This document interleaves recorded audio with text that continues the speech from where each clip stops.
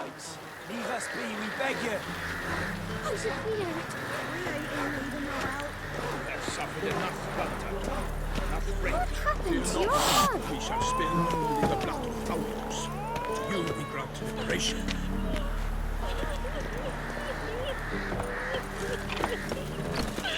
Don't you look at me. Geralt of Rivia. Ha! Sit with us, Witcher. Found your message on a notice board. You see, Palmerin, I told you. The griffin at White Orchard.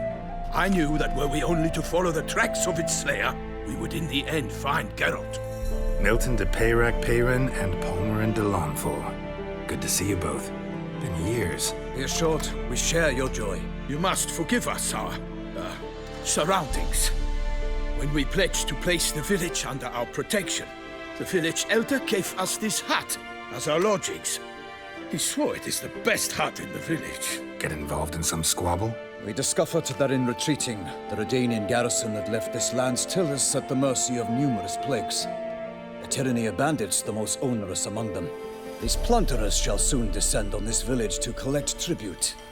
Milton and I will dissuade them. We are both sworn to fight injustice and oppression wherever they rear their heads. The matter does not concern you, of course, but do us the kindness of waiting. Once we have dealt with these marauders, we have a matter we must present to you. So, plan to go out and meet the bandits when they arrive? Fight them? Palmerin wishes first to appeal to their sense of decency. But I expect they will be deaf to this. Yeah, completely. We must afford them a chance to stand down. Many a hardened outlaw has left the path of wrongdoing upon hearing words of admonition. Doesn't happen in these lands. Ever. If they do not heed my reprimand, we at least will know we have done all within our means to evade bloodshed. Fine. Naturally, I'll help when Palmerin's rhetoric falls on deaf ears. Excellent. Then we've but to wait for the rogues to arrive.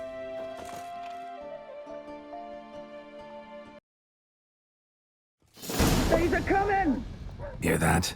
Your bandits have arrived. Let us go out to greet them.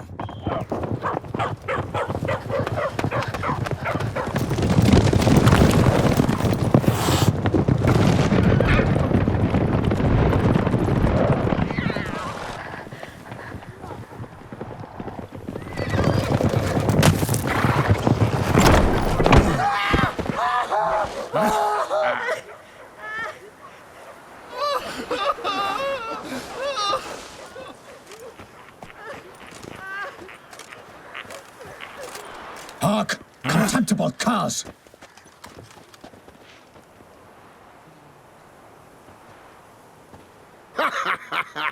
He mean us? I, Palmerin de Lawnfall, call upon you to repent. Set your hearts. Do you not see that they are blackened? Regular punch and Judy here. To prey upon commoners is no honor. To loot their meager stores, abandon the path of shame, and we will spare you.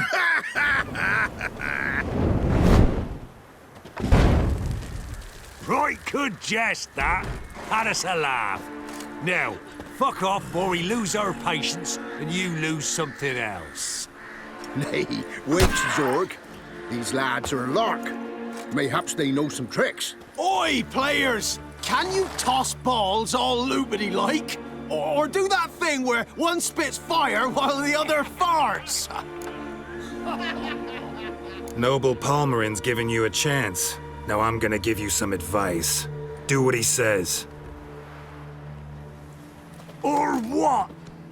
Or you'll find yourself fighting knights errant in the pay of the Duchess of Toussaint. And they eat scum like you with their morning porridge. There's 3 of them. 2 turtled up in armor. We'll come back later. Some wench sent them. Folk will say we's afeard of wenches and jesters. Ooh, insulted the Duchess. Not good. Indeed, we cannot let the affront go unpunished. I swear upon the heron you will pay with your own blood. By the crane, villains, ready your arms. Kill if you love the gods! Get him! Defend yourself, scoundrel! You'll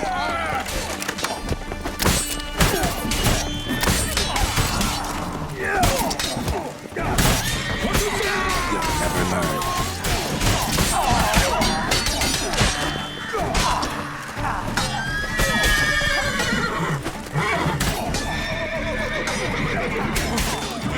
Defend yourself,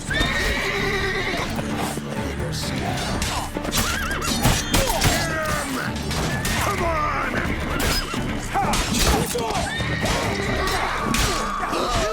Not good.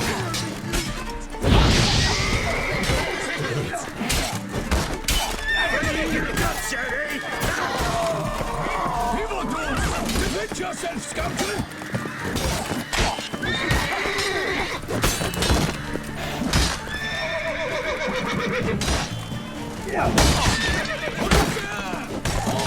Open the whore's son's eyes!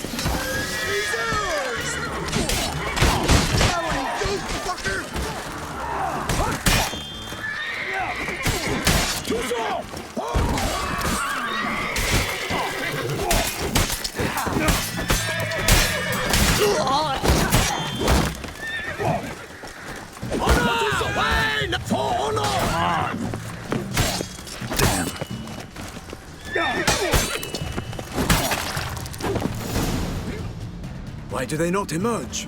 It is over. We have banished the scoundrels, lifted oppression's yoke from their lives. Warned you it'd be like this. Fear you as much as they did the bandits now. Sorry, no fanfares and flowers. You're not in Toussaint. It is true what folk claim.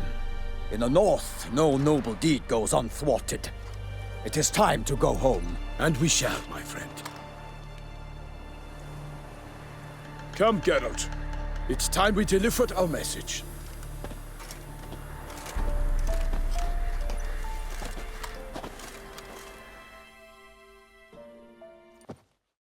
So fess up. What brings you such a long way? We are to deliver Her Grace the Duchess's message in full, with all due ceremony. For tradition Is sacred in Toussaint. All right, fine. Most honorable Geralt, slayer of monsters and all evils nefarious, which prey on the defenseless of this world. Whereas never have you been known to deny help to the innocent, nor leave widows and orphans to fates undeserved. Answer you now our present summons. Free us from the beast which floods our streets with blood, and sows panic in the hearts of rich and poor alike. Come to our aid, Witcher. Thus humbly beseeches you the Star-Crossed City's most gracious protectress, Her Illustrious Highness, Duchess Anna Henrietta. Shall you answer her call? Anna Henrietta really say all that? Word for word? Well, in point of fact, she said, bring me the Witcher and dare not spare your horses. Only make certain this time he comes alone. The Ducal Chamberlain added the rest. You know how it is. Yeah, I remember. I might add, be it unofficially, that a hefty reward awaits. Yet the specifics you will need to verify with Her Illustrious Highness. Might be the most fervent request that I take a contract ever. And the most polite. And now we've got all that behind us. I want to hear more about this beast. Some kind of monster? Just guessing. Most assuredly, though no one has caught a good look at it as yet. Our only sure witnesses, bodies massacred in a brutal, horrid manner. Look, some sketches drafted from descriptions given by those who claim they glimpsed the beast. Each quite different. To my mind, these witnesses lie. How many victims so far? 2. When Her Grace learnt of the second, she discharged us immediately to fetch you, promising grants of land and fortunes in gold, should you answer her summons. An ill wind blows, Geralt. The beast cannot be tracked. Folks say it wields black magic. Also, both victims were nobly born, and the start of a tourney draws near. Beast wields black magic? What makes you say so? The first victim vanished between bites at a feast. Of the feast-goers, none noticed this. They saw but an open window, then heard desperate cries from the street below, where a corpse had just been found. The second killing, similar. A night in a locked room. Servants all about the house, guards all around the estate. Yet the beast somehow got him out, dragged him to the town square, and killed him there.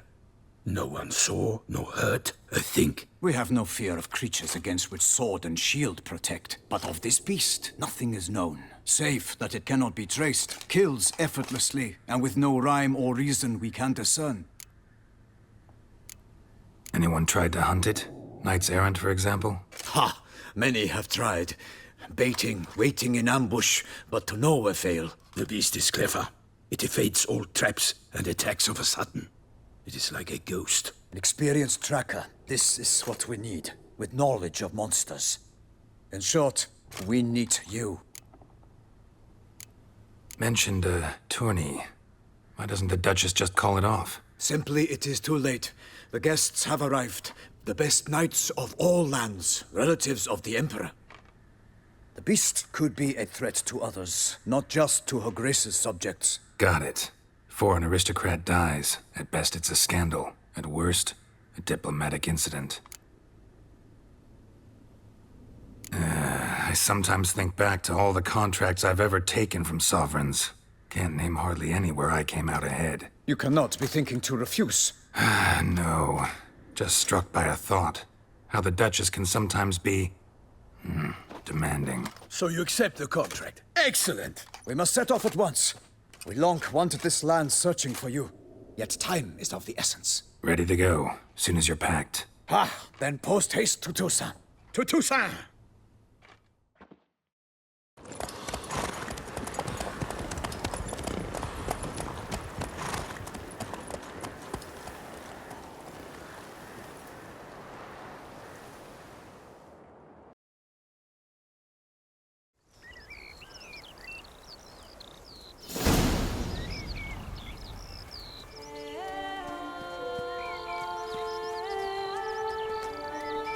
Toussaint, the land of love and wine. Exactly how I remembered it.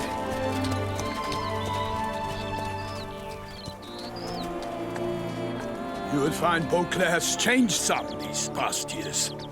Walk about when you have the chance. You will see for yourself. To me, place always seemed straight out of a fairy tale. Knights errant, elven palaces. You insinuate that we are somehow odd? I shall prove you wrong. This I pledge on the Heron!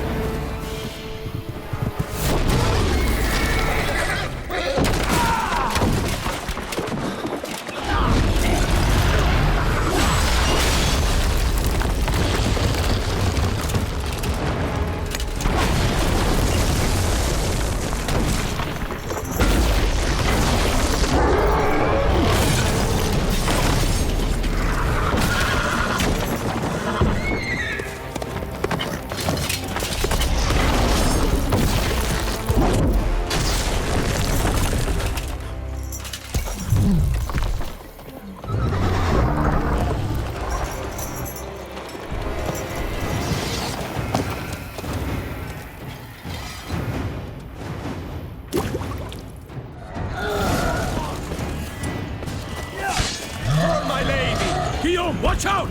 I swore I'd kill a monster! All for one, not one for all!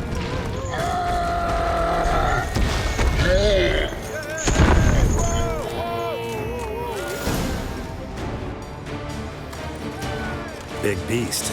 Tackling it single-handed? None too wise. Neither is love born of wisdom, Witcher. So, Guillaume, out with it. Which fair damsel inspired you to vow to kill that filth?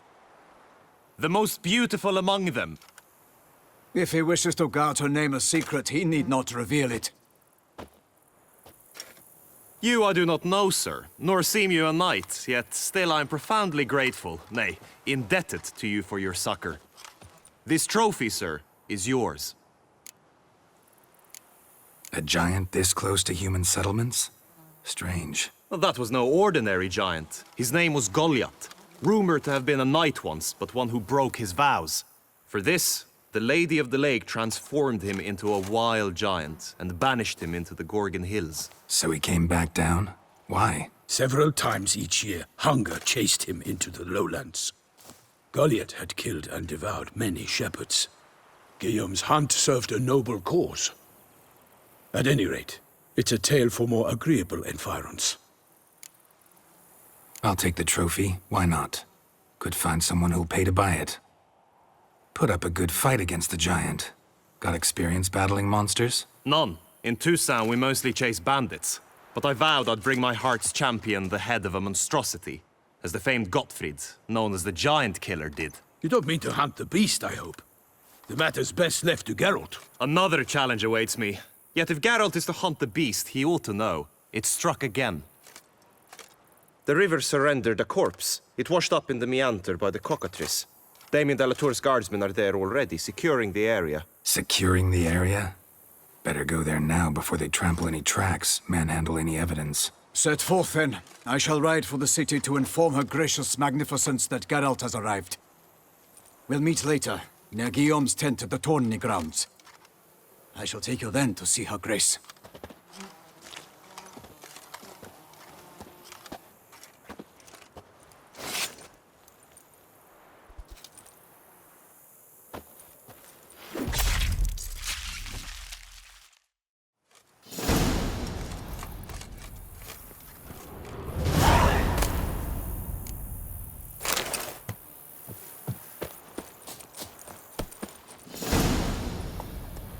Giddy up. Brave kid, Guillaume. Parmarin oversaw his upbringing. Guillaume is his kin.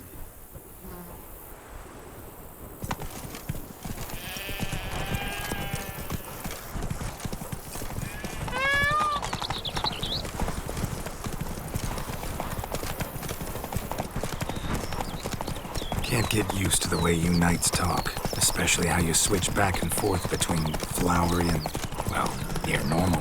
We are knights errant, in the service of her gracious magnificence. When we appear in her name or speak on her behalf, we are bound by tradition. No one here. They must have removed the body already.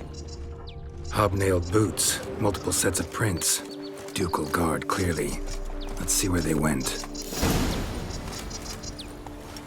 Walked along the shoreline. Perhaps the body lay on the bank.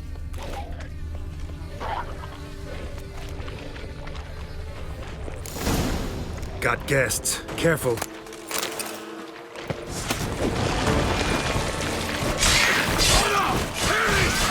Boots!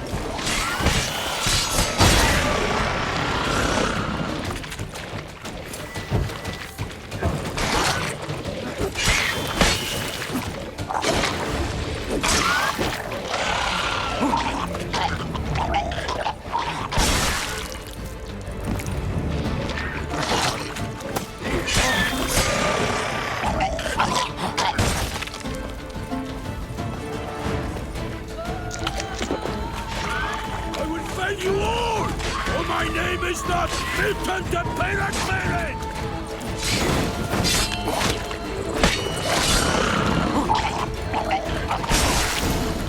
Drawn here by the smell of blood. Let's keep looking. Blood. Guardsmen pulled these nets out of the water, then cut the mutilated body free. Gonna dive in, make sure they didn't miss anything. Only blood-soaked scraps left of the victim's clothing. Good quality cloth. A wealthy victim, correct? Looks it. Anything taken by the current ends up in these shallows. Yes, the stench is fierce.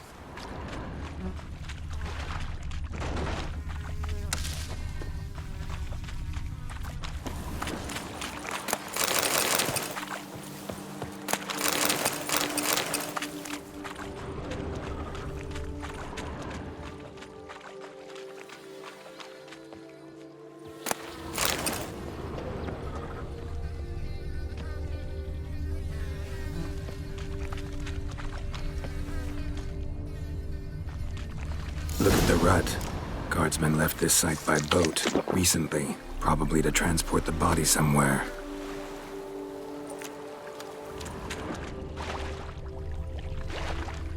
Nets were attached here.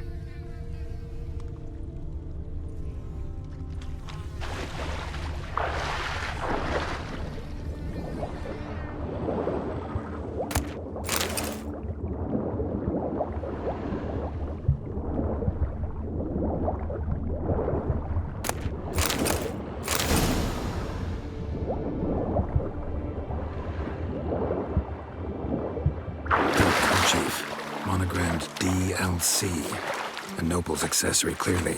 Be nice to know where they took the corpse.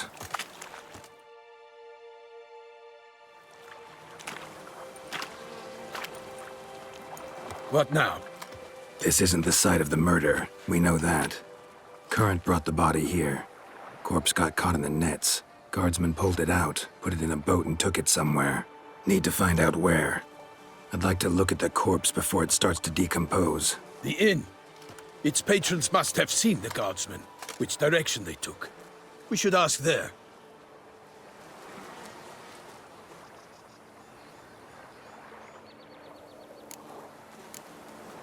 Seems we've got ourselves an audience. You think this surprising?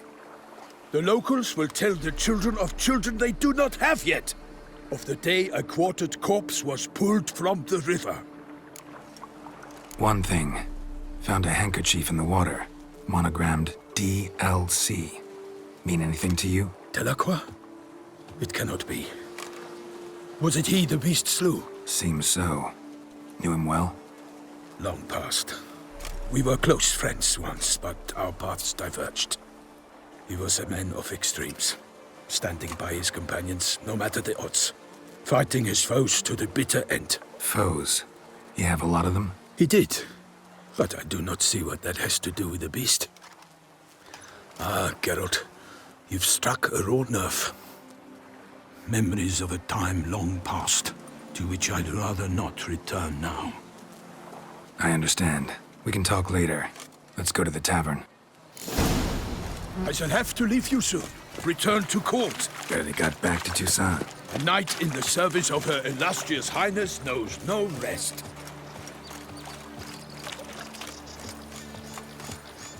In fact, I'd feared I would return too late to fulfill my duty. Yet it seems I've arrived in the nick of time.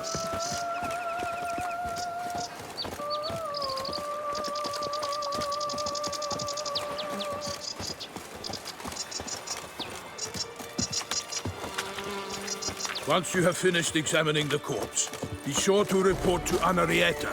Henrietta? Her Grace, the Duchess. I forget myself at times. We address each other by our first names in private. Never in Pomrin's presence, however. He finds such familiarity offensive. A watering hole for traders, smugglers, boatmen. But you will find no better crayfish chowder in all Toussaint. Killer from the north, they say. What? With no lads brave enough? Of course we have. But bravery's not enough against the beast. The wheel's done. By my troth, could that be the musty scent of fresh pâté? Naught else, Sir de Peyrac-Peyran. I see time has not dulled your senses. We would be honored if you would join us. Your companion as well. But why do I not detect even a whiff of crayfish chowder? No soup today, on account of there being no crayfish. I reckon you've not heard, but all I caught was a corpse. I awoke at the crack of dawn, as I do each day, but when I looked up, I beheld a blood-red sky. This corpse is precisely why we're here. For the man whom you've invited to join you at the table was summoned from a far-off land by her gracious magnificence. He is tasked with tracking and killing the beast. We invited two men to join us, yet since Sir de Peyrac-Peyran in temperament is more akin to hare than hound, I surmise the other is the hunter. With whom do we have the pleasure? Name's Geralt. A humble introduction. You've clearly not tarried long with Sir de Peyrac-Peyran. Spare us the petty insults. Geralt is a master of the witchering trade. He has questions concerning the beast's last victim. I was the one to find the corpse. The sun had just risen when I awoke, sat straight up in my bed, looked out the window, and beheld a sky red as blood. Ask Geralt, please, or we shall be here till winter. Must have been early in the morning. Went to check your nets and then... I stepped out of my hut and saw... By my troth, to the point, man. You found a body ensnared in your crayfish nets. We know this already. What happened then? Did you see anyone nearby? Did you spy anything noteworthy? Anything at all? Not a soul around, just me. As for noteworthy, well... What did you see? But be warned, if I hear the sky was red again... I saw a head bobbing, eyes bulging, the tongue blew and popped out. Next to it, a hand rocking upon the water. Get a good look at the body parts? They gave me such a fright. I bolted to town fast as my legs would take me, then returned with guardsmen who told me to keep out of their way. They had a hard haul. The parts were so tangled up in my nets, they were forced to cut them. Need to examine the body. Know where they took it? They ferried it across, then loaded it on a cart and hauled it to a cellar at Corvo Bianco to keep it cool, see? What? Why, Corvo Bianco is Baron Russell's estate. When he learns they've turned his cellar into a morgue, he'll set his hounds on them. While you were gallivanting about the north, his vineyard was auctioned off. Who was that? Woman who just left. Didn't see her before. Didn't notice her walk in either. Doubtless Linnis, the innkeep's daughter. But hold, Geralt, because this is an outrage. Russell's vineyard was auctioned off? Inconceivable. It is no secret the Baron had gambling debts up to his ears. It finally came time to collect. His creditors auctioned off his property. The Ducal Chancellery bought it, in fact. Russell now bunks with his brother in Vicofaro. I told Russell he'd get his comeuppance. How long can one throw on past heroics? His creditors must finally have to find that his promises meant nothing. Such are the times. Today's knights are pale shadows of the heroes of yore. It's true what they say. God sent the beast to punish us for straying from the old paths. So folk think the beast's divine punishment. Knights have turned their backs on the old customs. Where they were defenders of the duchy, they're now defenders of their own tushes. Why, you insolent... Let him talk. The Duchess trades in titles, grants honors to ill-doers. We've strayed from the path of virtue, lost the gods' favor, so the gods sent retribution. Don't listen to that nonsense, Geralt. It's rehashed street preacher codswallop. Yes, the rebel rousers have been sprouting up like weeds lately, each offering the same bill of goods. Thanks for the hospitality. Time I examined the corpse. Corvo Bianco lies a short way from here, near the tourney grounds. Just follow the road and you'll arrive. Not coming with? Oh yeah, duty of some sort calls. Some sort? Ha! Her Grace bestowed a great honor on me, even before we departed for Velen. I'm to play the hare during this year's game in the palace gardens. When you see me in my costume, you will wet yourself laughing. A little tempted to ask a few questions, but it sounds like a long, complicated story. One involving lengthy digressions into local history and tradition. So, see you later, Milton, and good luck.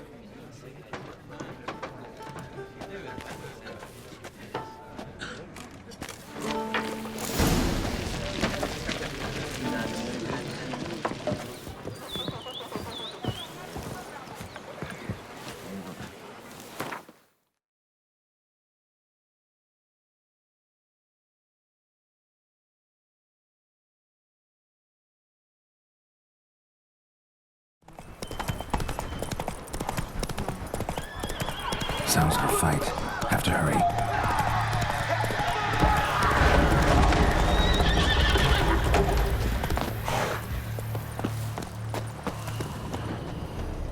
Damn it. Killer must still be here.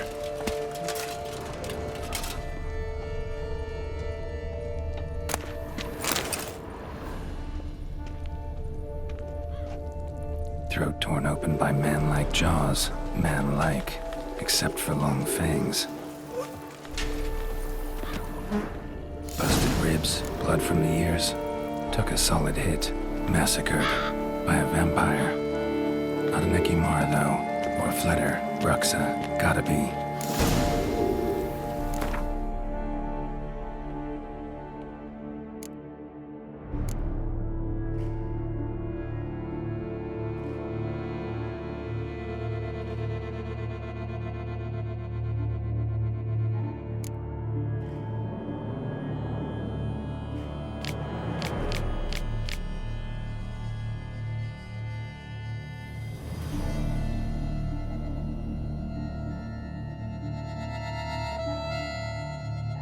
Black blood and moon dust.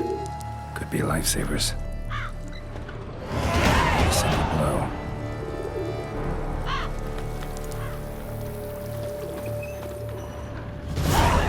Woman from the inn was wearing this coat.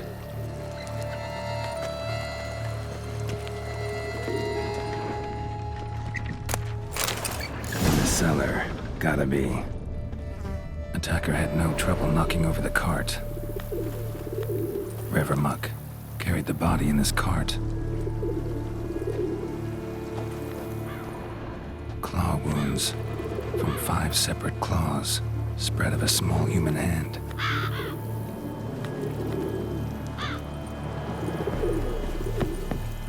Footprints. Small, bare feet lead deeper into the cellar.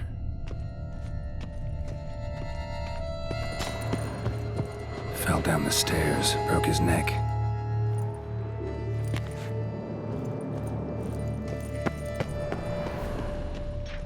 Hurled against the wall with great force.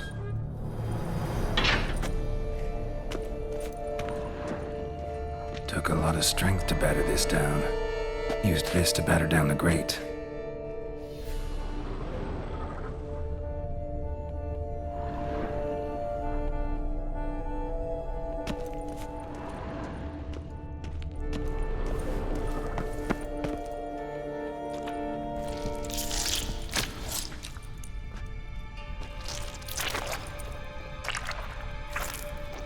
You.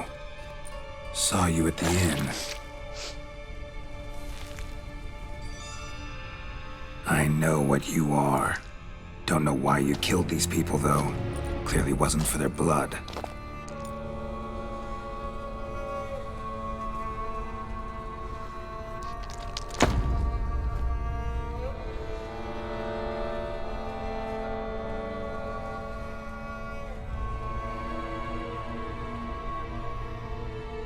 We don't have to fight.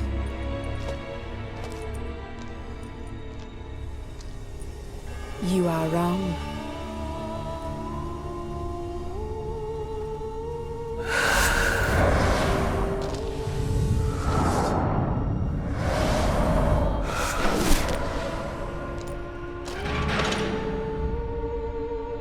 I cannot let you leave.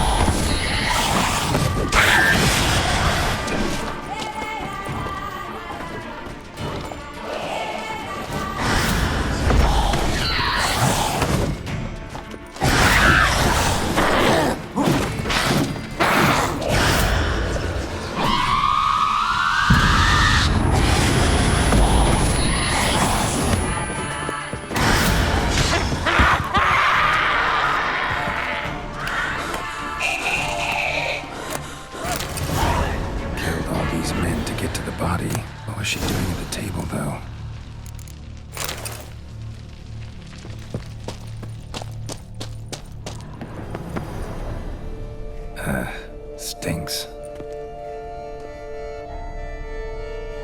Waterlogged. Both hands amputated. Body was quartered just as I thought. Laid in water for some time. Head swollen, and something took a few bites out of it. Something in the throat. A pouch, bulging with coins. Elfguardian florins, from several different provinces. If the murderer did this, means we're dealing with a sentient thinking beast.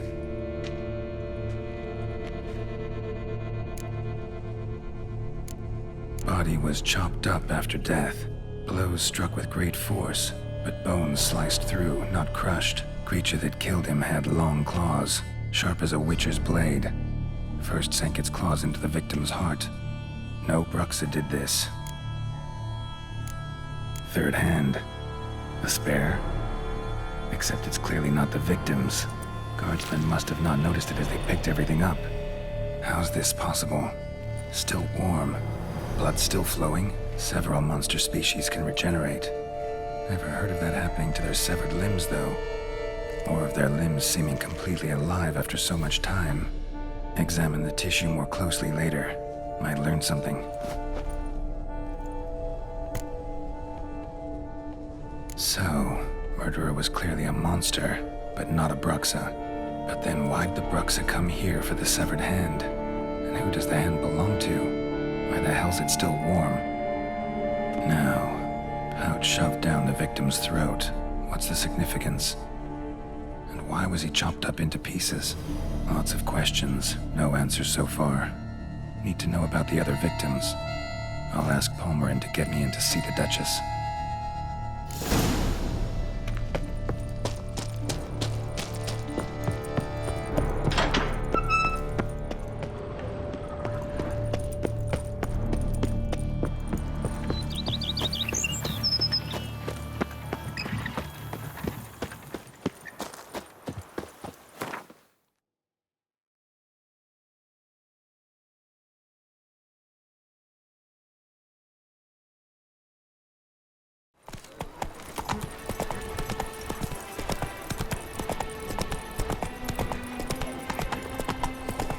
Long live Duchess Anna Henrietta!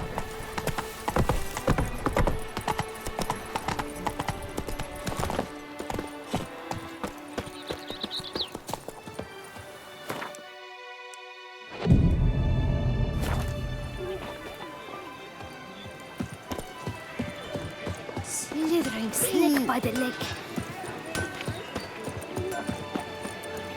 What a specimen. The gods have sent the beast as punishment for our sins. We have ceased to succor our ancient traditions. Baseness reigns where virtue once ruled.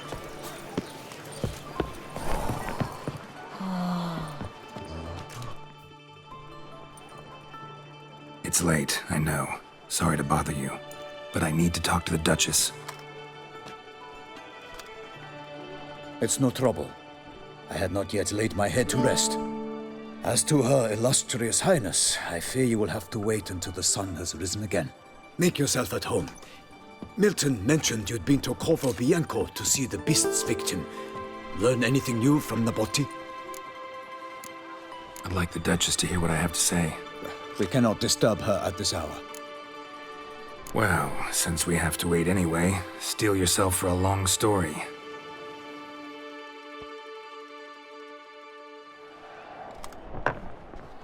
And how is it we passed from your account of the investigation to reminiscing about the succubus? 'Cause those were good times. And we were younger. Always nice to talk about that. Look, sun's up. Then let's tarry no more. Her enlightened highness is sure to have arrived at the Toil grounds by now. Let us go.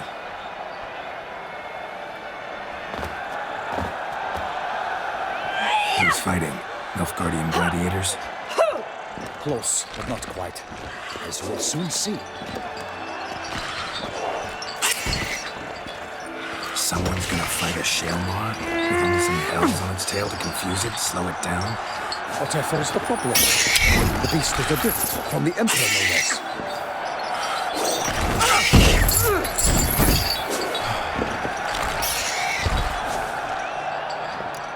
Shouldn't torment the beast. How would you like to be dumped in an arena, blindfolded with a string of bells dancing through your ass? Pity a monster. You, a witcher? I slay monsters who are a threat to humans. You're out to humiliate one to entertain a crowd. No knight will gain any glory from this. Who's going to fight the beast? Guillaume, the young man you met. Yeah. Mentioned he'd promised his heart's capture a monster trophy. Great love demands great sacrifices. Let's go.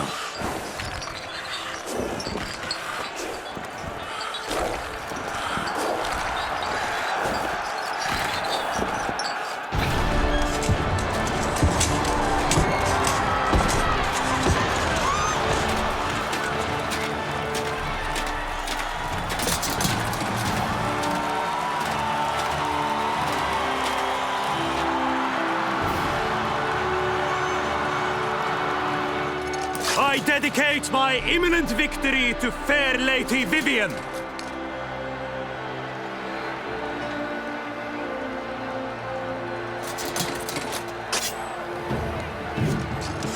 It's begun. The fight shall have to end first. We must wait.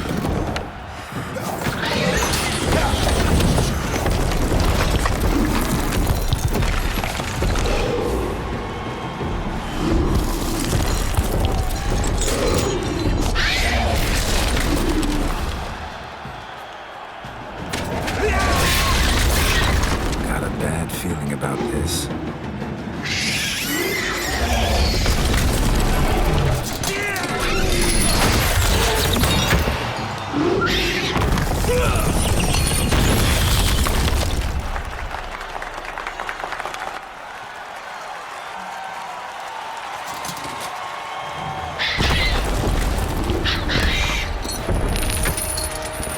Damn it.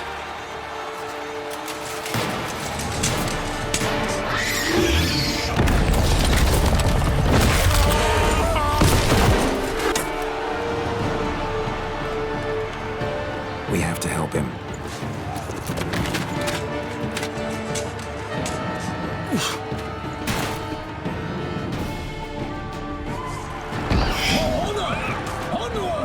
Gotta keep it down.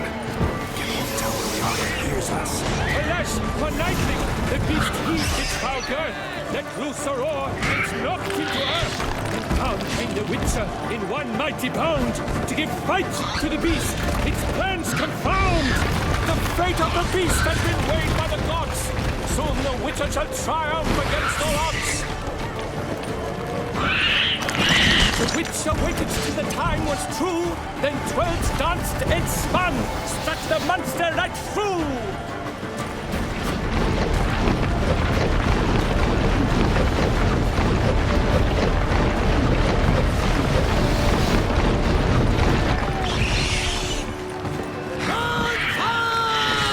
Like a bow leaves at the love's first spurt, so the Witcher wooed the Shaelmaar, then its foul heart hurt. Dodge, dive, flee, faint, his razor strikes belly, Shaelmaar's cries ring aloud, blood transforms into jelly.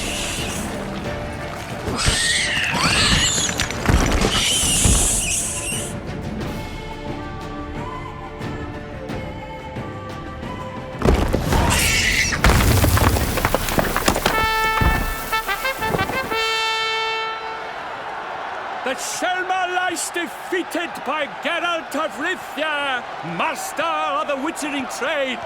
Behold, as the last gasps of life seep from the beast.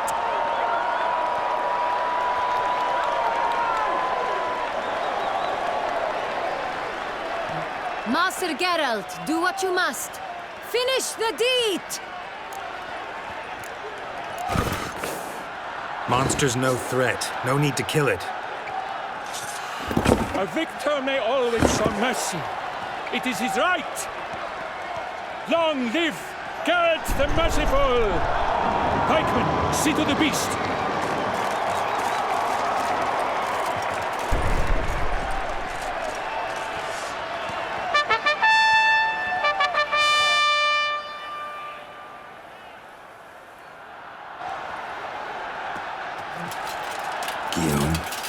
The lad came damned close to dying. I'm fine. Not hurt at all. Vivian? Smile as befits a hero and keep silent. Speech clearly pains you. She approaches.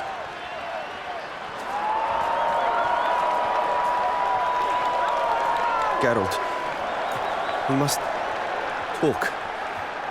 Vivian.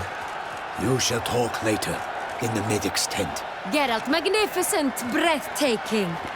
Your Grace. We knew that to summon you was a brilliant idea. We are delighted, ravished to have struck upon it. And I'm truly, honored. See to our young hero. Hop, hop. For we must make off with Geralt. We should talk. We had been long awaiting your arrival. Had nearly lost hope. Then suddenly, that entrance, so spectacular. Your Grace. Shaelmaars are dangerous creatures, even to knights in full-plate armor. Nonsense. In Toussaint, knights have battled beasts for mere glory since time immemorial. True. Guillaume suffered a few bumps, scars, and bruises, but in return gained eternal glory as he who slew the monster. What about the crowd? Say the Shaelmaar had vaulted into the stands. Would have been a massacre. Geralt, though we value your fortuitous intervention in the arena, we would remind you your services have been retained, and as shall soon become clear, you will be generously compensated for completing another task altogether. Your Grace, my contract. I'd like to discuss it. Naturally, but not here. We shall need Damien. He led the investigation pending your arrival. But wherever could he be? Come, we must find him.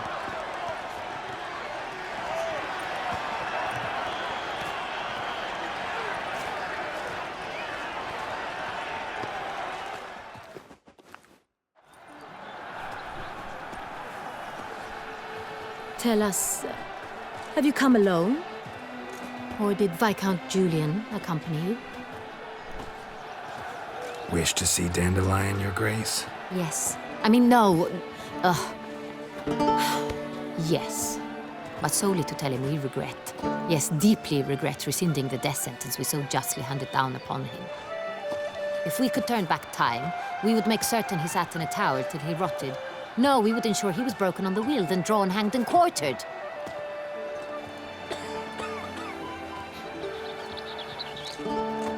Ah, the very man we would entrust with these tasks. Damien de la Tour, captain of my personal guard. Your Grace. Witcher. Greetings.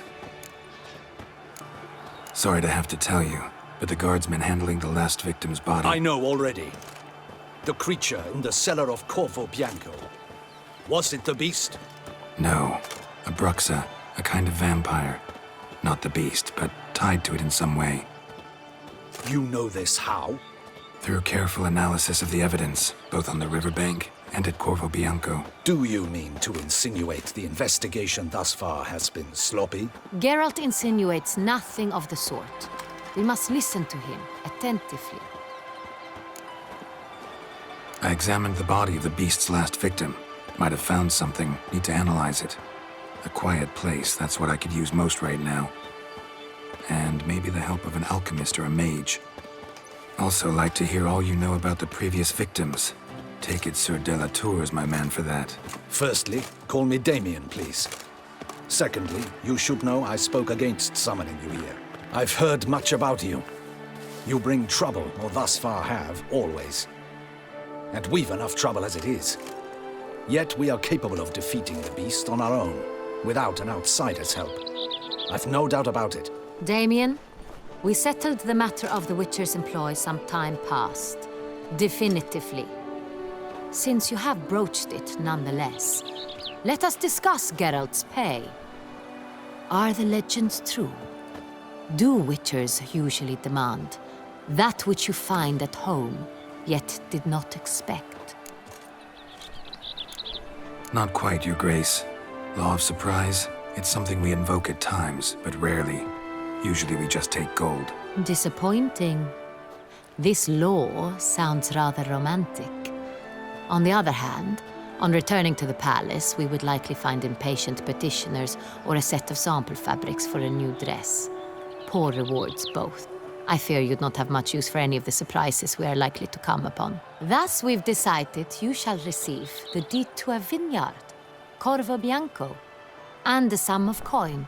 You will doubtless consider this adequate. Title to the vineyard shall be given to you at once. Surely you'll need lodgings while you hunt. The coin, however, will be yours only once you have slain the beast. Lovely, generous gesture, Your Grace. Corvo Bianco. Isn't it the Duchy's temporary morgue? Is it now? The Chancellery's bungled things again, we fear. Not to be left unsupervised for one instant. Yet, in its mood, a morgue should present minimal problems to a witcher. What's more, nothing enhances a wine's reputation better than a grim legend. Thank you, Your Grace. I accept the contract, of course. But as I said before, I'll need some information. How'd it start? Who was the first victim? Crespi was the first to die. He was famed once for his many glorious tournament victories. Then he grew old, hung up his sword, and took to winemaking. Crespi was not loved by the wine merchants.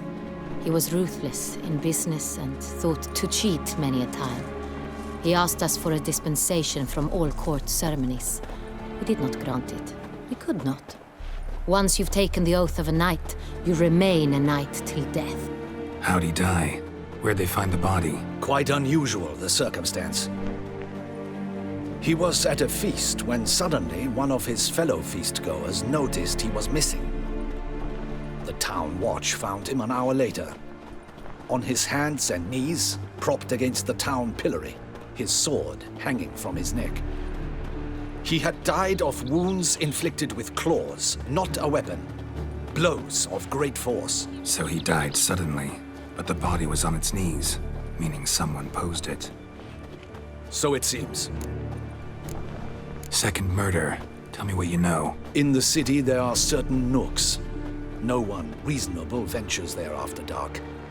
Ramon Dulac's corpse was found in one such place. With the first murder, terror gripped the city. Its inhabitants grew wary, kept to safe areas. Consequently, news of the second victim came to us from a group of concerned cut-purses. Criminals fear the beast? Telling in a way. Take it you've excluded the possibility that Ramon died at the hands of these bandits. Do you believe me an amateur? Not hands, but claws killed Ramon Dulac. The wound was deep, clean. His body was found in the gutter, dressed in nightshirt and cap, a pillow placed under his head, and his sword replaced by a bed warmer. Ramon Dulac, a knight who but a dozen years past was an advisor to our father, the Duke. Someone went to a lot of trouble to make him look ridiculous. Maybe revenge was the motive. It's not out of the question. Dulac had shady dealings with the criminal underworld, but no one ever came forth with concrete proof of any misdoings. So, first two victims were knights, best years behind them. The same could be said of the third. Sir Delacroix was wont to claim that in modern times knights face new challenges, enterprise being the latest addition to the chivalric virtues. He made a veritable fortune in the grain trade. Palmerin even nicknamed him Sir de la Stinch. Found a coin pouch on his body. Contained florins dating from various times, hailing from different provinces of the Empire. Delacroix loved coin, true, but had no patience for numismatics. Lots of similarities between the victims. All the bodies were found in strange places under extraordinary circumstances. Seems the murderer, whoever or whatever it is, has some meaning to convey. These were honorable men. We are horrified by the disdain, the disrespect with which they were treated. These were Knights of Toussaint. Blast it. Might be the point. From what you say, none was a model of virtue. Ever considered that's what the beast's trying to draw attention to? All the murdered men were knights who swore fealty to the 5 chivalric virtues. And even if Knights of Toussaint swear fealty to what virtues exactly? honor, wisdom, generosity, valor, and compassion. 5 virtues. Why are they so important to your knights? Strange question. Your Grace, forgive me. I'm a foreigner trying to understand another land's customs. You are forgiven. According to legend, the virtues we cultivate were bestowed upon us by the Lady of the Lake. How we truly came to espouse them, none remember. In Toussaint, we believe men of low birth should be simple-hearted and obedient. We expect much more, however, of our knights. They are to be soldiers and courtiers, lords and servants. Thus the need for clear moral guidelines. At the time of his dubbing, a knight vows to demonstrate throughout his life honor, wisdom, generosity, valor, and compassion. Beast seems to be pointing up moral decay, denouncing it. Victims were all humiliated. Might have been murdered to emphasize their lack of specific chivalric virtues. Honor compromised by the pillory. Wisdom by ridicule. Generosity by a coin pouch shoved down a throat.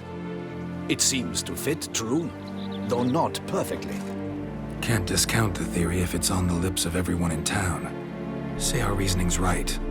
Next murder will be just as showy and denounce the victim's lack of the fourth virtue, valor. We can also assume that victim will be an elder knight. Let's think. At the moment, all the knights are either at the tourney grounds or in the palace gardens. Our annual hare hunt shall begin there shortly. Have you heard of the custom? Milton mentioned something. Seemed excited to prance around in a bunny costume. Not sure why. Hang on. Strange circumstances. A knight advanced in years. The famed cowardice of rabbits. Could it be that simple? Is Milton de Peyrac-Peyren the next victim? Milton also knew Delacroix. Told me so down by the river. Damien! To miss something so obvious. De Peyrac-Peyren, Crespi, Delacroix, and Delac formed a knightly team. It was years ago, but... They were a team? They were close friends, tightly knit, and as such earned the trust of our father, the Duke. We often witnessed him turn to them with delicate matters. Later, their paths diverged. Unlikely to be a coincidence. Beast must know it too. It's a lead, I'm sure. Your Grace, we need to find Milton, immediately. Rather problematic. You see, the garden entertainments are due to start, and he's disguised as the hare, hiding somewhere, waiting for some tipsy courtiers to find him. The hare's hiding place is a carefully guarded secret. We must call off the game, at once. First and foremost, we must remain calm. Damien, order the garden searched immediately, but discreetly. By no means can we disrupt the festivities. Panic will only incite the beast to strike sooner. And you, Witcher, follow me. My gardens, my night, I shall take the fall. A murder is out of the question. I will not allow it. Not near my palace. Horses? Ready our horses!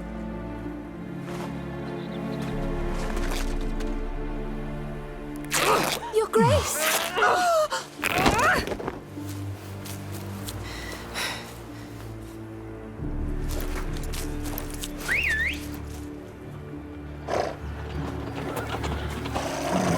What the hell?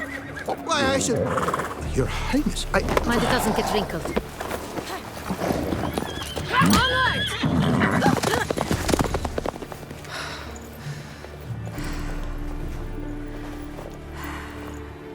Hey! That is silk! Be careful! Give it to me!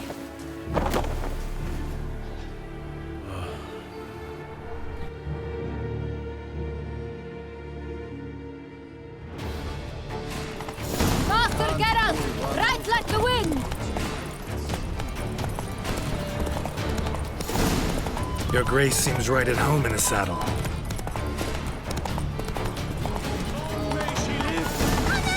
This way! Through town! Try not to lose sight. Sharp right! Take care! Gods! Follow the Chiquesa!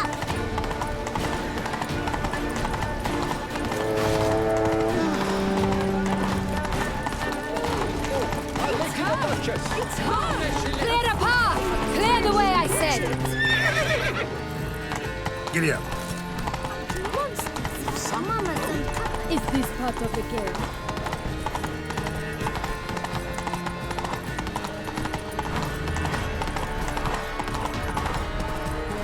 It's here! Just round the corner! Hurry. That's We must go to where the game is being held. The participants must find a unicorn's horn, a golden fish, and a phoenix egg. With these in hand, they can deduce where the hare, Milton, hides. Mean we need to find those things too? We've no other option, but time is of the essence, so we shall have to break the rules. La la la la la la.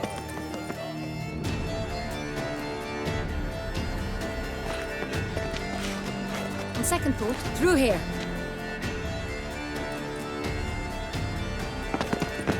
I shall show you where the hunt plays out. Then we will split up. You will get hold of the unicorn horn and the golden fish, while I nab the phoenix egg. That will be quickest. The unicorn. How do I catch it? It's terribly skittish, true, but I'm sure you will find a way to earn its trust. It runs around over there, look. Golden fish. Do I need a rod or a net? Please, Geralt. It's not a real fish. Look there, towards the water. See the lights? The hunters are trying to hook the fish from boats. You must simply dive in and find it.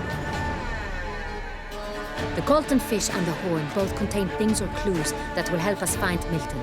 Once you have fish and horn, find me among the other phoenix egg hunters. All clear? Then let's get to it.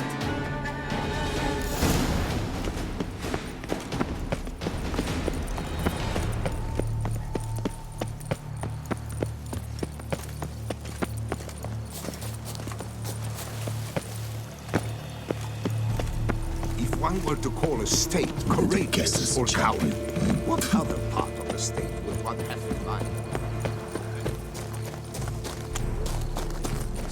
But this is no true unicorn.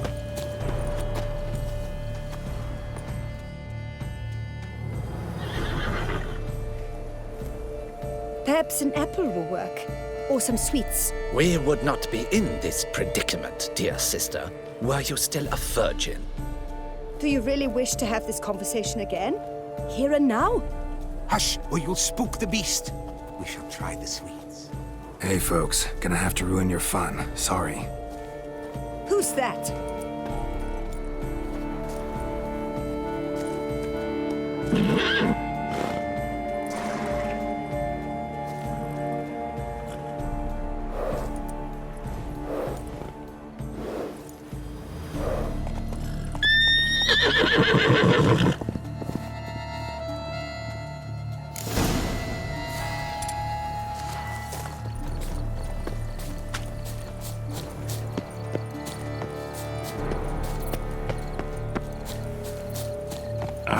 Almost done.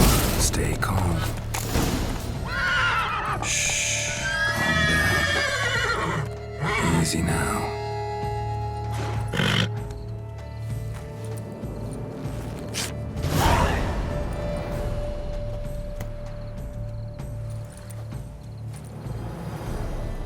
Well, that's hardly fair.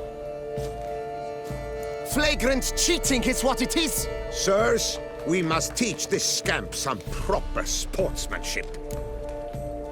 Listen, I didn't break any rules. True, he won fair and square. We were unlucky, that's all. We must try to grab the next clue.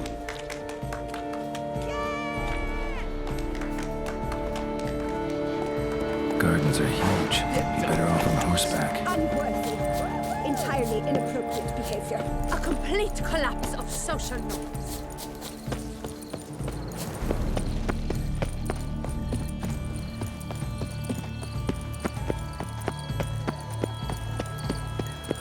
Golden fish should be easy to spot once I'm under. Dark secrets. Did someone just dive in the water? Perhaps that's the way to do it. Counter to the rules? Who is that man?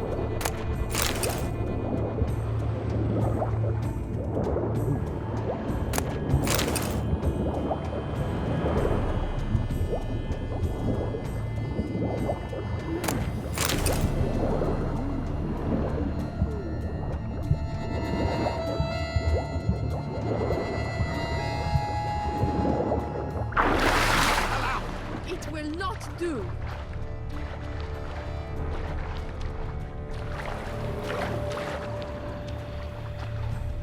Look! Scandalous!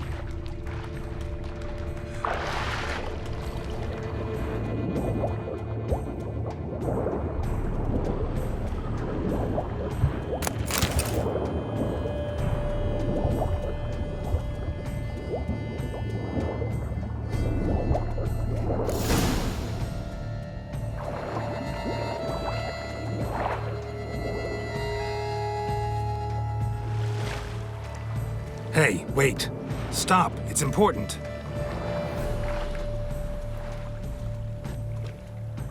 King Cormorant, sire, accept this offering we bring. Prithee cast upon us your merciful eye, and bear before us its secrets. As the moon its heavenly course doth trace, in my domain I await that moment of grace, when a soul of good or ill repute brings me a gift, fitting tribute.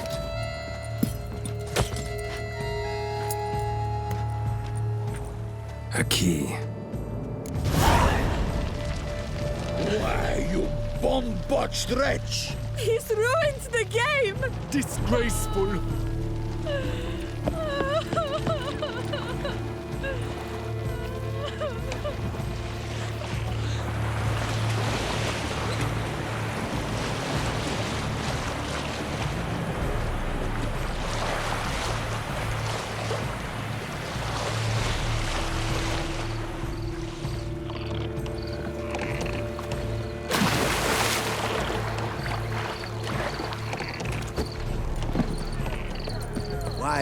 Behold, the leopard from faraway Zerrikania. A predator wild, bloodthirsty, and ferocious. Beauty and grace embodied in murderous form. What's like nothing else? A splendid beast. So fierce.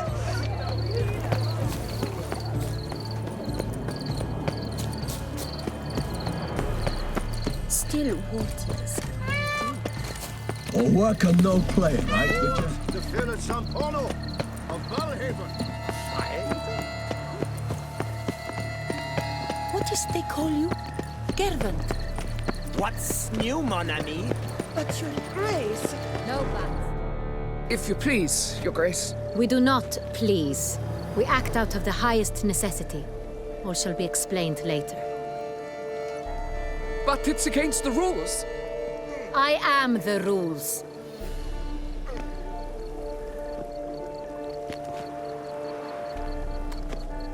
Geralt! At last. Got a key and a clue. And I've another. Show me yours. Who wrote this drivel? I begin like a groan, hollowed out with ease, then end like a mouse, with a head of hard cheese.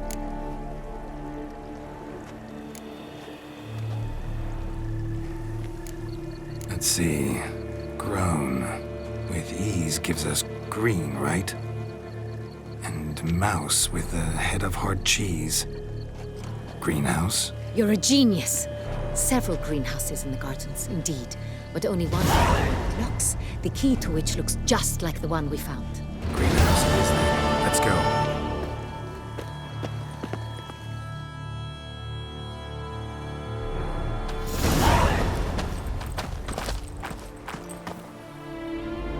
Wait here.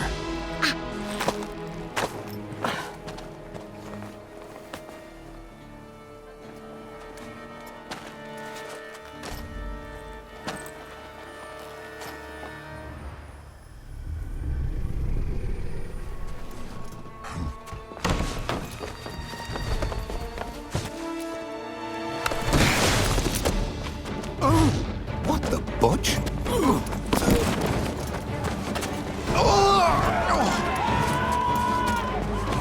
What was that?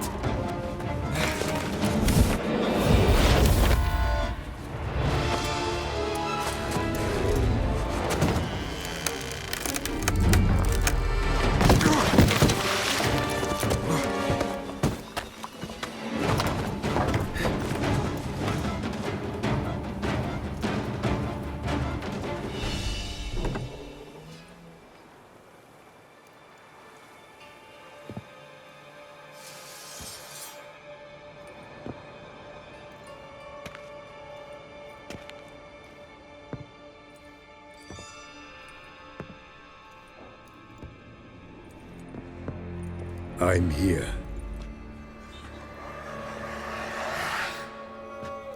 This belonged to you, maybe? It did, but you may keep it. I've a new one. I do not know you. I've done you no harm. Yet first you butchered a Bruxa who was dear to me. Now you pursue me. Why?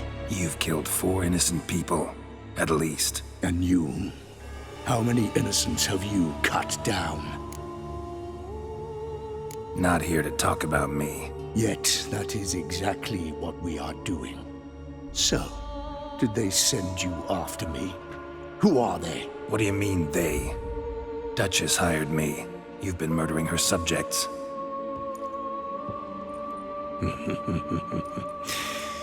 Is it as simple as that?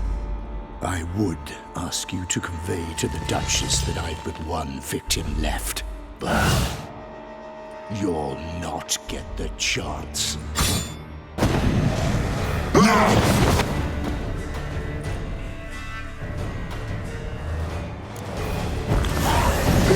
Let you kill again.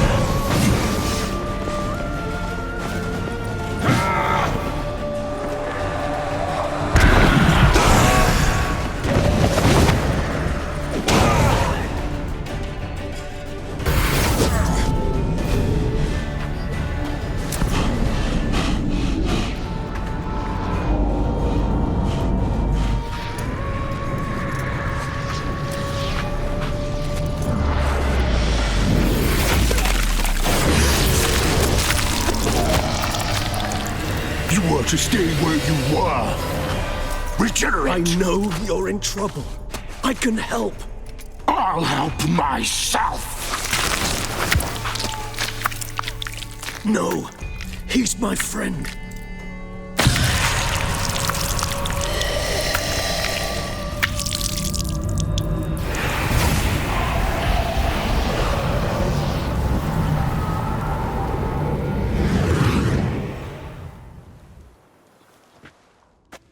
Yes, Geralt, it's me. Regis? You all right?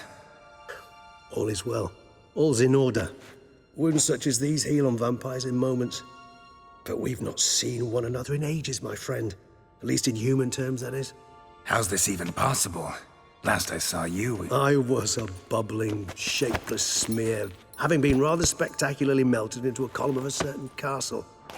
In somewhat better shape now, as you can see. Hardly peak form, mind you, but were I human, folk would think me a demigod, I dare say. I'm sorry.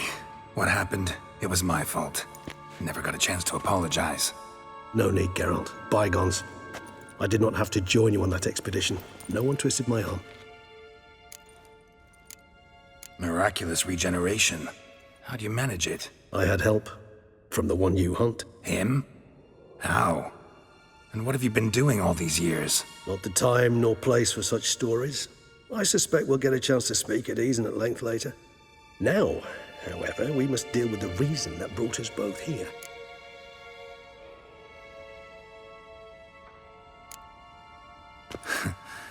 Local serial killer seems to obey you.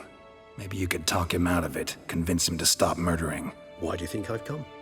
It shall not be easy, as Dettlaff can be rather stubborn. Though you must certainly recall that neither do I surrender readily. So that's his name. He's your friend? You might call it that. Though Dettlaff is... how would you humans put it? More bestial than I am. But not to worry. I'm working on him. Haven't exactly done a great job with that.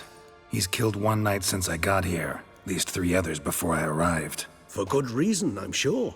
Understand, Dettlaff is not some decadent shit who kills for sport, or to assuage a dryness of throat or a dullness of mood. Seem pretty damn sure of that. I am, because I know him very well.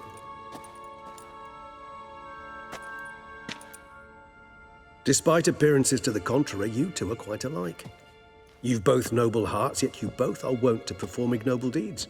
When circumstances force you to, of course. Remember the year 964? That was 3 centuries ago. Blind fear gripped Rivia, Lyria, and Spala. Women and children were dying. Their mutilated, dismembered corpses littered the fields. Brute of Lyria. Read about it. Chewed up almost 200, then fell to a common poacher supposedly armed with a dagger blessed by some prophet. It fell to Dettlaff, who then found a poacher asleep in the brush near his snares and dropped the fiend's corpse at his feet. And thus, a legend was born.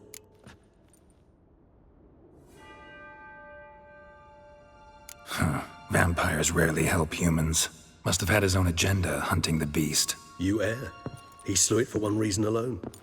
The monster killed a lad who once, in the street, had offered Dettlaff an apple, expecting nothing in return. Terribly noble of him. You do not have a monopoly on altruism, my friend. Vilgefortz melted my body. Dettlaff found what was left. As per our codex, he had a choice. To leave me where I was, or to care for me and nurture my remains. He chose the latter. Regenerated me at no small expense in his own blood. Do you know what that means to a vampire? The gravity of the endeavor? Probably same thing it means to a human. You owe him your life. Much more than that. The act itself made us blood brethren. A bond so strong humans cannot even imagine. Which is why I know something ill is afoot. Always had an overdeveloped sense of empathy. Each vampire has a unique talent. One they hone over centuries. It's precisely what renders us so difficult to classify.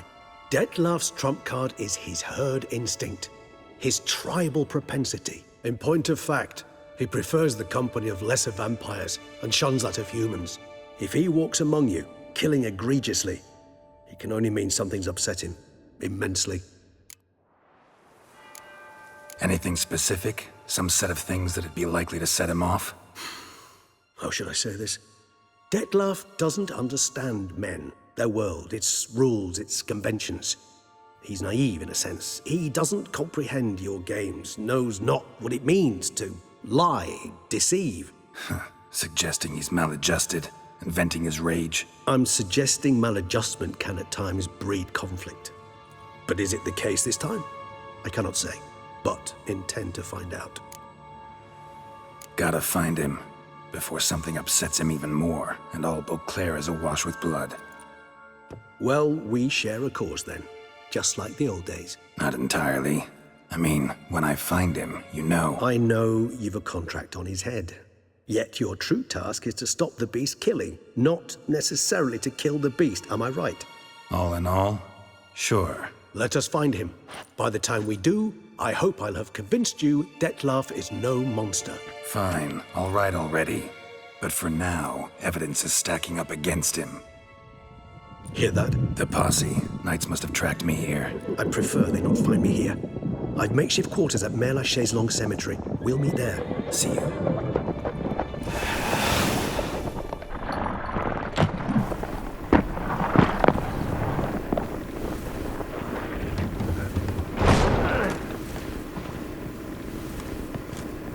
Witcher, we flew here as fast as our courses would carry us. Yet I fear we're late all the same. Pray, where is the beast? Still investigating. About to inspect this site. Withdraw your men before they trample all over the evidence. Sirs, we must let the Witcher do his work. Milton's murder cannot go unavenged.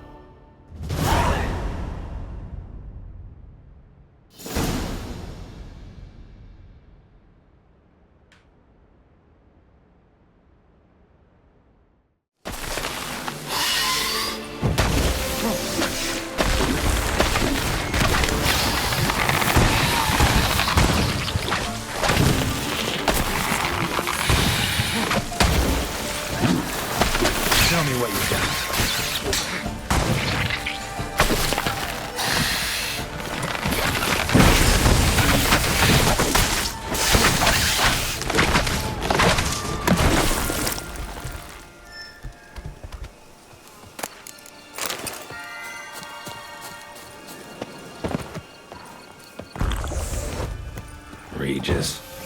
Couldn't have picked some other place to meet.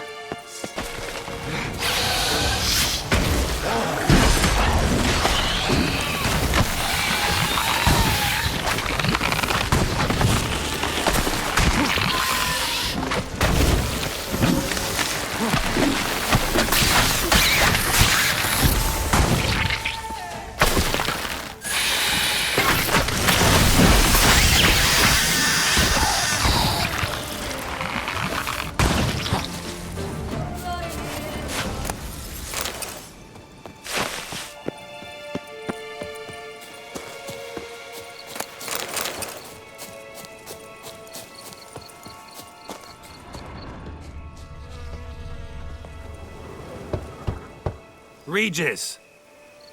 Damn it. Locked. No way I got the place wrong. This is it. Gotta be. Gotta be another way in around here.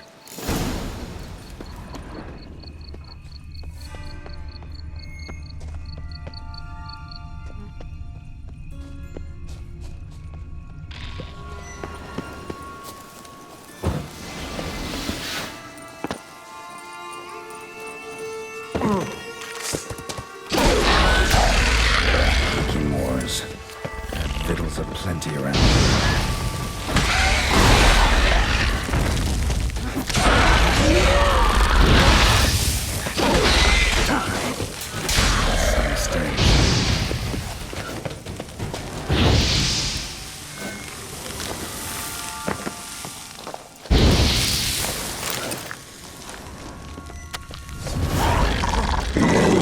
Wonderful.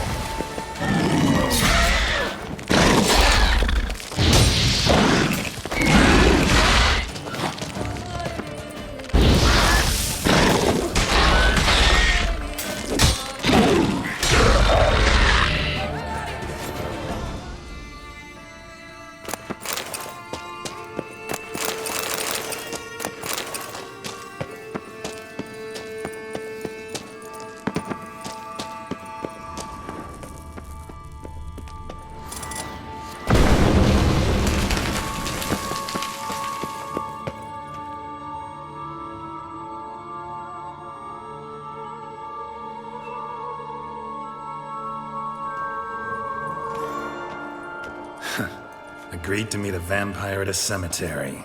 How much more cliché can you get? Nothing comes readily to mind. Could have left the door unlatched. What of my privacy? I value it rather deeply. Unmolested, especially by unwanted guests, that's my preferred state. Besides, I knew you'd find a way to get in. True enough. Need to find your friend. I'm hoping you'll agree to help. I shall do whatever's in my power. Yet what you want or even need must matter little. What matters is what Dettlaff wants. If he does not wish to be found, you will not find him. Ever. End of story. Come on. Gotta be some way.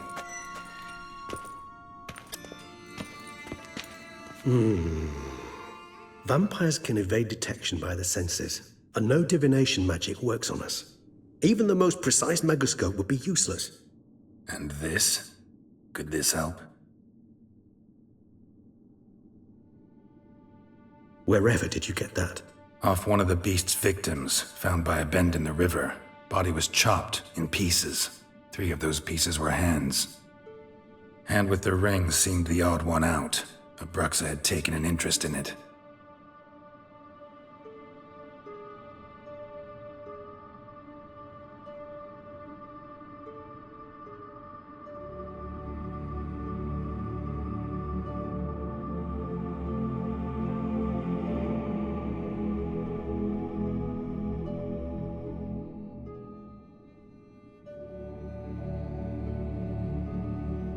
It's Dettlaff's hand, without a doubt.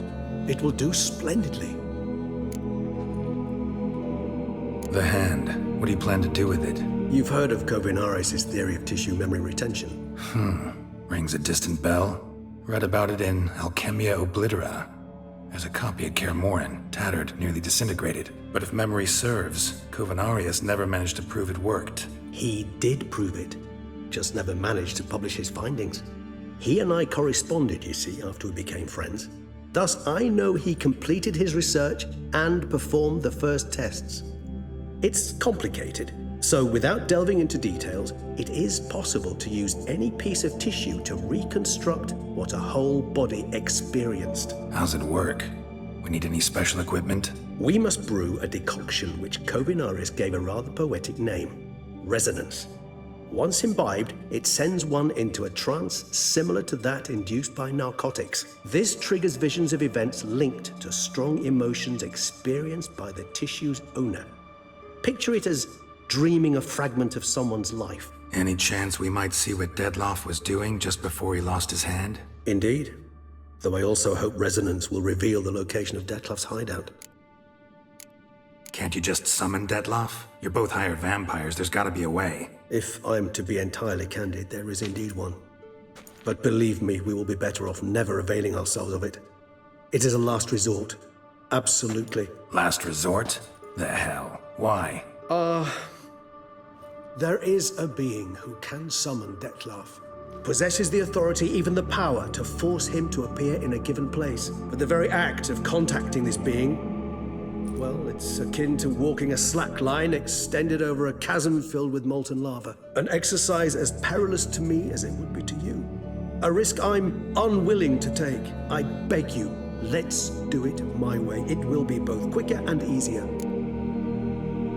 Ring's pretty intriguing. Made of no metal I've ever seen. And the ornamentation. It comes from our home, where we lived before the conjunction of spheres. It's actually mine. I received it from a dear old friend. You might call him a humanist. He saw us vampires as guests here. Guests who owe their hosts, meaning you humans and the elder races, respect. Respect? Meaning not to treat us like cattle to be slaughtered for food? Precisely. And the reason why I, in turn, gave it to Dettlaff. To remind him of the ideals my old friend championed. Kovinaris spent half his life proving his theory. Wild guess.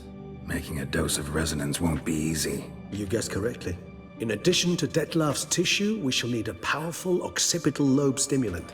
Effectively a poison, to make one susceptible to visions. Well, got a few ingredients to choose from. Unfortunately, all are pretty rare. There's Mamoon glands, but closest ones I know of are in Vizima. A spotted white saliva would also serve, but they were culled to extinction over a century ago. Could go with a kobold's eyes, but the creatures are sentient. Rather not gouge one's eyes out. Given that we lack the time to sleuth this out ourselves, permit me to summon some help.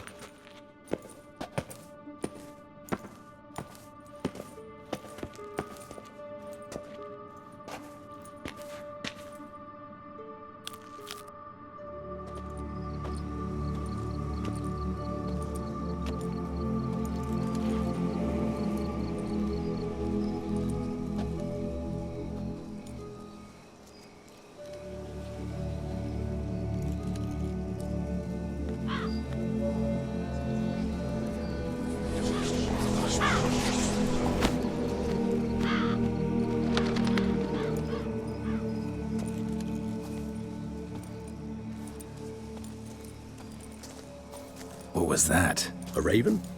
Rather a common sight at this latitude. Very intelligent fowl. I asked him to look for the creatures you mentioned. Him and his brethren. Perhaps they'll find one in the area, and I would hazard that a flock of ravens will spy any said creature faster than a solitary witcher would. With all due respect to your skills, my friend. It will take them some time, nonetheless, so perhaps you'd care for a snifter of mandrake. Rarely say no to a snifter. Sadly, this is but a weak infusion rather than a proper distillate. Even better. I remember your mandrake hooch. Made people say things they'd have rather kept to themselves. Now, what could Geralt of Rivia prefer to keep to himself? Everyone's got some secret. I agree wholeheartedly.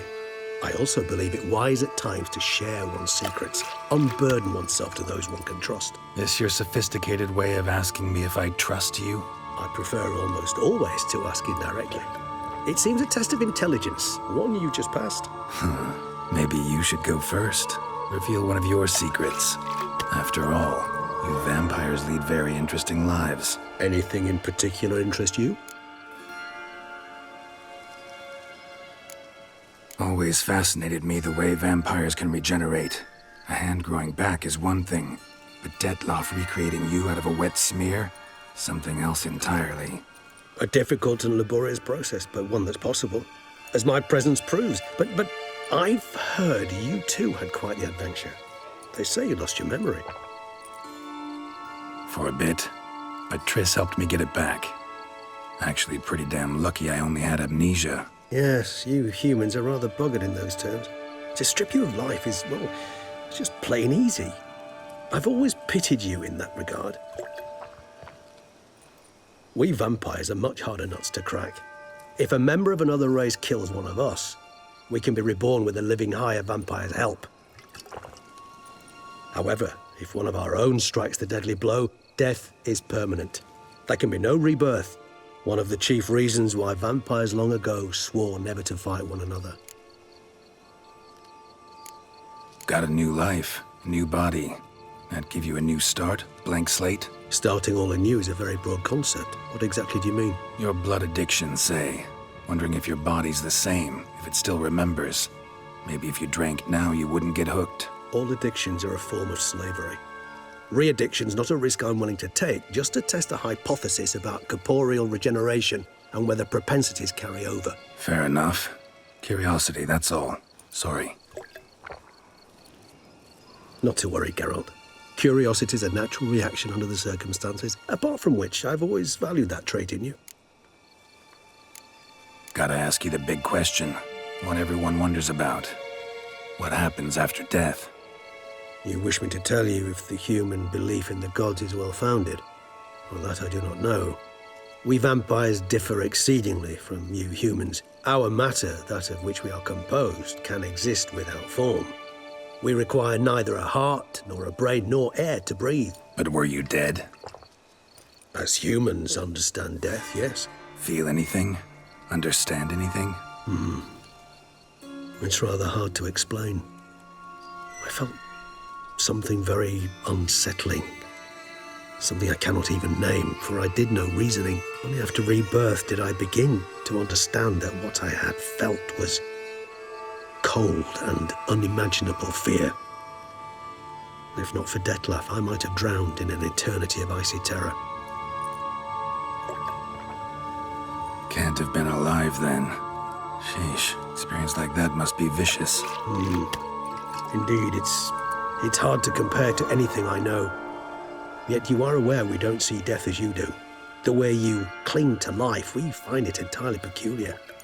You are mortals, ergo it's a foregone conclusion. You will die. It's but a question of time. Thus, I often find myself wondering why you try so very hard. To die at 20 years, 40, even 100, what's the difference? They're all but the blink of an eye. Depends on your point of view. Man who's got 1,000,000 crowns to spend can't possibly understand one who's only got 20. Very true. One's outlook can indeed change much. Curious what you did after you were reborn. As I'm sure you can surmise, at first I was thoroughly absorbed with recovering. As it is, I've still not recovered completely. Yet I was so weak the first year that I could not stand nor move on my own. Dettlaff bore my weakness bravely, showed great patience. If not for him, I wouldn't be here, and I'd have regenerated far slower. Once I could at last stand unassisted, I set off for Bruges, for my one-time home of Dillingen. There I led the peaceful life of a rural healer and surgeon, enjoying my neighbours' respect and, in fact, constituting the exact opposite of the monstrous vampire the populace imagines. Bruges, you say? Rebirth make you sentimental? Perhaps a dash. But what of you? Where have you been? Ever find your Cyrilla? Back then, yeah. But we parted again soon after.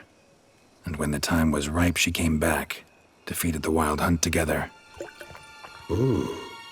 Seems I certainly missed quite a bit while I was absent. True enough. But it's a conversation we'll have another time. Need to know more about you now.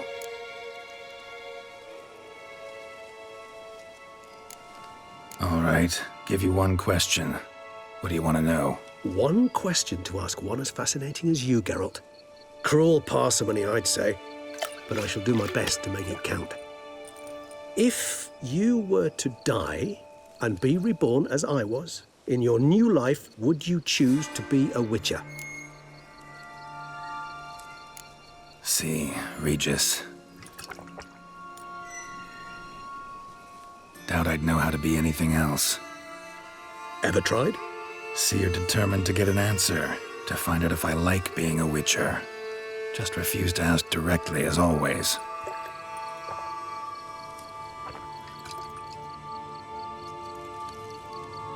I like being on the path. I like picking up a lead, a trail.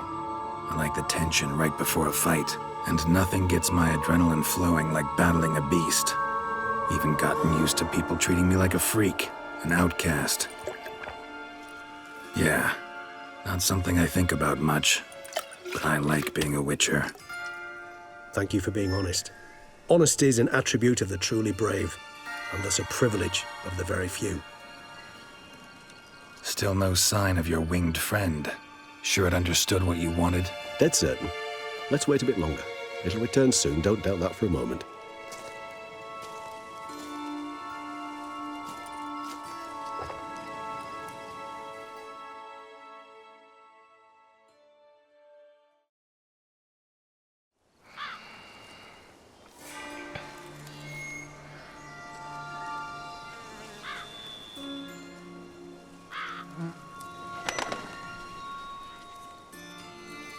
Ever vigilant, even in his sleep. Quite vampire-like, in fact. Are you absolutely certain they don't administer a few of our genes during the trial of the grasses?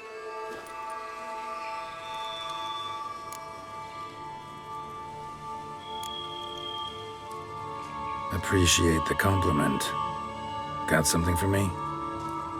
You were right. No kobolds or mamoons for miles around. Knew it. Allow me to finish. You see, there's this spotted white. It haunts an abandoned residence in the Caraberta woods. Impossible. My brethren hunted down every last spotted white before I was born. Then it seems you must revise your knowledge of spotted whites. For somehow this one managed to survive your brethren's onslaught. It seems I know this home it haunts. Recall a tale about it. Locals believe the place cursed. Perhaps that's how the white survived entirely unmolested. No anything else about this curse? I don't recall much in particular. Really don't attach much importance to such things. It was mentioned to me as an anecdote, no more. Come on, search your memory. Something, anything could be important. I believe it had a relation to hunger, or, perhaps greed, rapacity. Someone was punished for something... Textbook definition of a curse, pretty much. Sorry, Geralt, I try not to clutter my mind with the details of every far-fetched tale I happen to hear. What are your thoughts? A specimen of a species thought long extinct, and a curse, in one place. That a coincidence, or are they related? Ah, professional curiosity. Personally, I've nothing against you delving into this dilemma, but please remember we need the whites' saliva. Nothing beyond that. Whites rarely appear in the woods, even less likely to find them in abandoned human homes. They inhabit remote wildernesses, old abandoned cemeteries. What's your point? This might not be a spotted white after all. Your little helper might have made a mistake. I sincerely doubt it. Ravens are devilishly intelligent creatures, and they've highly developed observational skills. What exactly did they observe? The area around the estate. It's covered in spoons. Spoons? Spare me the skeptical smile. I'm but the bearer of this news. Or perhaps this spotted white is a hoarder. Or the spoons are somehow related to the curse. Let's do this. Start making your decoction while I go get some saliva from that white. Uses it in its brews. Do you imagine the white will simply sell you some? Worst case scenario, I'll bring you its salivary glands. They ought to do as well. For a moment there, I imagined you asking the white to spit into a vial. Quite amusing as a thought, but the salivary glands will do fine indeed. So, see you later. Yes, till later. I shall start by perusing some tomes. Tomes?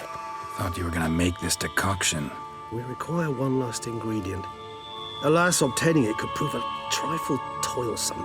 Thus, I hope to identify a suitable alternative. All right. Good luck. And to you, my friend.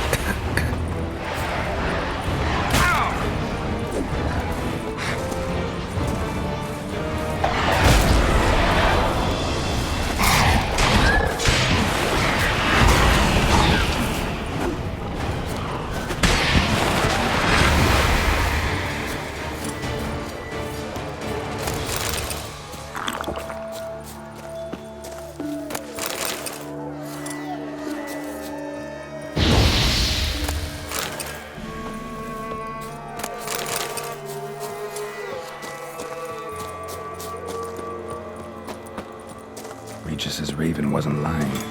Spoons all over the place. Strange. Get a sense that the spoons are beating out some kind of rhythm. A message. Trying to tell me something.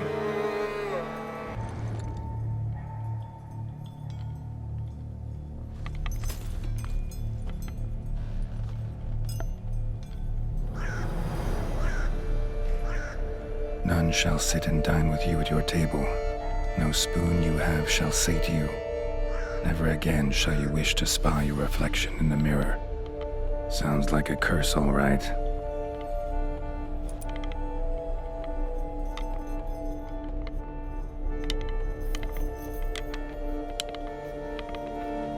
Somebody's clearly obsessed. Regis mentioned the place might be cursed. Can't be a coincidence.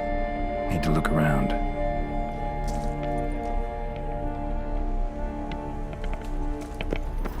What a pigsty. Need to search it thoroughly. Find a way to collect some white saliva. White's obsessed. A real collector. Thoroughbred. Spoon. Pretty ordinary. Maybe a little old. Spoon's incredible. The craftsmanship. Must have graced a rich man's table.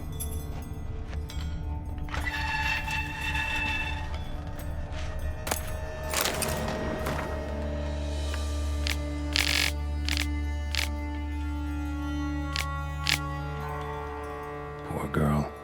Realized she was changing into a monster. Recorded it in her diary. Poignant. Smashed mirror. As if someone couldn't stand to look at themselves. The monster. Journal's author, maybe?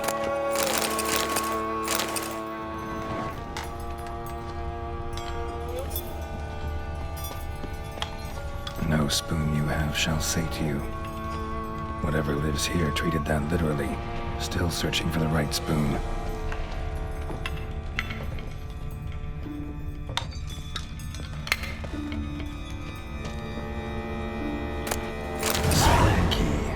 Sophisticated crafting. Tag bears a description. White's a true collector.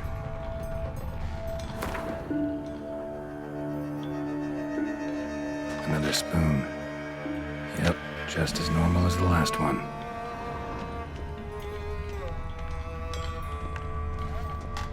White's obsessed. A real collector. Thoroughbred. Skeletons. Doubt they came here willingly. This have anything to do with the curse? None shall sit and dine with you at your table. It'd make sense. Right arm bit right off. Teeth all knocked out. Somebody tried to force feed him. Broken neck. Indentation in the skull's lateral surface. Smacked in the head with something heavy. No claw or fang marks. Probably choked to death. Woman's name scratched into this wooden spoon. Romantic.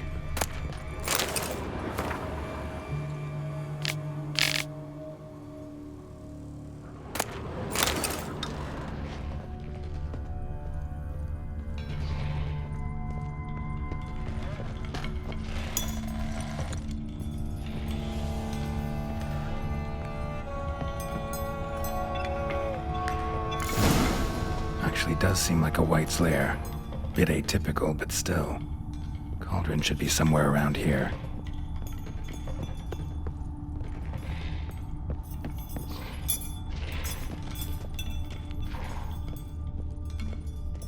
Spoon. Pretty ordinary. Maybe a little old. Cauldron I was looking for. White's not particularly tidy. Table set. White who lives here is getting ready for some sort of feast. White that lives here, definitely afflicted by a curse, and it's been trying desperately to lift it.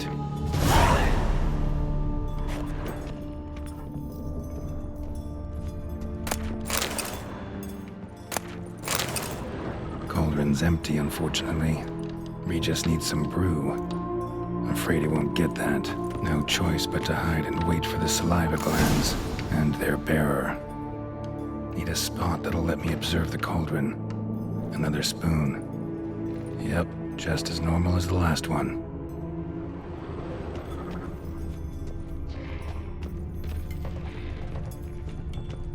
White's obsessed. A real collector. Thoroughbred.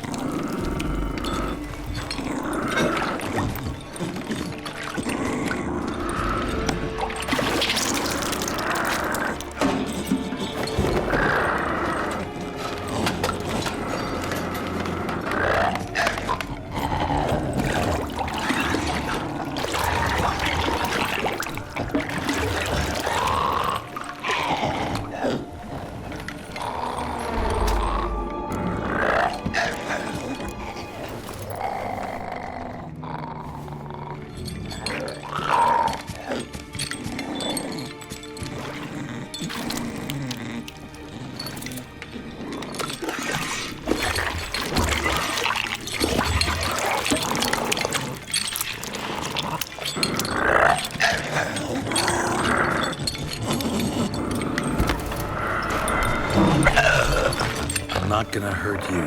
Wanna help? I've seen the words of the curse on the walls. Think I know how to lift it.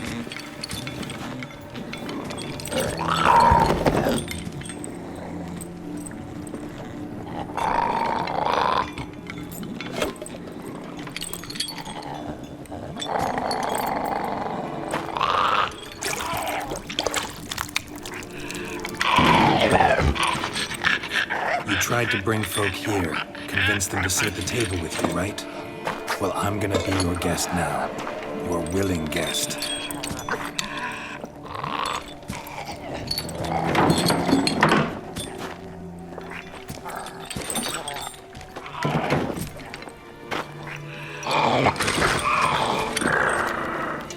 Just need a bit for Regis. And now we'll tend to you.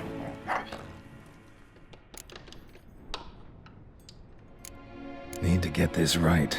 Words of the curse were, none shall sit and dine with you at your table. No spoon you have shall sate you. Never again shall you wish to spy your reflection in the mirror.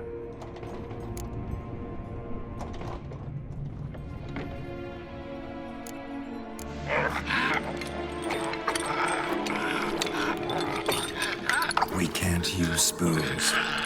No, that won't work. You've been looking for a spoon that would feed you, but there's no such spoon. We need to eat without spoons.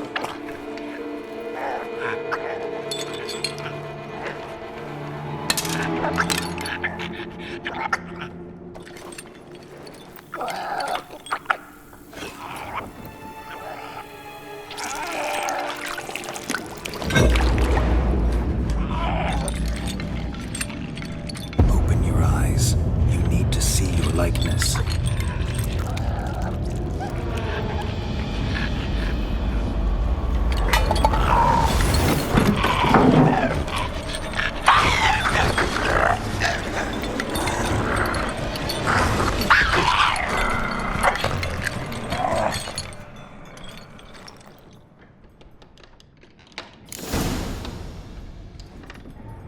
Think it worked. Just not quite like I expected. Need to see what happened to the white. Won't be hard to find given its stench.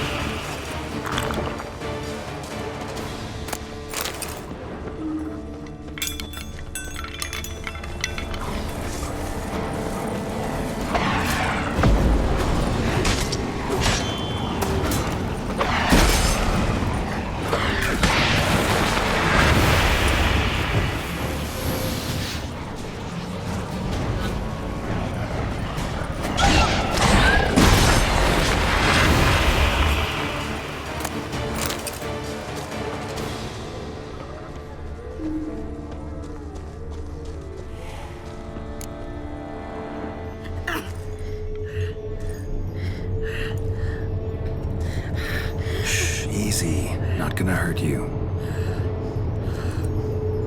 Eat. I must eat.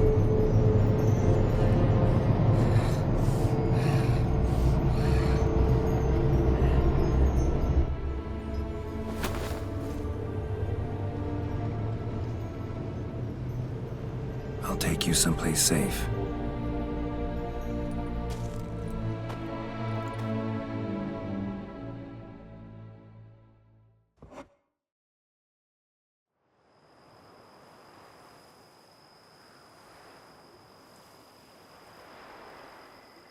So I took her by the hand and led her here. Seemed the only sensible place for her. You did the right thing, sir. She should recover quickly here. Don't worry, sir. I shall see to everything.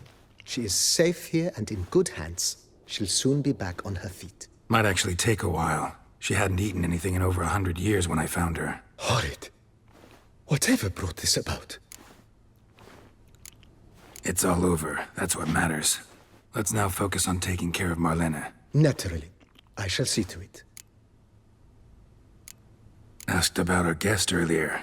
Sorry, I was busy with my hunt. Didn't have time to answer. When one gazes at that unfortunate creature, the question, whatever happened here, asks itself. Her name's Marlene. She was once the very beautiful and proud heiress to the Trastamara estate. One evening, when she was holding a banquet for friends, a beggar came to her gate seeking alms. He had a bowl and a spoon with him. He sat outside her fence and waited. I've heard of the custom. An ancient rite of hospitality that obliges one to give food and drink to such a guest lest he depart hungry. To neglect the custom is to bring great misfortune down upon oneself. Marlene didn't care a whit for the old customs. She drove the man off, saying she'd rather feed the leftovers from her feast to her dogs than to give the beggar anything. The beggar then broke his spoon, cast a curse. She was beautiful, so he said she'd never wish to look at herself in the mirror again. Since she adored feasts, he swore no one would ever wish to sit and dine with her. And as she even refused him the crumbs from her table, he swore she'd never find a spoon in the world that would sate her hunger. A harsh punishment. I imagine lifting the curse was hardly simple. Curses are tricky. They play on irony.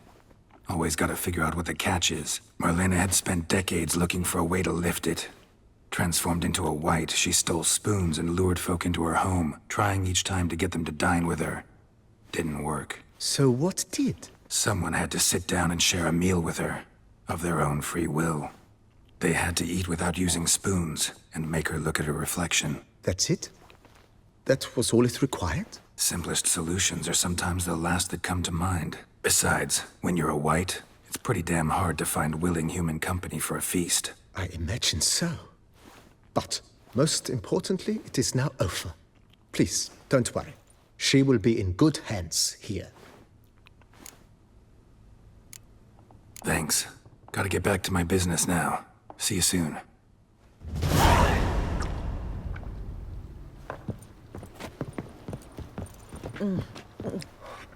Tasty. So wonderful. Thank you.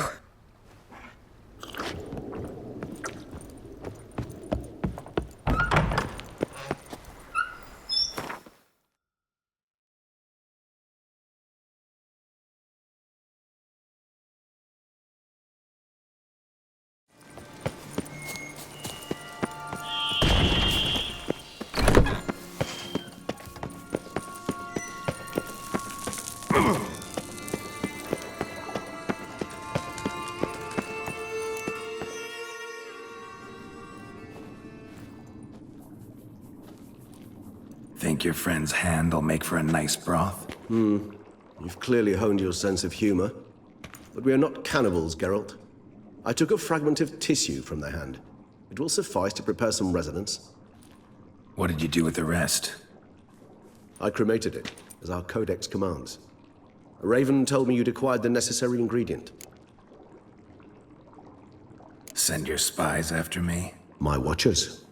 Were something to go wrong, I could then arrive quickly to help. Managed fine alone, but thanks for the thought. Gonna need much longer to finish brewing resonance? Mentioned a last ingredient, too. What about that? That, I fear, might prove troublesome. You see, to use the concoction to summon the memories of one, the solution must contain the blood of another specimen of the same species. Shouldn't be a problem. I happen to know a higher vampire who should be willing to help.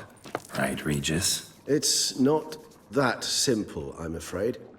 While you were away, I tried my damnedest to identify a replacement, but alas, none such exists. Not sure I understand what the problem is. Can't we just draw some of your blood? The blood must be in an agitated state. As I'm certain you know, higher vampires can change their corporeal shell. As our flesh changes, so does our blood's chemical composition. To make a long story short, I shall need to induce in myself a state of strong psychokinetic arousal. In brief, madness, rabidity. And that stands to be very, very dangerous. Dangerous? Why? I mean, you'll still be you, right? True. But I should be highly agitated, in a state of fury. You know better than I that fury cannot be controlled. If you've ever seen an enraged vampire, you know very well that all who find themselves nearby will be in grave danger. How will we handle that? I'd rather not have you lunge at me, claws extended. That makes two of us. But worry not. I've thought it through very thoroughly. Details to follow soon. All right, so what do you want to do? We shall visit Tesham Mutna, an ancient vampire estate. There we will find cages suspended in the air. I will enter one, be confined. You will lure beasts there. Beasts you will then kill. The bloodletting should prove profuse. Abundant enough so that the blood scent will drive me mad. Wild. Tesham Mutna. What's it like? It is a place of torment. A torture chamber. Long ago, shortly after we'd arrived in this world, one among us named Shaelmaar developed such a taste and lust for human blood that in one night he could imbibe an entire village. This brought trouble on the entire species. Common folk wearied quickly of living in constant fear. They began to hunt us, seek the aid of mages and witches in tracking us down. So what? Not like they could ever hope to kill you. But they were bothersome. Forgive the comparison, but when did you last enjoy mosquitoes buzzing around your head? In any case, the other vampires decided something had to be done. Shaelmaar had to be caught and punished. A torture chamber was thus outfitted in the dungeons of Tesham Mutna. Inside it, a cage made entirely of a special alloy of silver, dalvinite, and meteorite steel. Shaelmaar was captured and locked in the cage. Sat there over 2 centuries, driven to fury time after time, never able to escape. Thus I know the cage will withstand the fury to which we shall drive my humble being. See no reason to dawdle. Tesham Mutna. Take me there. In a moment. Just one last thing.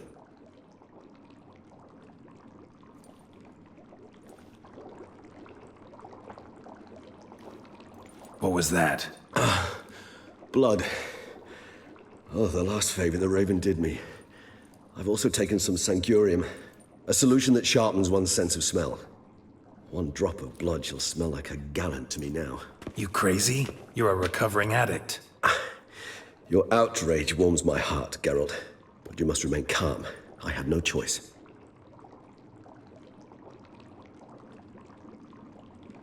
As things stand, the die is cast.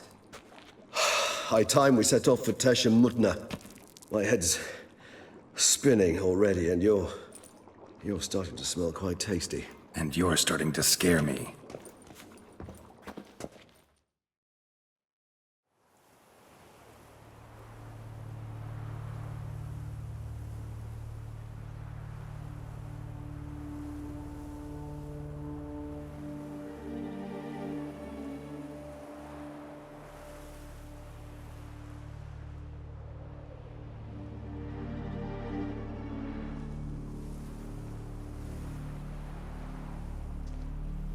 We have arrived. The sacrificial chamber of torture and torment lies underground. Sure you know what you're doing? I can only hope I do. Please, let's go. The longer we delay, the less control I shall have of my faculties. I'd really prefer not to hurt you. You lead.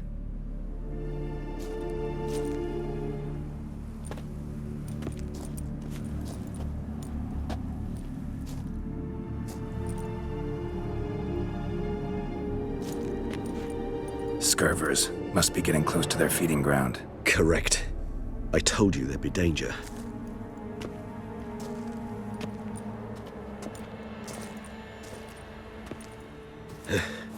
Beyond this wall lies an ancient vampire dungeon. Seen a lot of things in my time. Nothing quite like this, though. I feel honored. A man with such a wealth of experience, yet I'm about to show him something new. Now, to open it.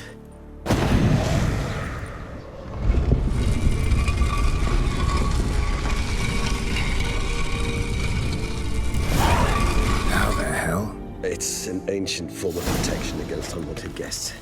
The mechanism which releases the latch reacts only to a higher vampire's blood. Tricky mechanisms, a vampire hideout, fortified, secured. Must have been important to your species once, Toussaint. It shall always be so. During the conjunction, the gate from our world into this one opened upon this land and no other. This was the first place we saw. Victim's been disemboweled, intestines ripped clear out. Scurvers have gnawed on this corpse. Repeatedly. Human husbandry and care. This for real? The author observed humans, their behavior, over the many years he spent breeding them. Morally suspect though it may be, it's a thorough survey of the topic. This place. There's evil here. Death hangs in the air. Yes. Great many beings have breathed their last here.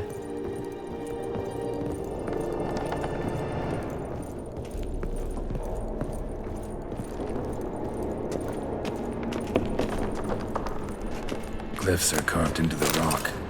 Coated with blood used to be. They mean something? They're emblems, symbols of, what you would call tribes, dispersed throughout the world after the conjunction. My ancestors placed them here to remind us all where we came from.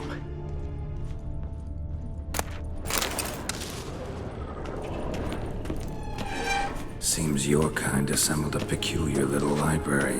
Indeed, though I personally did not lay a hand to it. Cells? Who for?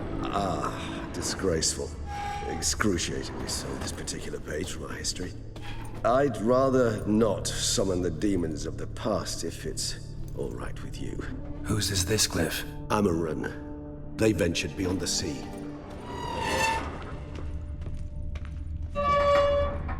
What's this symbol mean? It's the symbol of the Tedet. Those who went east beyond the Blue Mountains.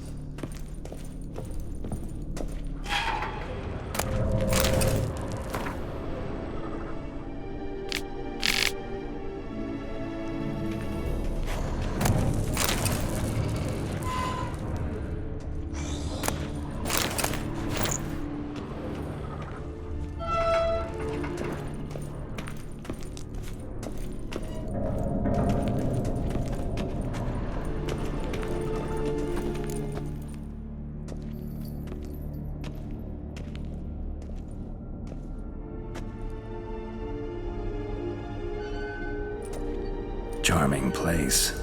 But what are all those cages for? Mentioned one vampire being kept here. Yes, well, you see, humanitarians is something my ancestors were not. They concluded Kagmar would best be punished if he were tormented with the scent of blood he could not taste. Thus, they also kept humans here. Humans whose blood they slowly let. Kagmar ranted and raged in pain as those humans slowly bled to death. They treated them like livestock. Live bait. I'd like to be able to turn back time, deny it, but alas, I can do neither. Feel shame for my brethren. That is all I can do. Don't take it so hard. Nothing you could have done about it. Let's get to work. Well, that was awkward. Fine. I prepared the bait. Please be so kind and place it, ideally at the tunnel entrances. The scent will spread most effectively then. Place the bait at the tunnel entrances. Monsters will catch its scent more quickly. When I think how these tunnels got here, send shivers. It was the natural order of things. The place reeked of death and it attracted necrophages.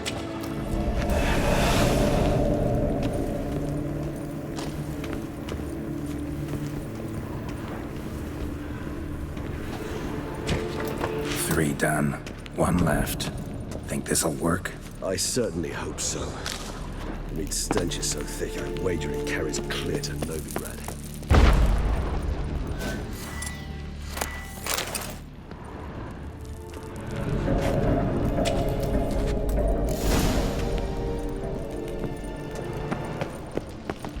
Bait set. What now? I shall enter the cage. You must chain me inside. The bars are made of an alloy that will prevent me from transforming into mist.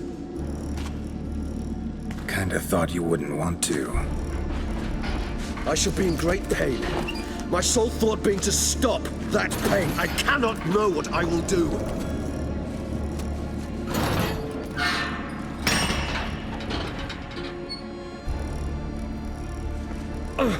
We must hurry. The beasts have caught the scent, also my head started spinning. That the blood? Someone who's never experienced a vampire's bloodlust does not know the true meaning of thirst.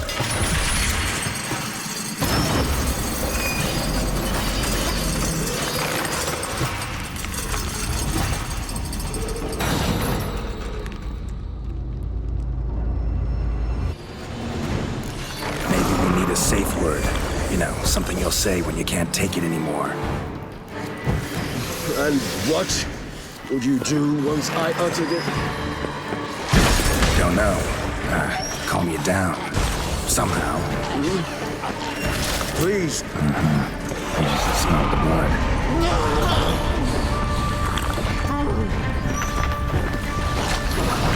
Come on.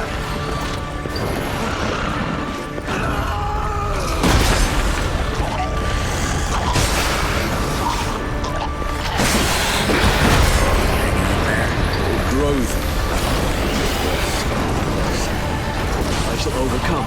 Good, because I can hear more coming.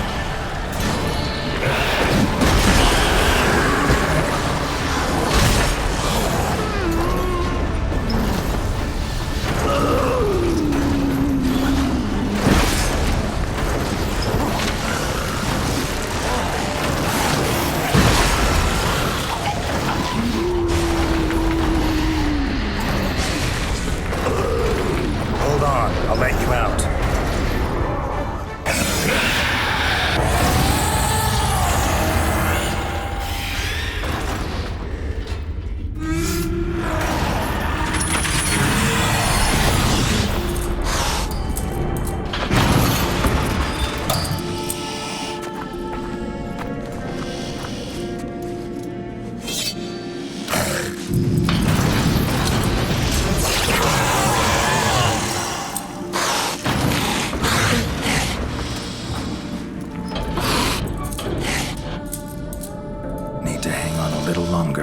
Blood'll dry in a few hours. Scent won't bother you.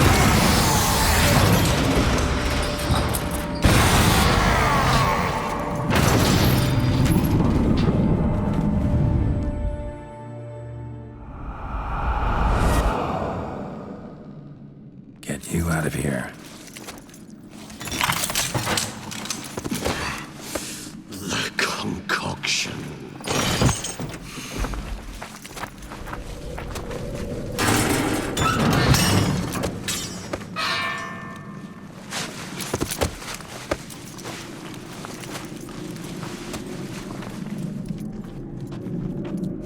You can't finish it in this state.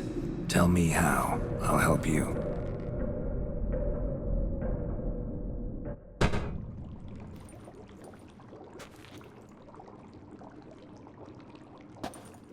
Any better? Far from ideal. And some time must pass before I fully recover. But yes, a bit better, thank you. Never expected it to be like that. You didn't tell me. We need not discuss it. But we do. Because if I'd known you were going to subject yourself to torture... What would you have done? Found Dettlaff some other way. I did not wish you to use any other way. Did that occur to you? No, because I thought no being would ever willingly subject itself to that kind of pain. You vampires aren't any different from us in that regard. I told you, the pain is my way of paying my debt. The enormous debt I owe Dettlaff. If I had to do it again, I would, in a heartbeat. Resonance, it's ready. Are you certain you followed the formula? The proportions were exact, the brewing time precise. This is important, Geralt. The slightest deviation could cost even a witcher dearly. Relax. Got some experience brewing potions. Very well. In that case, let's begin.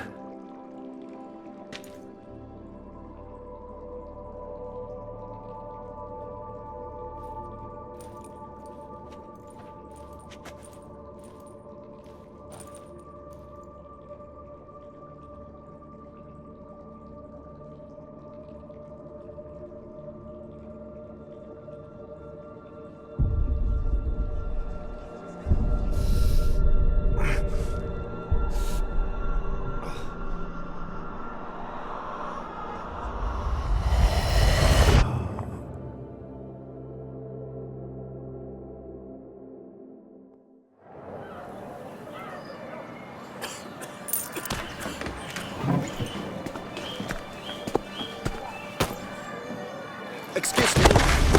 Shall I take a moment? You jumped the queue, sir. But Count, sir, you must understand. I've a meeting. Sir, you were next. Please, take a seat. This gentleman was here first. Step down or you shall regret it. Ah, fails to realize he was your friend, Count.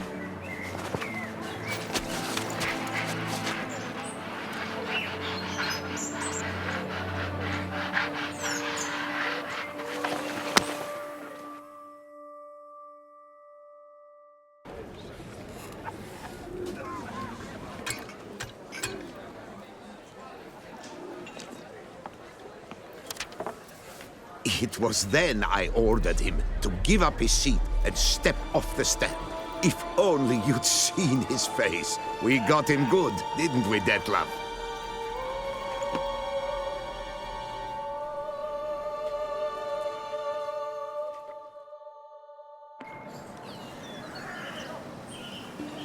And then Mother insisted we buy the mill. Curious, eh?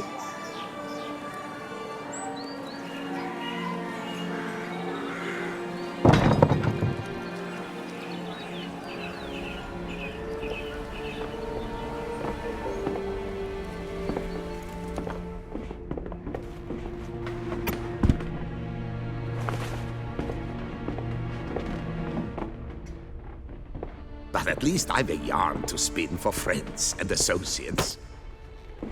Forgive me. What?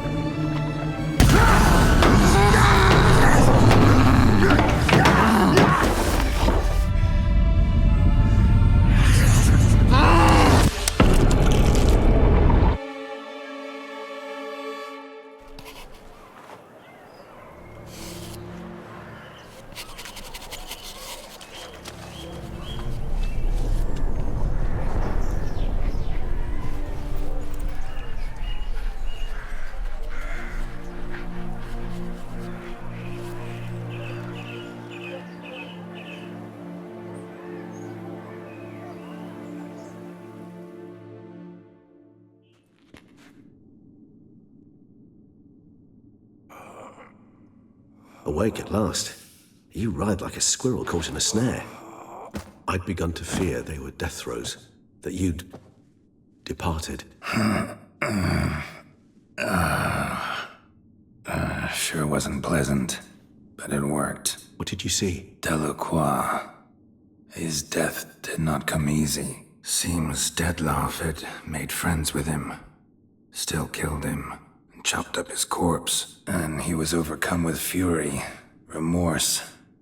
Cut off the hand that had committed the murder. Interesting. And entirely unlike the Dettlaff I know.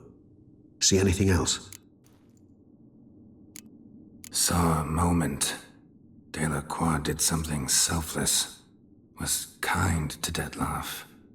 Guess it could have been the start of their friendship. Why the uncertainty? Nothing extraordinary about it. Normal, everyday situation, really. Visions were supposed to issue from strong emotions. Clearly the situation provoked such emotions in Dettlaff. Keep in mind, he did later murder Delacroix. Killing someone who's grown dear to us, it's bound to elicit strong emotion. Vampires are no different in that regard. Did you see anything else? There was something. Showed up twice in the vision. A bootblack stand. Dettlaff first met Delacroix there. Went back after the murder, actually. Peculiar. Stand was somewhere in the port district. And the bootblack acted as if he knew Dettlaff. That would be even odder. Perhaps we should have a chat with the lad. Though I would expect no breakthroughs. It's our only lead. I'll go talk to him. Coming with? I shall join you later if it's no trouble.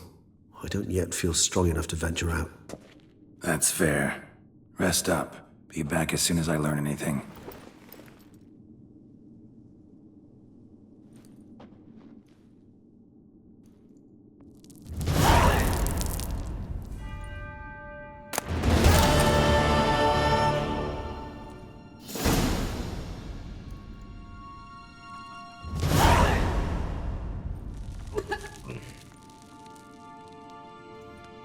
Not now, Geralt. I could not move a step without your assistance.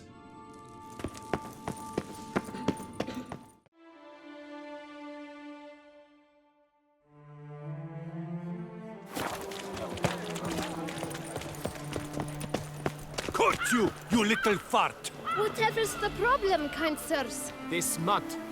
Rain or shine, it's always here. And now we know why. You dump your waste in front of our shop? We saw you. Oh my, sirs. You really ought to go easy on the wine. So how would you explain it? Whether it pours for a week or the sun bakes our pates, we've always mud up to our ankles here. You can't blame me for Beauclair's fickle weather. Fickle weather! I've seen you! You empty your chamber pot in front of our shop each morn, so folks will dirty their boots, go to you to get them cleaned. A far-fetched conspiracy theory, sirs. I'll conspire to welt your bum with my belt. Come here. Leave him alone. Just who the spit are you? A witcher, and I'd advise you to go back where you came from. I thought witches defend men from monsters, not cheats from justice. Need to talk to the boy. You can chat to him all you like, after we tan his hide. So stand down. Not gonna happen. Won't it? Well, then we'll thrash you as well, which is all the same to me. But we'll break your legs, vagrant! Teach you to help stop lords and cheats! All together, on three!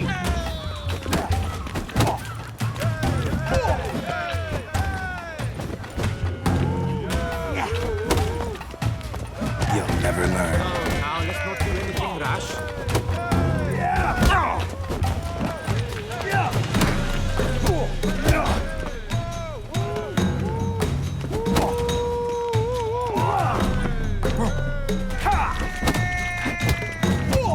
Scallywag killed 4 fingers, lads! Lads, charge! Take him for a ride! Now! Now, front of it! I'll avenge you, comrade!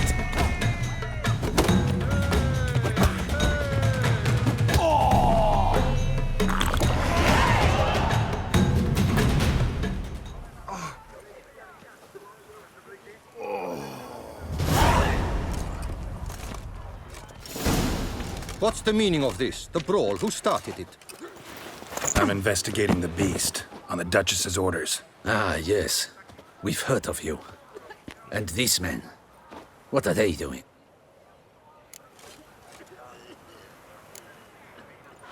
Obstructing my investigation. Understood. Right. A few days in the clink ought to teach them not to impede official duchy business. Come on.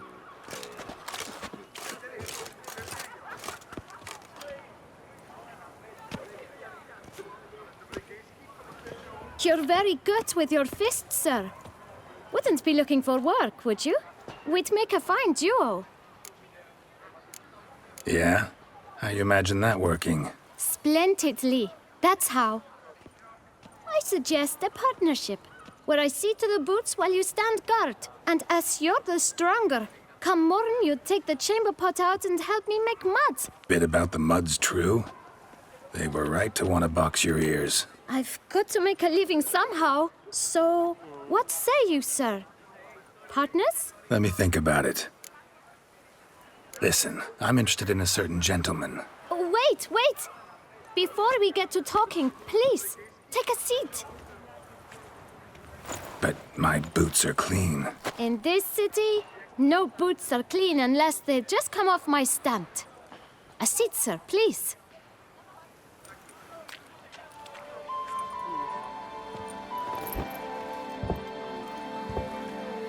So then, who was it you wanted to ask about? One of your patrons. Tall, elegant black frock. Not from around here. An arrival? Indeed. I hear a faint bell ringing. A modest sum might make it sing out loud and clear. How much? Let's say 500 crowns. What? Gotta be kidding me. What would you even do with that kind of coin? Expand my venture. I'm sure you can imagine. Have a proper stand with a big sign. I want a new box too. New polishes, new brushes. And if I've enough coin left, I'll buy a share in a launderer's. Get wastewater for free. Got it all planned out. I should think so. Capital is all I require. All right. Let's see if we can't figure something out. Ah, see? I knew we'd clinch it. Guess I can agree to that. 1,000 thanks. I shan't forget it.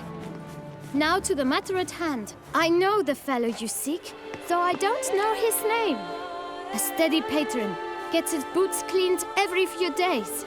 He's very good to me. Always pays me a premium. Know where I might find him? No, but you could wait here. Perhaps he'll stop by. Don't have the time for that. Sure you don't know where to find him? Or maybe notice which direction he came from? When I clean boots, sir, I do not look up to see where folk come from. I clean.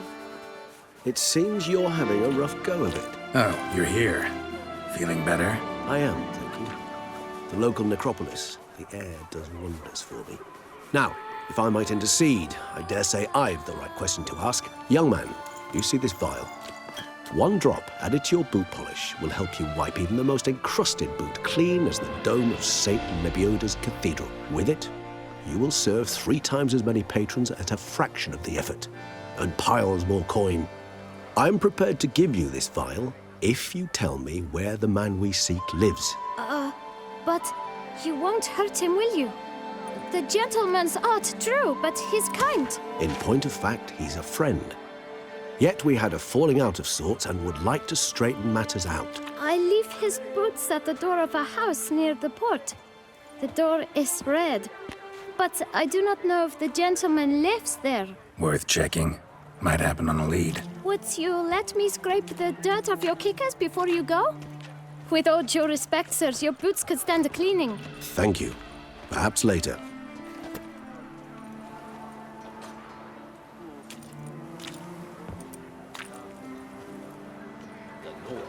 Must be a terribly barbaric. Handled that kid pretty well. Finding the right approach. That's the trick to dealing with children. Yeah, saw that. Meaning, the right thing to bribe them with.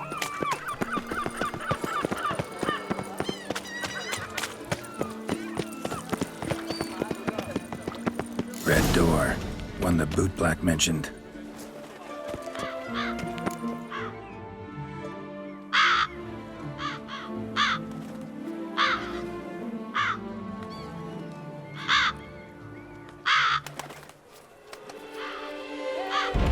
Won't budge. Gotta break it down. You might just as well stand out in the street, pound on a drum and holler, "Dettlaff, I'm coming for you." A bit more finesse, I implore you. Let's hear your idea.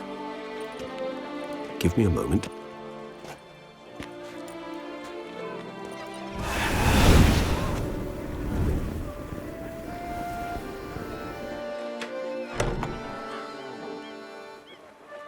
Nice.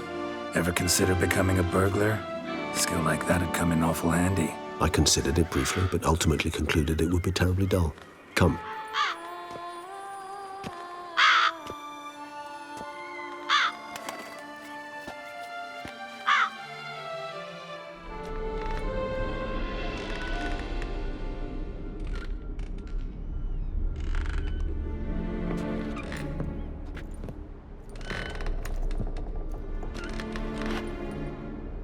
He here? Sense him. No, he's not here, but he was here recently. His scent is still strong.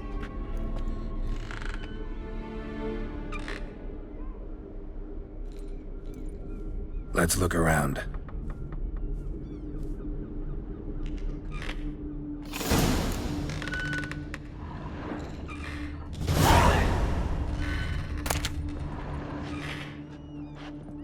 Old toy. No use to anyone. Shame. Must have brought someone joy sometime.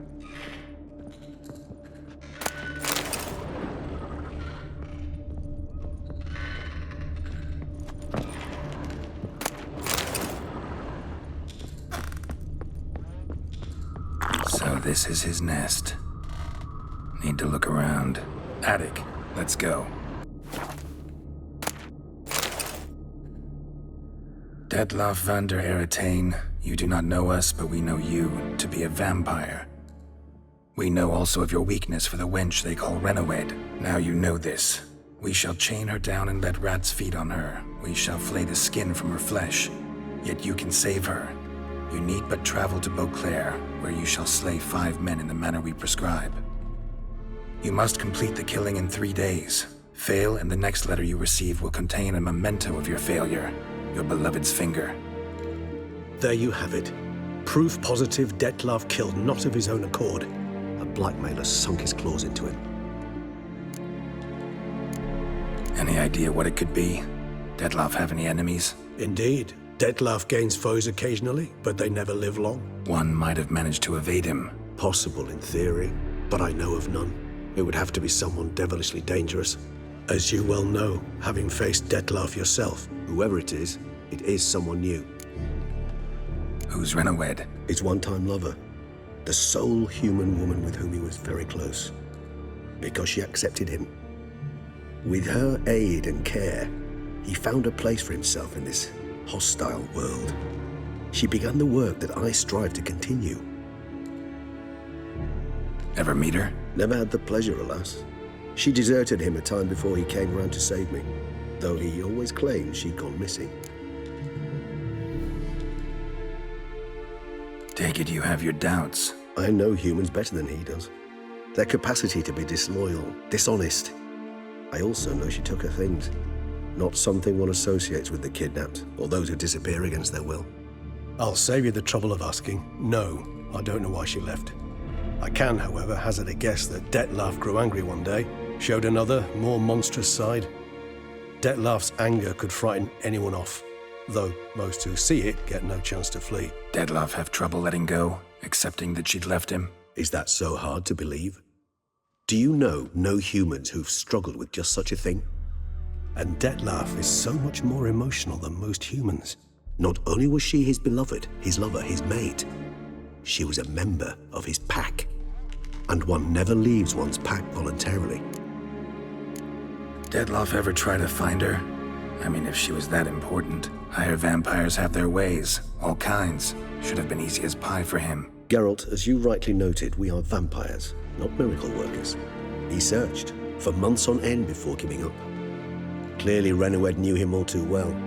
Enough to cover our tracks, leave no way for him to find out. Even if Renowed did abandon him that time, looks like someone's actually kidnapped her this time. Hard to argue with that. And hard to foresee what he's prepared to do to free her, get her back. He's prepared to kill, that's clear. As would you be for Yennefer. He kills for he cares for her deeply. And that blood, those individuals, they mean nothing to him. Yeah, I get it now. He's out to rescue a female from his pack. Exactly. Right, so someone's blackmailing him. We know that. Still have no idea who. Need to look around some more.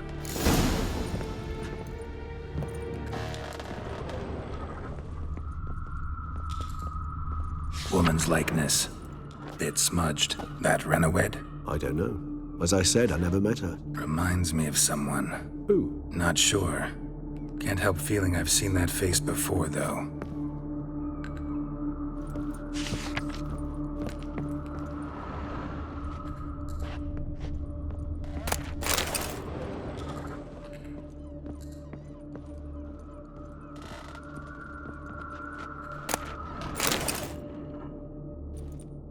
Look, slips of paper, name on each.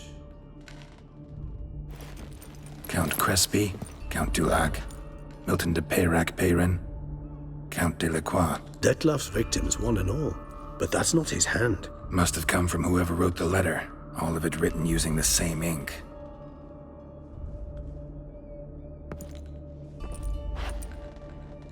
See the color? Ink was dyed with cinnabarite. Rare mineral, pretty much found only in Nazaire. But I fear it means very little. Anyone could have imported such ink. Fair enough. Still worth remembering. Look, this slip is stained. With wine. Not much to go on either. Especially not in Beauclair. Perhaps. Yet perhaps also worth remembering. Blackmailer. Kinda curious who it could be. Why is that? Regis. Somebody kidnapped a vampire's lover. Bold to begin with.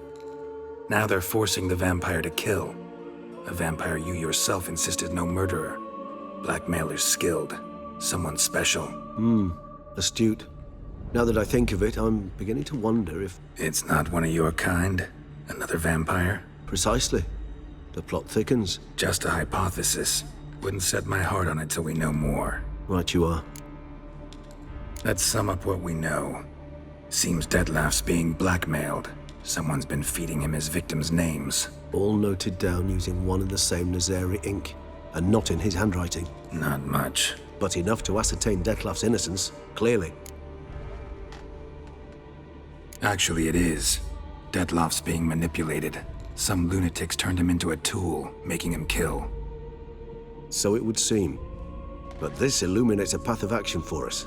We must find Renowed, render the blackmail senseless. The lunatic or ticks will thus lose hold on Dettlaff. That's one idea. Could be worth a shot. But what about Dettlaff? He gonna go on killing while I'm out searching for his lover? He will not. I shall convince him to stay his hand. Assure him you're a friend seeking to help. I'll await him here. He's sure to return sooner or later. Think he'll listen? He will. Ought to wait with you, maybe. No, he'll sense you from a mile off. Simply fail to appear.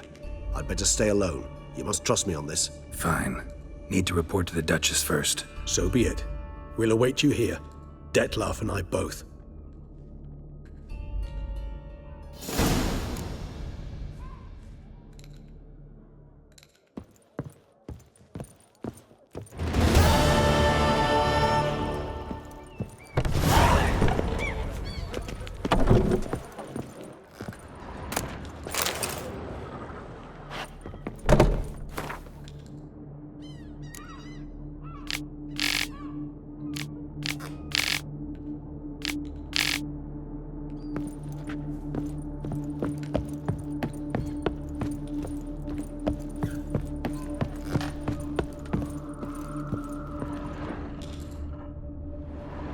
Geralt, I'd never wish to give the impression I do not enjoy your company.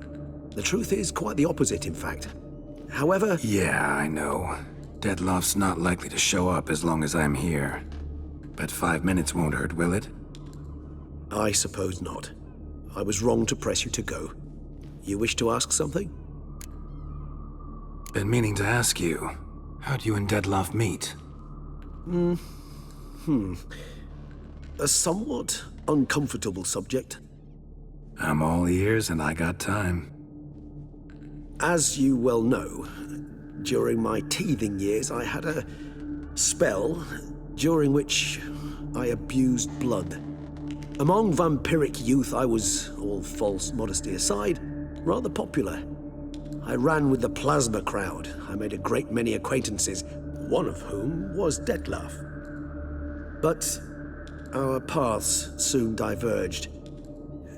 You see, our band had an appetite for chasing youthful capers. Blood-guzzling contests, that sort of thing. Let's turn into bats and terrify the ladies. Dettlaff thought it all foolish. He was right, of course. Though I only came to understand this later. Sorry, just can't imagine you as a young vampire rabble-rouser, renegade, punk. You know of our exceedingly long lifespans.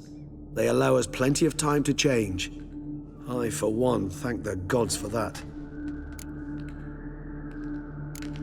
Just wondering, what if Dettlaff doesn't show? He'll show. Tell me, how's this work? When I need a short answer, concise, quick, you're likely to give me a scholarly lecture. But when I could use some details, elaboration, all I get is a few grunts. What's that about? Allow me to explain. When speaking of facts, tangible matters, I do indeed strive to express myself precisely and at length. However, when our discussions center on affairs of the intuition or things vampiric, my utterances are indeed towards the taciturn. For even the longest discourse would not allow me to explain to my interlocutor any issue of this purview satisfactorily. Therefore, I repeat, Dettlaff will show, sooner or later. Take care, Regis.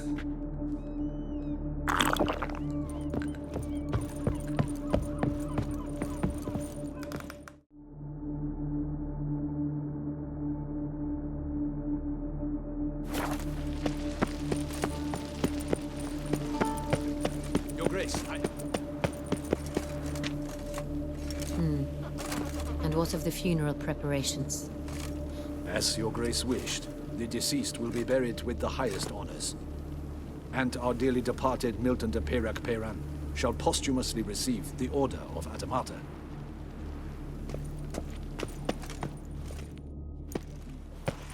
Geralt of Rivia, Master Witcher.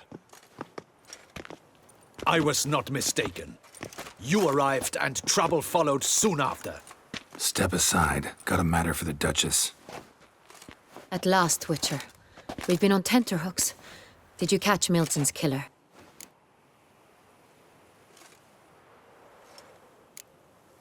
Case is more serious than we thought. The beast? I couldn't kill it. Didn't manage. We sent you after a monster, and you return with nothing? We are very disappointed. Situation's not quite that simple. Beast's a powerful vampire. Ha! Is this a problem? Is it too much for a witcher? A monster slayer? But everyone knows how to end a vampire. Draw him by trick into sunlight. Or arm yourself with ample garlic and drive a stake through its heart. Garlic's useless against vampires. Sun and stakes don't hurt him either. Those methods, pure invention. Only work in legends and fables. And buckthorn? When I was a child, Grandmama Adamarta always claimed buckthorn drives off vampires. Silver sword's your best option for keeping them at bay. But it won't get the job done, because only a higher vampire can truly kill another of its kind. Excuses. Ha! Your Grace, I shall assemble a battue. Bring the matter to its end at once. The Witcher need but tell us where to find this monster. Whoa, this is work for a Witcher, not for your guardsmen. Yet when a Witcher fails, my guardsmen must step in. I'll take my best, 40 hardened veterans. No vampire can stand up to that. 40, 50, 100, doesn't matter. Won't make any difference against him. You have not seen my guardsmen in action. Can they fight fog? Hit a target that moves faster than the wind? How? What creature can do such things? Creatures like this one. Higher vampires, we call them. Each one's a little different. Unique or exceptional, you might say. Some transform into giant bats. Others communicate with animals, command them. Yet all are still brainless beasts. Dead wrong. Thinking of lesser vampires. Alps, Ekamaras, Catacans, for instance. They're ruled by instinct, sure. Attack anything that smells of blood. Higher vampires? They think. They employ reason. Monsters driven by reason. A curious contention. What, then, do you intend to do? It's way beyond being some monster. This is a powerful being that's walked the world for centuries. Yeah, impossible. If so great is their power, why have they not killed or enslaved us all? Don't usually meddle in our matters. Mostly stay out of our way because they don't care about humans one way or the other. And they do not fear we shall wipe them out one day. They'd probably be pretty amused if you asked them that. They're well aware of their strength. Then what can we do? Do you have a plan? Try to talk to him. That's our best bet. I cannot believe this. Her Grace summons a witcher to kill a monster. Instead, he wishes to chat with it. Ha. Know what I'm doing. His lover was kidnapped. He's being blackmailed. Blackmailed? Be so kind as to explain how a vampire might be blackmailed. Higher vampires? They're like us, motivated by emotions, not instinct. Not only are they intelligent to an extreme, they're emotionally rich, capable of feeling many things, even love.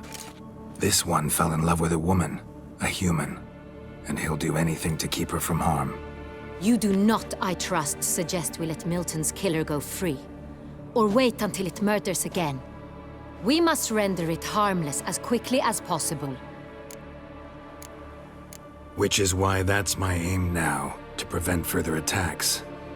Vampires only half the problem. Blackmailers at fault chiefly.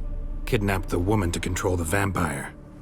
And what do you propose to do? I'll find the blackmailer, free the vampire's lover. You were to destroy him, not help him. No one else should die. That's most important. As soon as the woman's safe, he'll have no more reason to kill. I admit to being swayed, Witcher. You may be right. Do you know anything about the blackmailer? Got one lead. A few scraps of paper.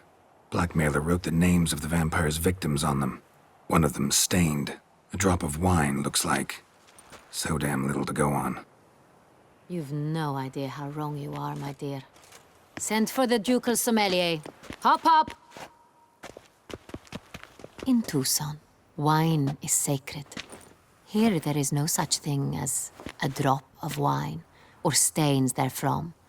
They are stains from a drop of Est, Ervelus, Fiorano.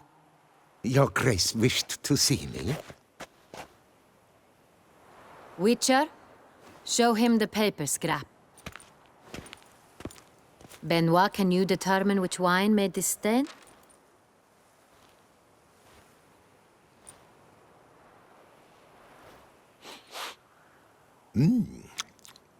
Yes, yes.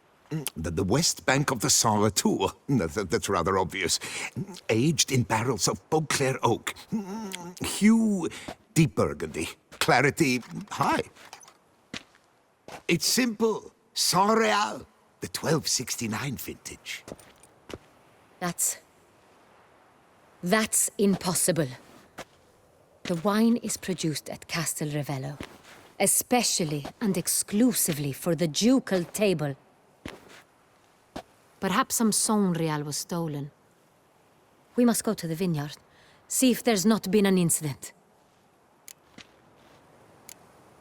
Saint-Réal. Never heard of it. It's highly unlikely you've ever had a chance to partake of it. As I said, it is only effort served to the ducal family. Didn't stop it from ending up on that scrap of paper. Unless your Grace's sommelier is mistaken. In matters of wine, Benoit is never mistaken. If he says it's Sonreal, it is Sonreal. We must ride to Castel Ravello at once. Discover what has happened. Wait. Your Grace wants to go with me? Out of the question.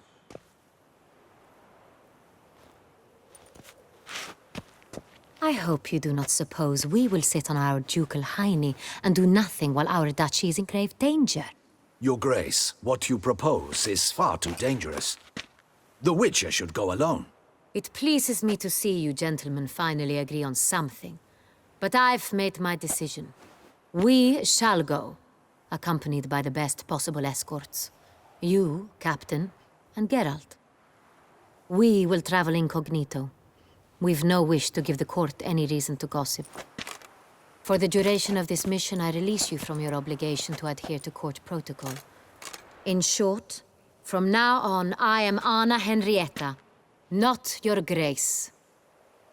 Yes, Your Grace. Witcher, are you ready? Yeah, ready to go. Excellent. Give me a moment. I must don something more appropriate and concealing. Then we will be off.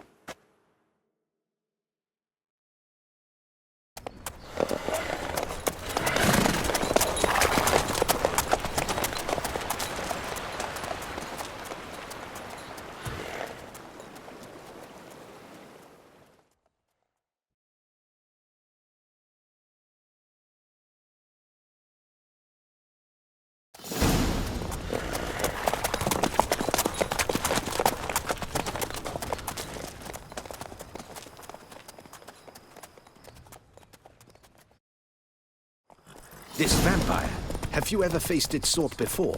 I have. How did it end? Did you kill it? Didn't have to fight him.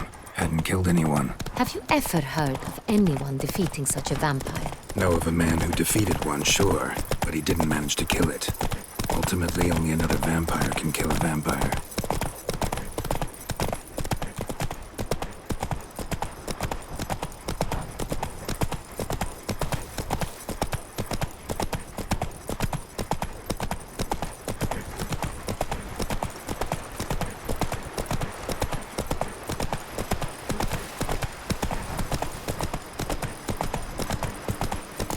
Have attacked the wagon!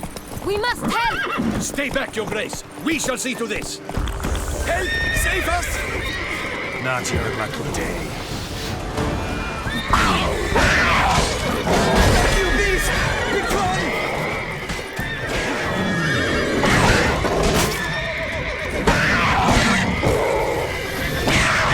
Help! Save us! Time to move on.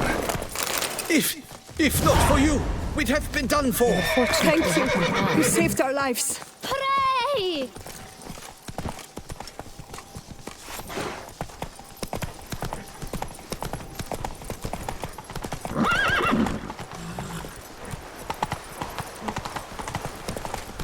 Tell me more about this vineyard. Castel Ravello. It's the best in all Toussaint. An old master of the winemaking trade runs it. Fabricio. He trustworthy? He's held his post for years. There's never been a problem. Now, I wish to know your thoughts, Geralt. The Sonreal stain, how did it wind up on the paper? Is someone from the vineyard blackmailing the vampire? Could be a servant. Could be the steward. Maybe the wine was just stolen from the estate. We shall know when we arrive. Whoa!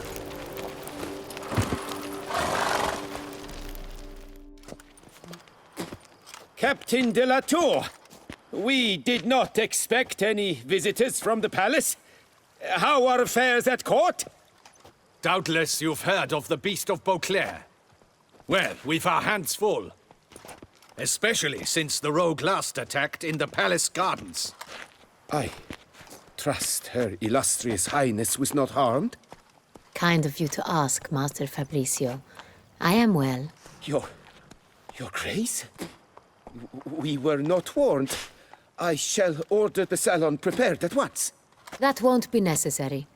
As you can see, we are not here on an official visit.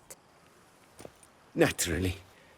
Might I ask then what has brought you to Castel Ravello?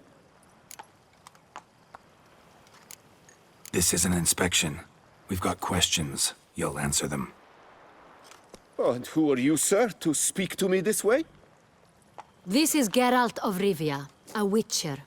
He has come to Toussaint on my personal invitation. Which is to say... Which is to say, I expect you to treat him with the utmost respect. Of course, Your Grace. Did you hear that, Witcher?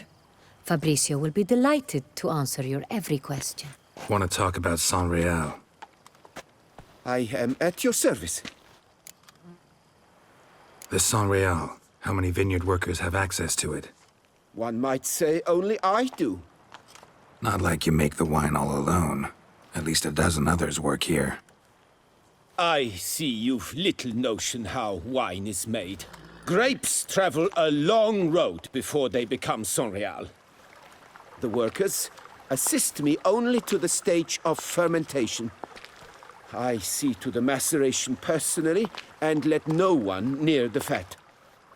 Workers, again, assist me during barreling, but then I seal the aging barrels myself, each and every one. The wine lies in the cellar, gains character. Once this process is complete, it becomes Saint-Réal. And as it happens, only I have the key to the cellar in question. Some of this wine might have been stolen. Just a suspicion we have, but any burglaries lately? Burglaries? Not to my knowledge. And a few days past I took stock of the inventory.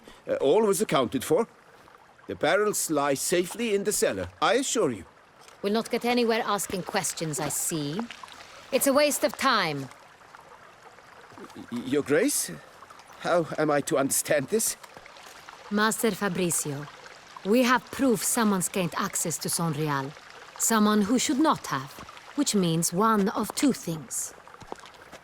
Either you lie to our face, or you are an idiot who has had wine stolen from under his nose and not even realized it. In either case, you shall answer for it. But... Silence! And listen. I shall inspect the barrels in person, thus giving you time to reflect. When I return, I expect to hear answers. Remind me, where is the Saint-Réal stored? In the main cellar, around the corner. I'll show you. I shall find it. Give me the key to the cellar and wait here. Oh, of course, Your Grace. Here it is. Come, Witcher.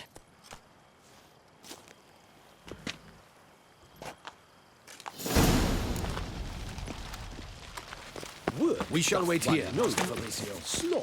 What if Fabricio's blackmailing the vampire? Considered that? He has his flaws, but I would never suspect him of such a thing. He's been very loyal.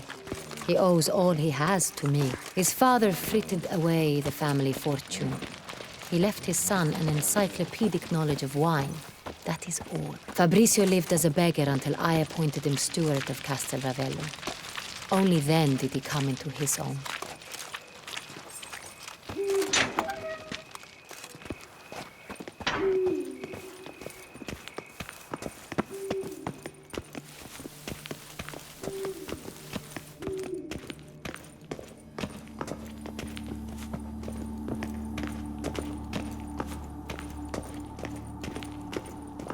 So where do we start? Let us see if all the barrels are present. Here's the inventory ledger.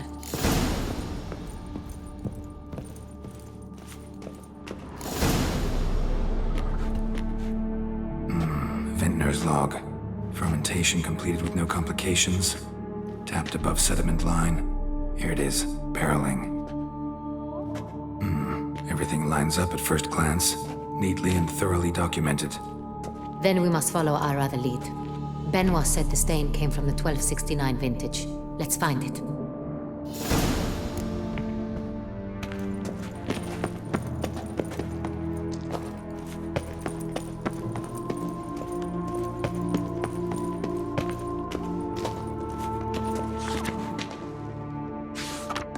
Got Pomino over here.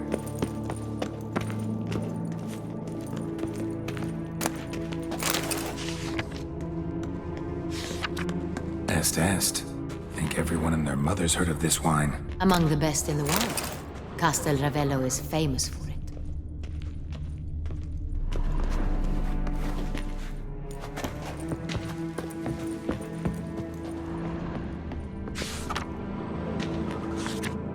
San Real.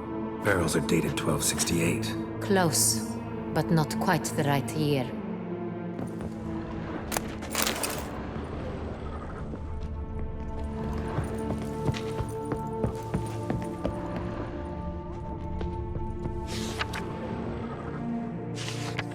Right here, 1269. What now? Let's see if any barrels are empty. Wanna open them? For now, a knock will suffice. If you hear a hollow thud, we will have found what we seek. Full.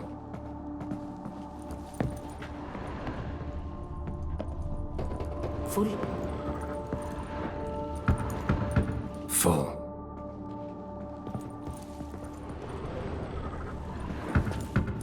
This one's full too.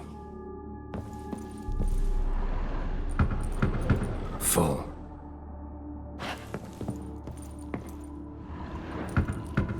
This one's full too. Looks like all the barrels are full. Dead end, I'm afraid. Full they are. The question is, are they full of San Real? Grab a tap and a hammer. We shall open them one by one and taste. Ready. We can start.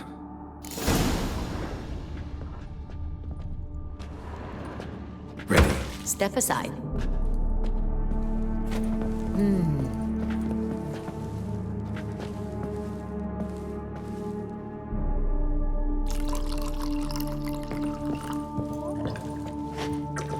So? I'd recognize this taste anywhere. This one is good.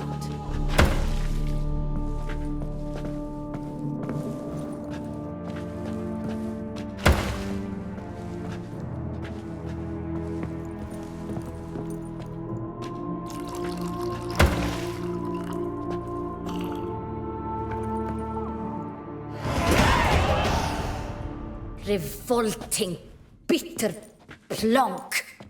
Could have gone sour while aging. Impossible. This is not wine. This is contaminated refuse that should never have made it into a barrel. The fact that it did was no accident, I'm sure. Master Fabricio. Let's see what he has to say about it.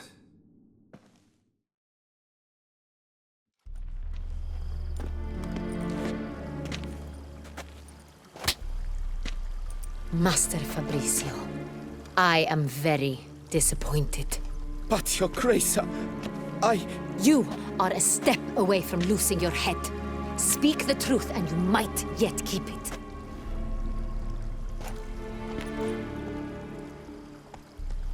I admit it. I sold a barrel of San Real. I beg you to forgive me.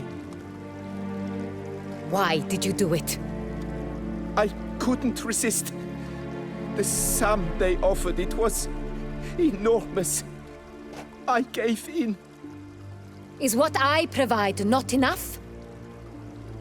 I wished to buy back my family's estate. For here, nothing is truly mine. I've a roof over my head, ample food to eat, but what is a nobleman without land of his own? I shall tell you everything, if you agree to show me mercy. Who'd you sell the wine to? A few weeks past at the pheasantry, a rich nobleman approached me. He called himself a diplomat, well connected at court. He suggested we embark on an enterprise. Some of his clients had offered dizzying sums for even a drop of San Real. He was to serve as intermediary. This man's name? He never revealed it. He was tall, black-haired, and spoke with a foreign lilt. He claimed to hail from Cintra. I've no Cintrian aristocrat at court. Really thought nobody'd find out. I was a fool. Very foolish. I beg you, Your Grace, you must forgive me. Wine itself. How'd you hand it over? We met under the cover of darkness in the ruins of Fort Astre. A dozen or so men came to collect. Armed men. The kind that stink of trouble. I had hauled the barrel there. They transferred it to their cart, and we went our separate ways. That's it? That the last you ever saw of them? That is to say, a few days passed. A messenger arrived. He said they wished to buy another barrel and, well, I've prepared it. Have it ready to deliver. That's enough. Know all we need to know.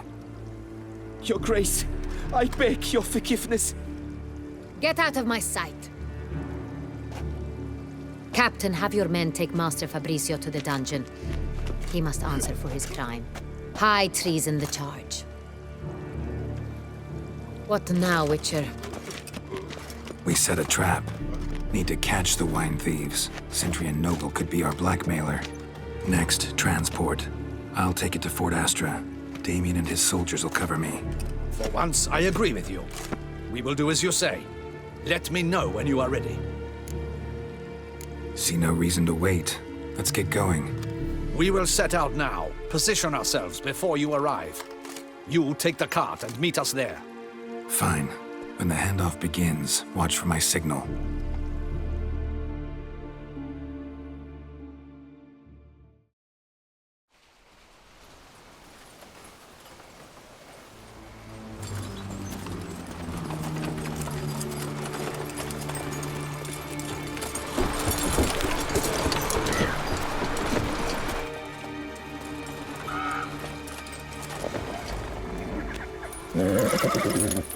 Relax. Now we wait.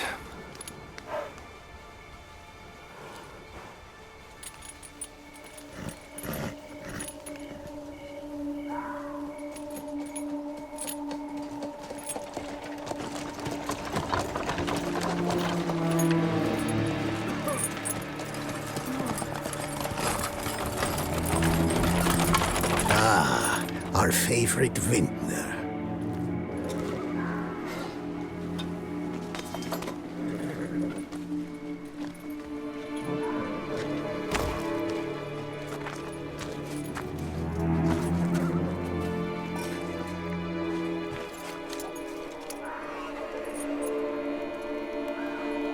It's not him.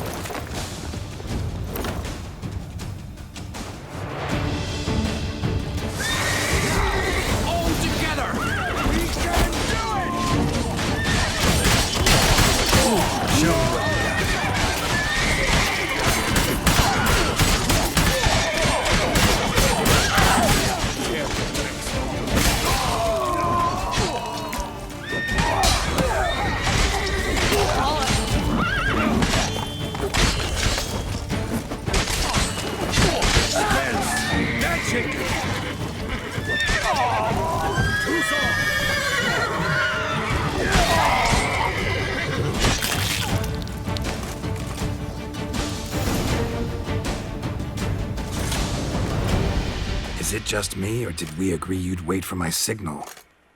That was the plan, but... Great shot. Good thing you reacted. Can't say how that would have ended otherwise. At your service. It was a good fight. We managed to capture one of the scoundrels. Let's ask him a few questions. Come on. Witcher, a moment. I was wrong about you.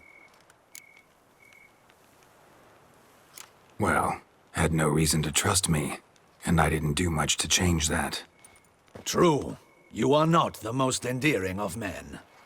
At any rate, I see the effort you put forth. And I appreciate it. Let us go to her grace. She awaits nearby.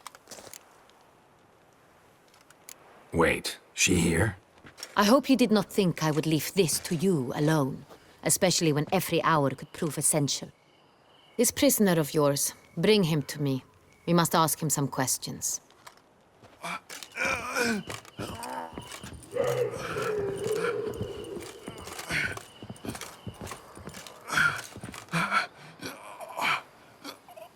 Captain, do the honors. Who sent you? His name is Dog. They say he plowed your mother. Once again, who sent you? Your nun's lover. They call him... Wait. If he doesn't wish to speak, he needn't. I can think of several other ways he can be helpful. I'm certain the Witcher will need bait to lure the Beast of Beauclair. What?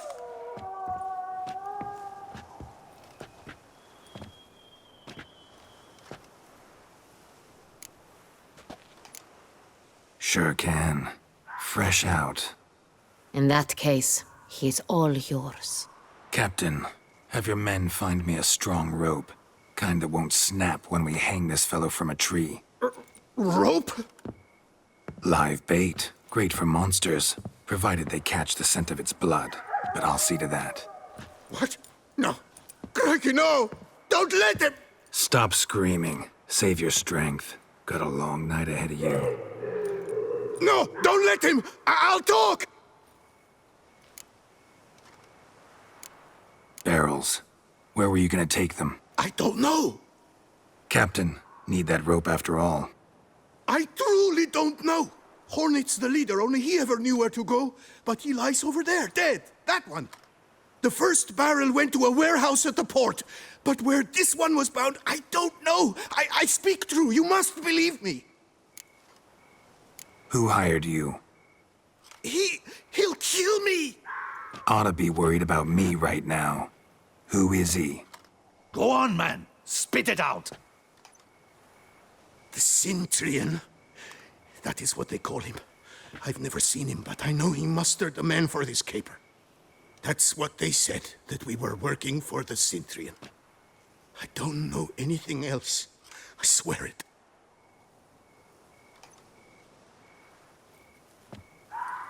Take him away.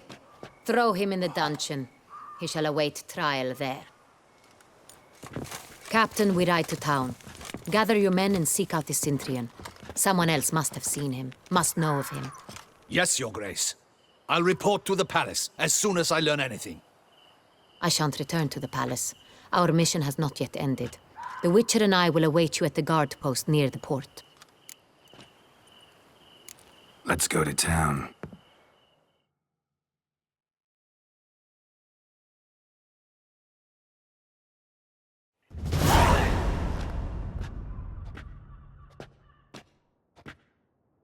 He's late. Relax, he'll come. There's something I'd like to know. How can you be so damned calm?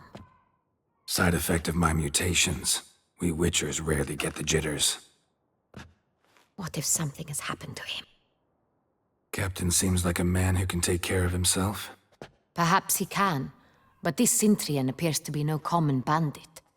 He managed to steal ducal wine from under my guardsman's noses. We only learned of it through a fortunate coincidence. And it was he who specified the victims for the vampire. One must be exceptionally confident to blackmail such a monster.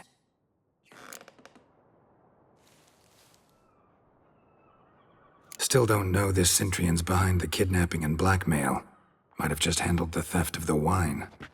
Even if it's so, he then sold the wine to the blackmailers. As I see it, that makes him an accomplice.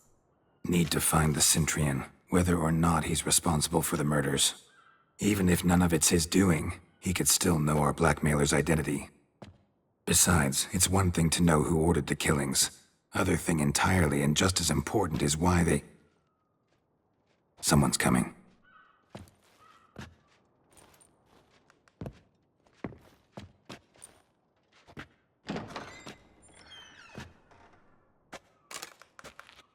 Captain, why so long? We expected you hours ago. This Cintrian does not work alone. We are fighting an organization, not one man. Bandits attacked us, not a small force either.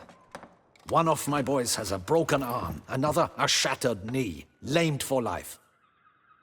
And the word on the street is there's a hefty bounty on your head, Geralt. Used to it. Not the first time I've been hunted. Must you always? Now, the port warehouse where the wine was delivered, we identified it, then learned who had hired it out. This proved to be a beggar, a stand-in. We found him. He admitted all. A man had paid him to sign the lease, a man he met while begging outside the pheasantry. There, fate lent us a hand. A waitress recalled spilling wine on a nobleman who spoke with a Cintrian accent. What did he look like? Her description was not helpful. Handsome, well-dressed, with a beard. No distinguishing marks.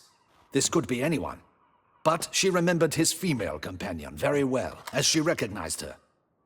On the Cintrian's arm was Cecilia Bellant. The singer? I've heard of her.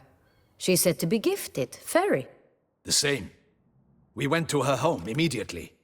Cecilia was not there, but we questioned her servants.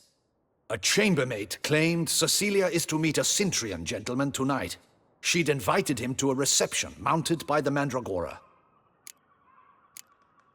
The Mandragora? What's that? A club, an affiliation of local artists. Painters, sculptors, troubadours and dancers. Never heard of it. They exude mystique, consciously, I think. Behaving like an exclusive cabal. Artistic elites. Every now and again they mount soirees. Only wealthy patrons are invited. All arrive in elaborate masks, then drink and flirt. Gotta nab the Cintrian. Seems we have to go to that get-together. You read my mind, Witcher. I shall gather my men, surround the establishment. Not a mouse will squeeze through. Out of the question. If the Cintrian truly does have men about the city, he will find out and escape once again. Duchess is right. Need to be careful. Best go there, blend in with the crowd. Precisely what we shall do. We, Your Grace. Geralt and I. In that sort of company, the Witcher could use my help. Where's the event gonna be held? The Mandragora always assembles at the same place, a residence in Oatville. It's a very distinguished district. Geralt, you must don appropriate attire. Then meet me in Oatville, in Mountebank Alley.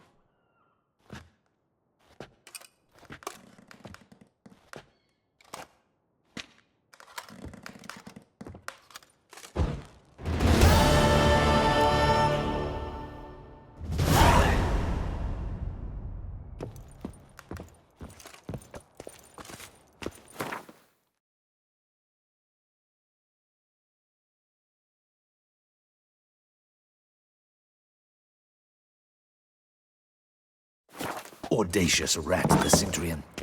But we'll get him.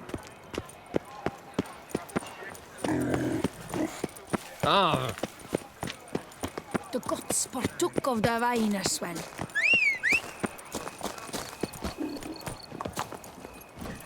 Run, Roach.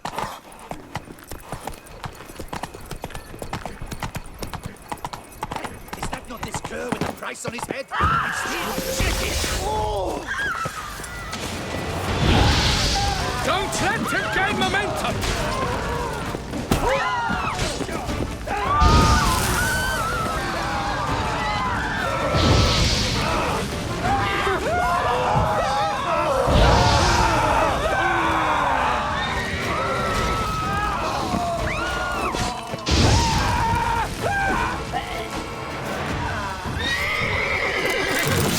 Didn't look like locals.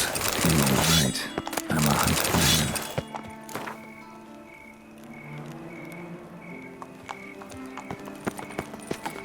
Giddy up.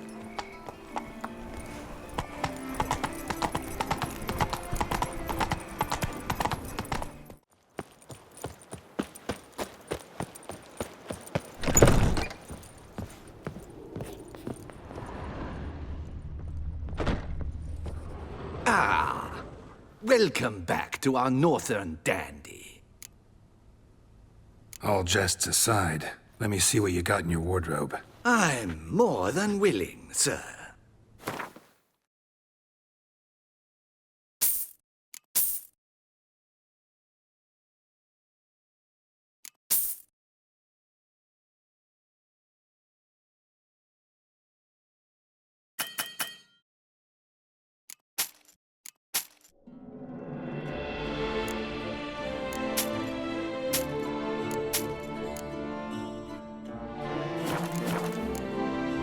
Thanks. Ever your servant, sir.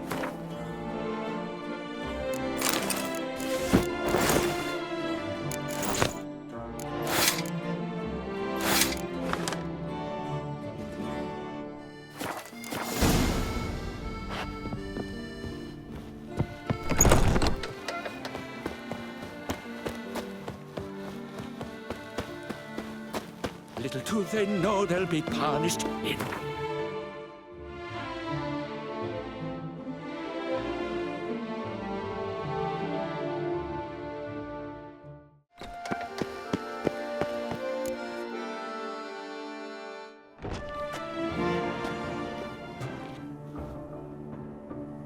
Late. Now, why does that not surprise me?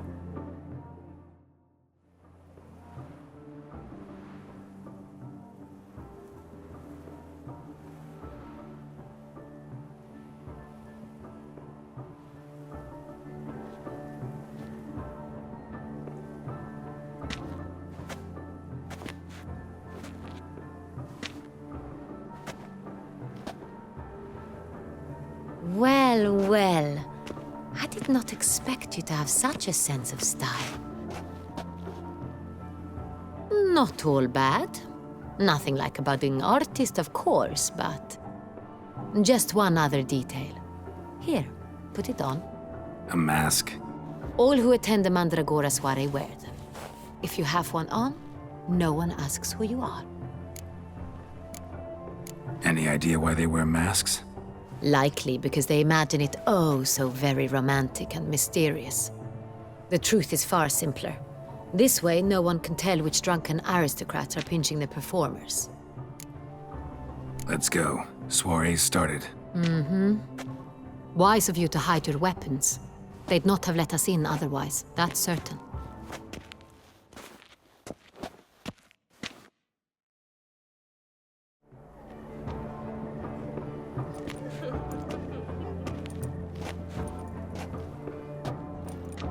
How do we find the Cintrian? Have you a plan? Key is not to spook him. Need to ask after his partner, Cecilia, first. Less likely to raise suspicions. Soon as we find her, we find him. Especially since he might be expecting us. What do you mean? Ran into some of his thugs in town. Knew who I was. Had it in for me. Right. Right you are.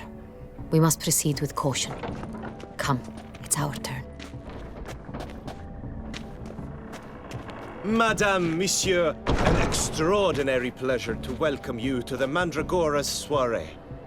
Tonight, I particularly recommend you direct your attention to the performances prepared by artists of our community.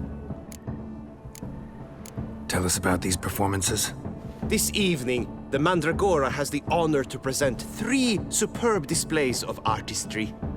The first was a concert by Cecilia Belont, a singer whose voice, were it stone, would surely be a diamond. Sadly, Mademoiselle Cecilia has sung. Shame. We would have loved to hear her. Luckily, you are in time to see the great Calesti, a master of visual illusions, come to us from far off Afir. Visual illusions. Interesting. And the third artist? The third and fourth, for they are a duo, are the Tuven brothers, presenting their newest pantomime. We were really hoping to meet Cecilia Belont. You are admirers, I surmise. I'm certain you will have ample opportunity to converse with her. It cannot be easy to identify anyone in this crowd. Perhaps you could help us find her. I don't know where she is now, but I can give you a clue. Let's hear it. Seek the Kaveri orchid. Meaning? Cecilia wears one in her hair. You shall recognize her easily by the orchid. Well, well. Dandelion's always complaining about artists being poor as temple mice. The residence belongs to none of them. They are guests here. Oriana, she owns this. Woman in the black dress. There, on the balcony. Got her. Doesn't wear a mask? It would be pointless. All would know her anyway. Koviri Orchid. Let's look for it. If we find Cecilia, we'll find the Cintrian.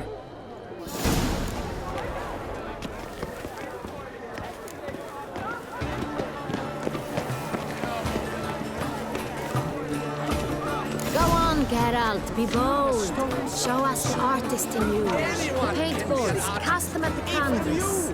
Come, toss some paint. Good folk, yet another soul longing to express its creative side. Where? You and modern art?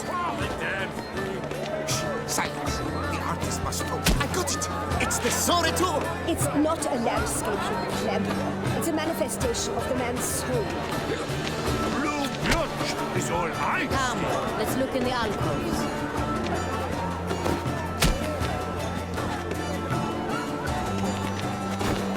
Yellow. Why ever yellow? It's obvious. It represents transgression in its purest form. Should you tire of these hues, drop them in the pail and grab a different, quite the noble color.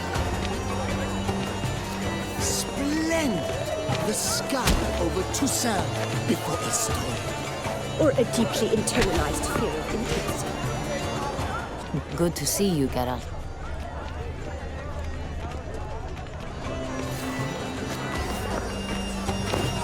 That green, lush and verdant as a field of vines. To vines and to wine!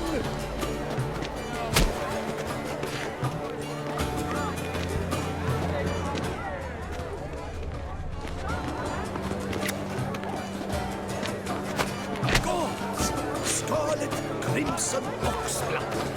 I see lips, full sensually parted lips. The composition takes shape. Yes, it's sure to be a masterpiece. Voila! Fine. Now, allow me a moment to ponder. My appraisal? The painting depicts spiritual dualism. The continual battle between good and evil. And defiance. Oh yes, that's him all right. Good versus evil. The dualistic nature of man. And defiance.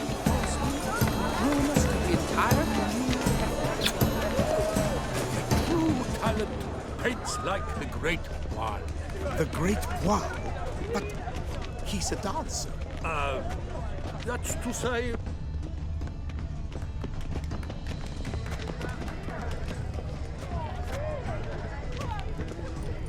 Absinthe, the preferred hooch of artists. Careful, it packs a pretty powerful punch. I've built up a pretty powerful resistance. Need I remind you, this is the... Let's go. Your board says you've made no effort to understand. It's a metaphor of the constant struggle for power. It's very...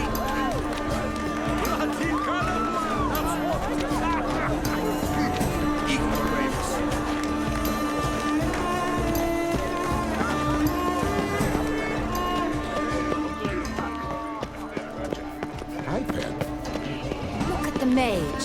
I believe he's casting spells. Yeah, we'll see. Saraba Durandum Kalabakista Sabeshkahi Beshkahi Ka.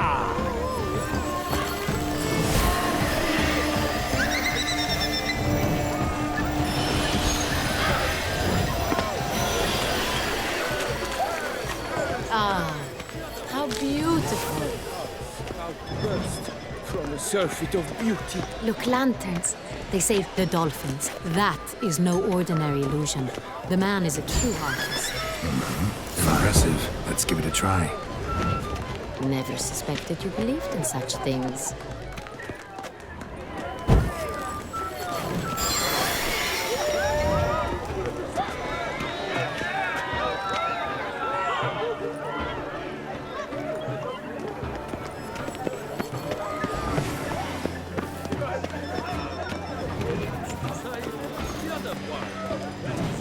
Blah, blah, blah. Avant-garde, schmavant-garde. It's all about two things.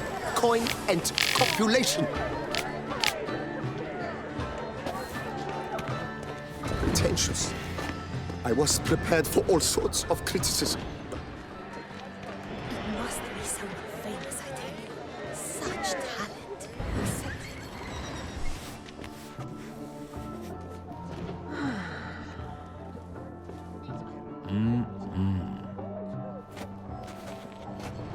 Do not disturb! Shoo, shoo! It's the right flower. Of course it is! A Koviri orchid lends just the right contrast to her complexion. Need to talk to your model. It'll only take a minute.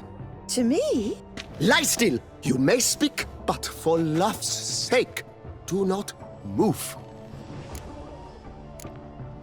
Wow. Impressive portrait.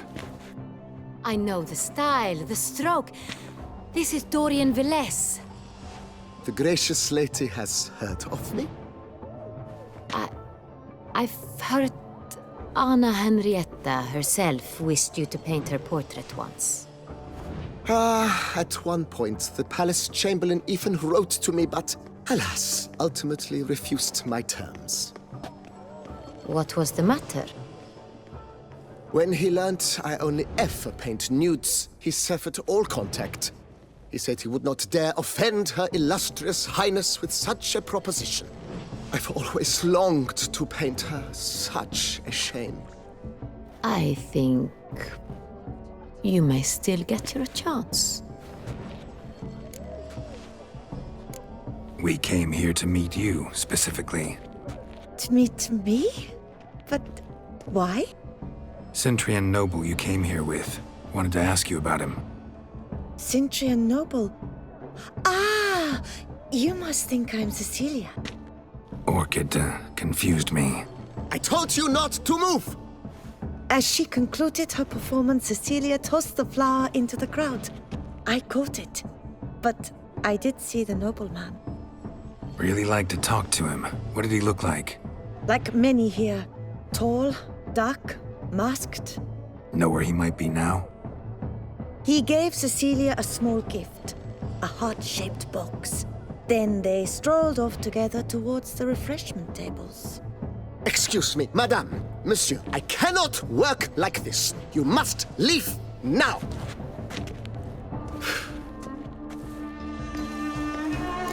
Never mind, but neither did you.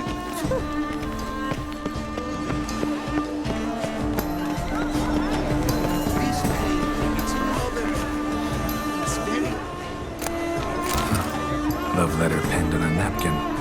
Look.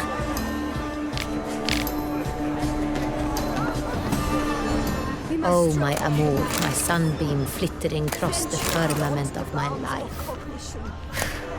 Treacly refuse. Hit of fist-tag.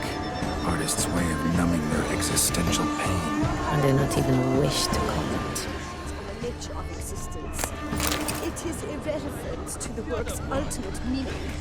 Empty heart-shaped box. Cecilia must have left it behind. It looks like it held a flask of perfume. A gift from the Cintrian, I imagine. Scent still hangs in the air. Let's follow it. Someone left their loot behind. Looks a little like dandelions. This was scratched. Someone beat him with it once. Need I remind you that neither did you.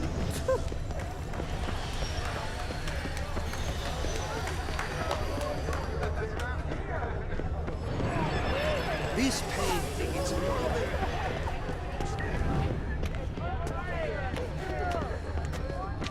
Aren't they even? Because the right cuff seems somewhat... Sorry, only artists in the Mandragora allowed. Come, we must consider what to do. I'd recognize that voice anywhere. You must be mistaking me for someone else. I served 15 years in the palace. Your Grace, I'd not mistake you for anyone. Shh! Not so loud. We are here incognito, on state business. Yes, Your Grace. How may I serve? I hope we can count on your discretion. Of course. I shall be silent as the grave. Looking for Cecilia Bellant. Seen her? She's in her dressing room, where she went with a nobleman. They clearly were drawn to each other. What did the man look like? Tall, broad-shouldered, a black beard peeping out from under his mask, and he spoke with a foreign accent, a drawl of sorts. That must be him. We must get to the dressing room, quickly. Yes, Your Grace. I'll take you. No, stay here. Anyone tries to flee, you stop them. Understood. Quickly, upstairs.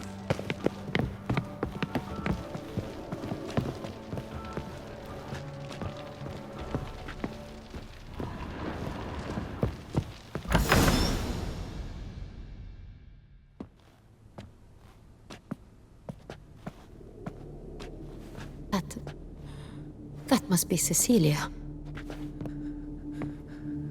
No pulse. We're too late. He slit her throat. The brute. Didn't go out the door. Guard would have noticed. Might still be somewhere here. You must find him before he harms another. I shall alert Oriana. At once. She should bring her soirée to a close. Shouldn't split up. Geralt, I will be fine. Go after that rogue. I shall fetch help.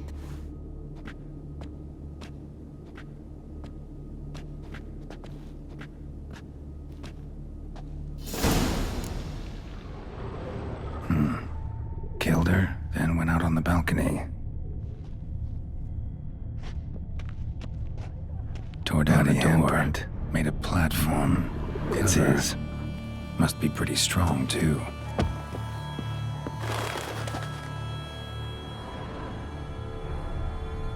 Broke the flower pot when moving the door, then stepped in the soil. Footprints, made by soiled boots. Must have climbed this ladder.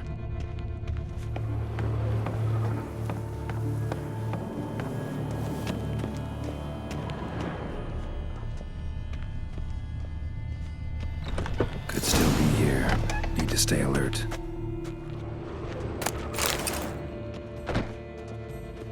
Smashed mirror.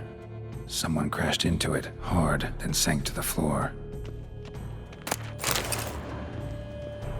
Bloodstains.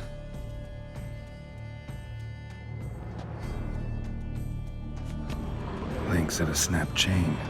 Jewel must have been on it. Precious stone. Bloody fingerprint on it. Thief came for this. Must have. Tiny chain links next to it. From a snapped necklace? Seems there was a struggle. Jewelry box. Lock's busted. Picked open, probably.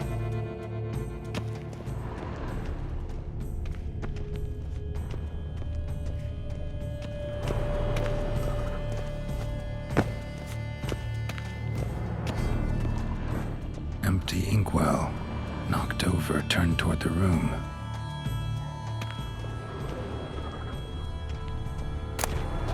Hunting knife. Richly ornamented. Used during the fight, probably. Looks valuable, but it's not what he came for.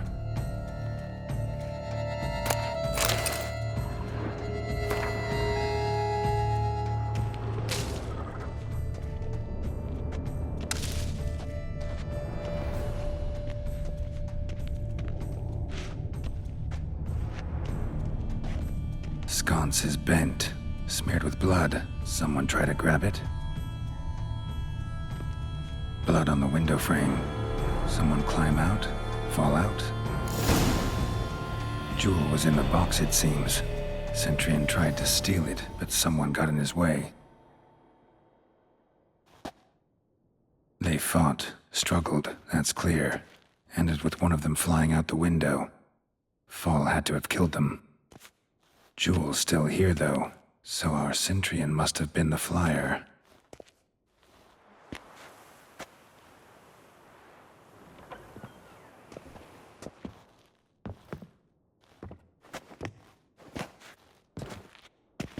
So, this is the tracker.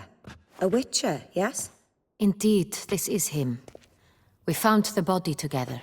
Then he set off in pursuit of the killer. And ended up here, but I've only found evidence of a fight. Seems the Cintrians killed his last. Finally failed this time. Shame it happened too late for Cecilia. Poor girl. Always told her she chose her males badly. But I would never have suspected she could arrive with a murderer. I'll alert the staff. Have them see to her body at once. Meanwhile, we should sit. I will tell you everything, in full detail.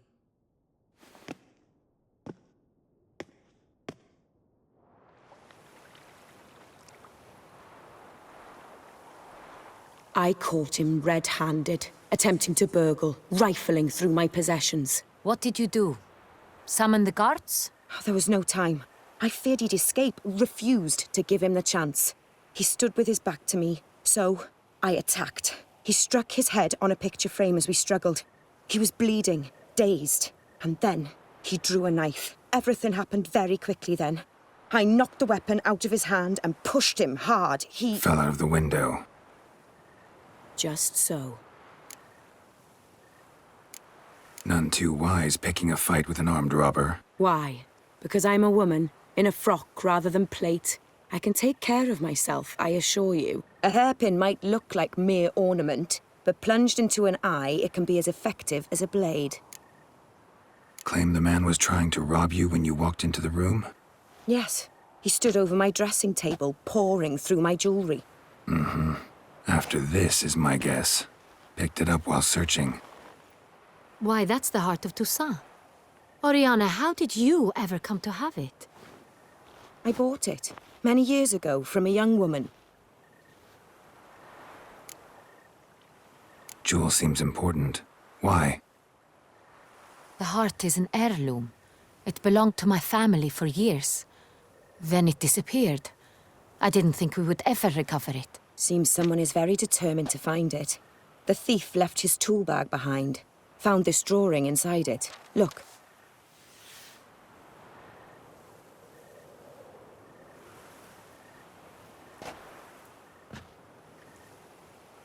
The heart of Toussaint.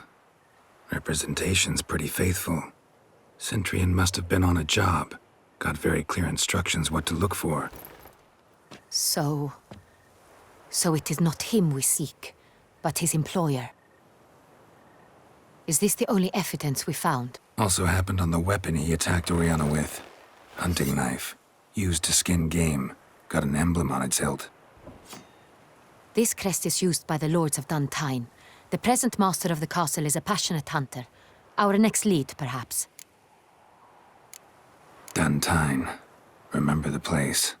Abandoned ruin just a few years ago. More recently, the family's last heir, Roderick, returned to his ancestral seat and restored the castle. Know any more about this Roderick? His grandfather was an advisor to Queen Ademarta. The family received those lands as a grant for his service. Roderick is quite the recluse. He avoids society, preferring the company of a small team of knights, though the latter term is imprecise, as they seem more akin to vandals with crests on their shields. Oriana, everything we discussed here, hope you'll keep it to yourself. Counting on it, in fact. Word gets out he, failed in his attempt to steal the jewel. His employer could run. We need to proceed cautiously. Discretion is in the interest of us all. I'll not ask what this is about, just as I expect not to be troubled about it again. By anyone. Forgive me, Madam Oriana, but might I have a word? You must excuse me a moment.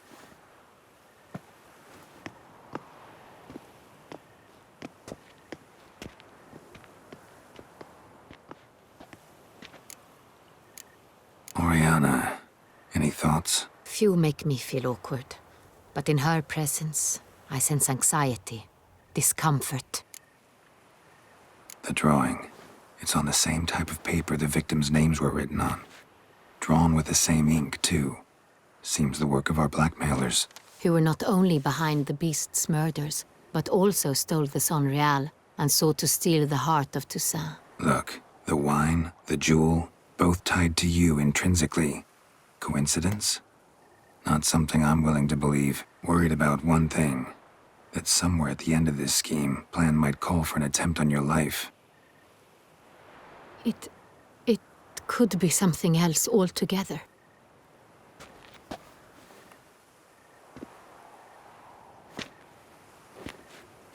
My sister, Siana, might be among the schemers. She left court when we were children. My parents banished her from the duchy. I've not seen her since. Think your sister might be involved? Why? You see, I recall her always being rather possessive, throwing jealous fits if I had something she didn't. Here, that's normal for sisters. Rivalry. True. I suppose I gave as good as I got. There are times I miss that very much. The wine, its theft was the first clue. That's very much like her. She always did enjoy stealing my toys, but I grew almost certain when I saw the heart of Toussaint. Siana received it from father as a gift.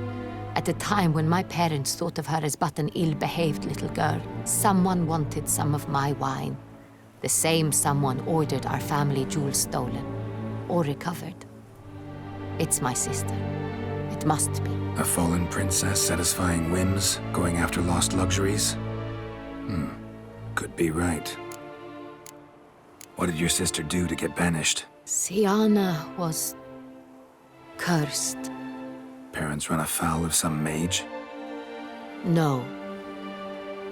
She was born at an inopportune moment. They said she was touched by the curse of the Black Sun. Geralt, is it true? Can an individual be evil because they were born during the wrong lunar phase? Could be the case. Could also be because they were treated like lepers from birth. Isolated, prodded, ostracized. Couldn't have had it easy, Siana. She was angry at the whole world. She felt inferior, felt pain, though she masked this with confidence, arrogance even. She could also be cruel at times. I recall one such situation.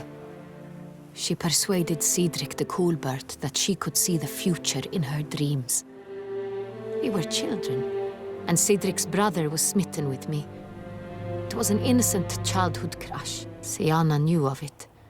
She told Cedric of a dream she had had, that he would die at the hands of his own brother. Cedric stole his father's sword and killed his brother. She destroyed 2 lives with a prank.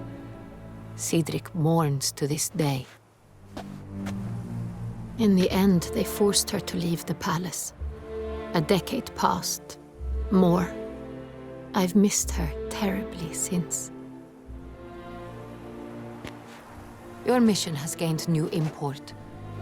You must go to Duntine, and if Siana is there, you must find her. No matter what she did, she is not to be harmed in any way, shape, or form. You must make sure of that.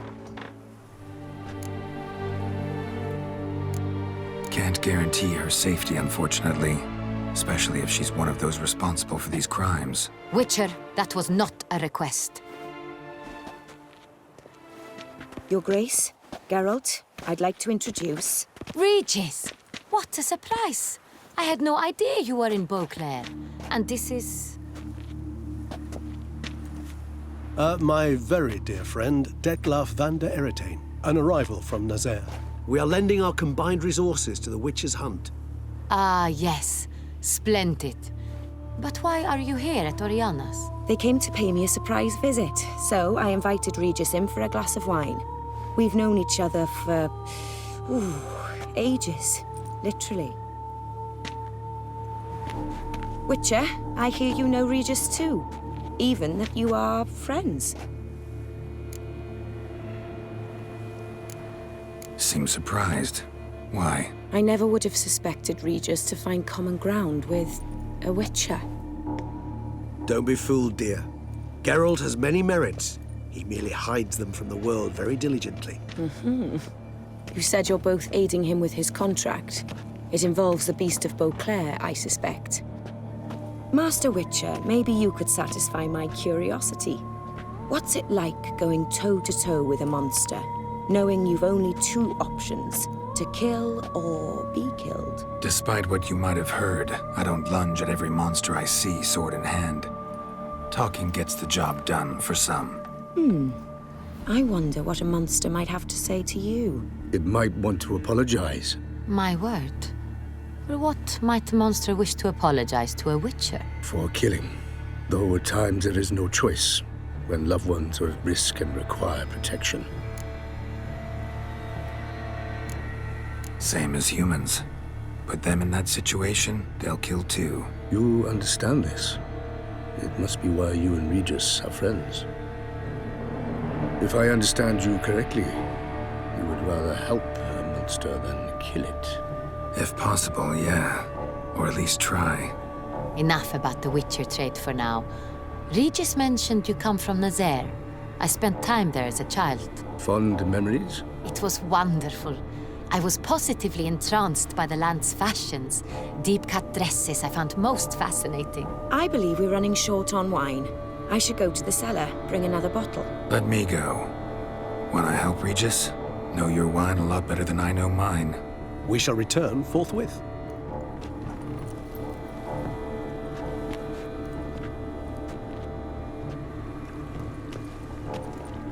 An exceptional conversation, don't you think?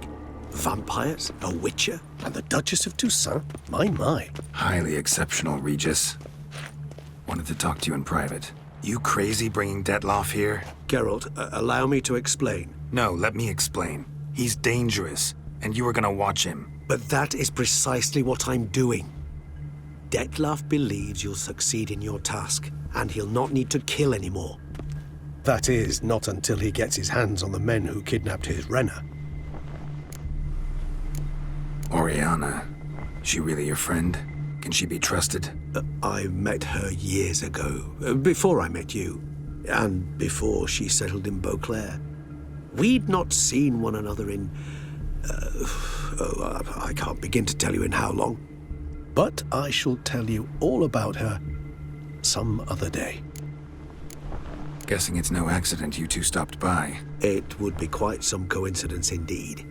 No, a dutiful little bird told us. Mm-hmm.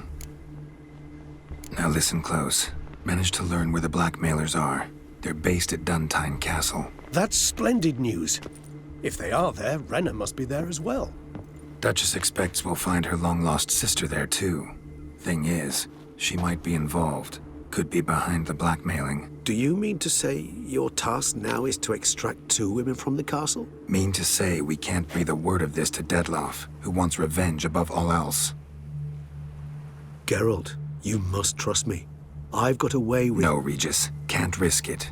Gotta keep Dettlaff here while I go to Duntine. Alone? Alone. That way I can make sure neither woman will come to any harm. I hope you know what you're doing. Fine. I shall see to Dettlaff. Good luck, my friend.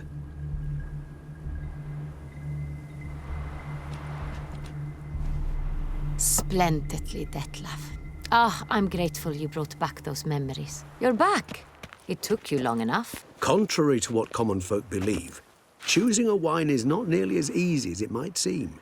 Especially a wine to be served to 2 exquisite ladies. Regis, gallant as ever. I regret all the more that I shan't finish this second bottle with you. Duty calls. Your Grace, always a pleasure. I thank you for your help. It's been invaluable. Geralt, will you see me out?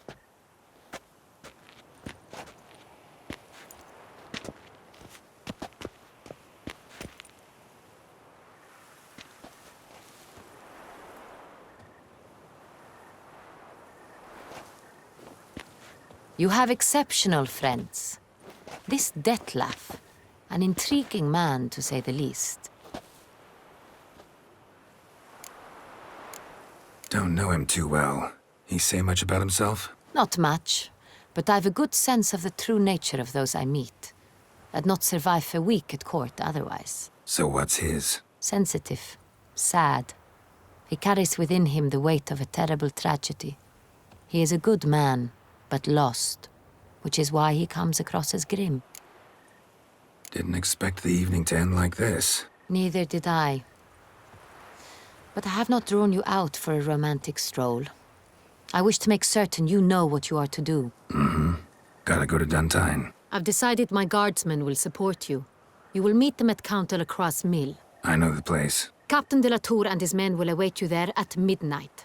You shall storm the castle together.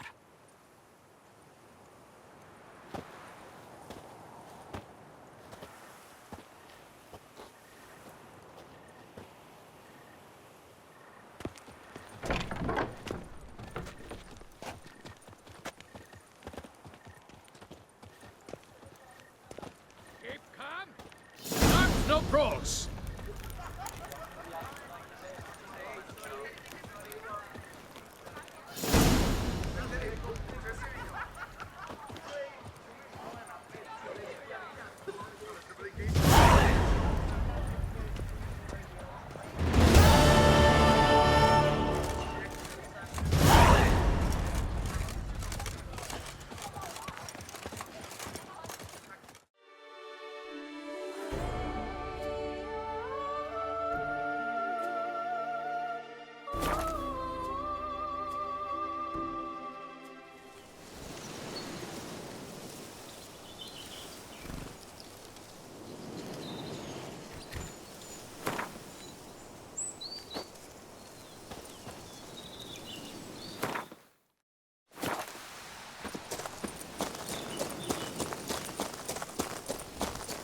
I'm early. No guardsmen yet.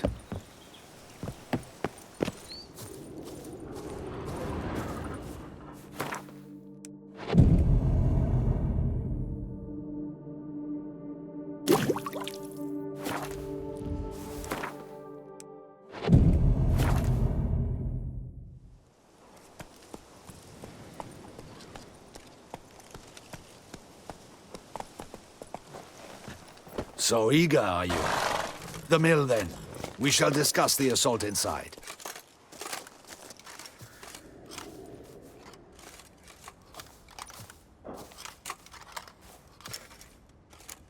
Need a bit. Do not... So, ready for the assault? See, you already prepared a plan. Walk me through it. We have two objectives. To find Her Illustrious Highness's sister and capture the man who blackmailed the vampire. Duntine is a modest complex. Several old buildings, a high wall around them. At the center of the enclosure stands an imposing keep, restored not long past by the elderly knight of the castle, Roderick. We mean to strike here, through the main gate, then secure the area in front of the keep by storm. How many men defend Duntine, you know? Roderick maintains a team of knights for defense. They are no army, but they could number several dozen. Also, Roderick recently took in a band of foreign mercenaries. About them we know very little. Cintrian's men, gotta be. Ran into a few in town. They tried to kill me. Need to hit them from both sides. You draw the defenders, keep them busy. I'll sneak in the back way, find the women, make sure they come to no harm. I'll vault over the wall as soon as you start your assault. Your plan puts you at great risk, but I sense you will handle it well. Let us go.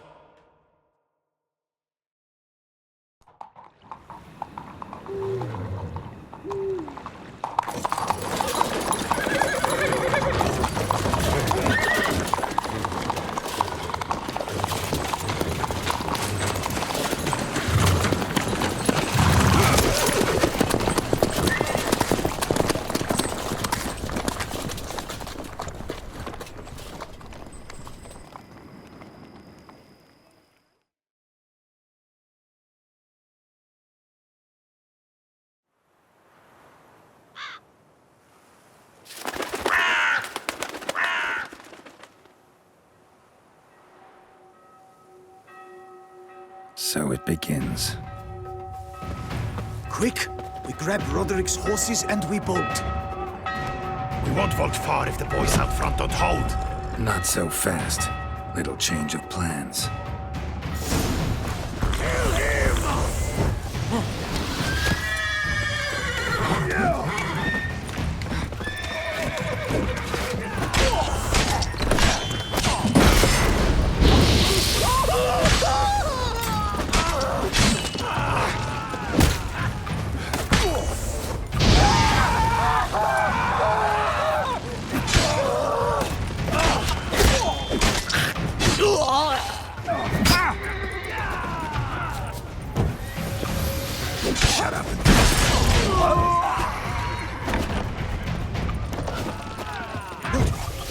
What is this? He killed! You go and Bellin! Grab him!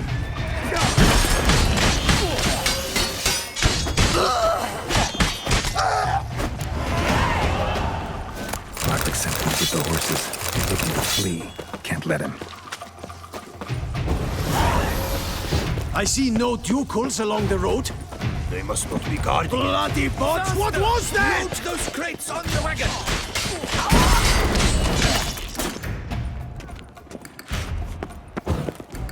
Hurry with those crates! Trying to escape. But be careful if you drop any!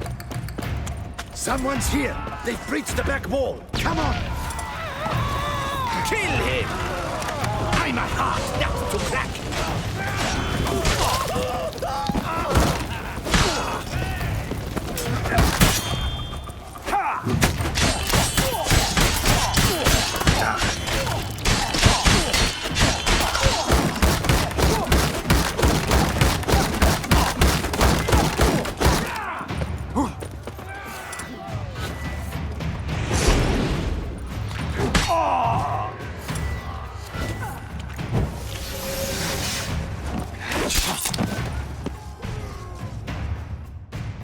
Mercy! Mercy! I did no wrong! Nah, kept the wrong damn company. Cintrian's men, where are they? I knew.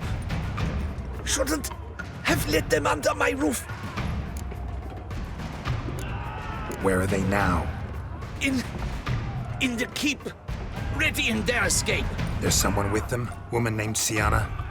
Of course. She convinced me to let them in. And a whole pile of trouble along with them. Where is she? Packing. We were to leave together. An old fool. I'd have done anything for her. Where is she? In the keep too? Yes. Her chamber is in the tower. The top floor. Where's the hostage? The woman? What? What do you mean? I know nothing about a hostage. Must be the handiwork of my guests. What will become of me?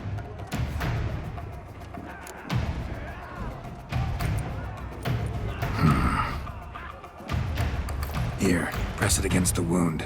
Should staunch the bleeding. I thank you.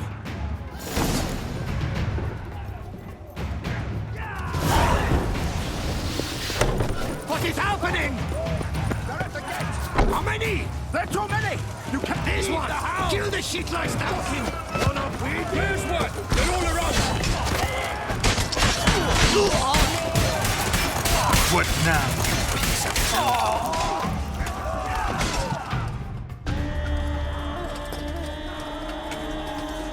Giving you one last chance. Yield. The dead harlot got us into this. Kill him! Attack!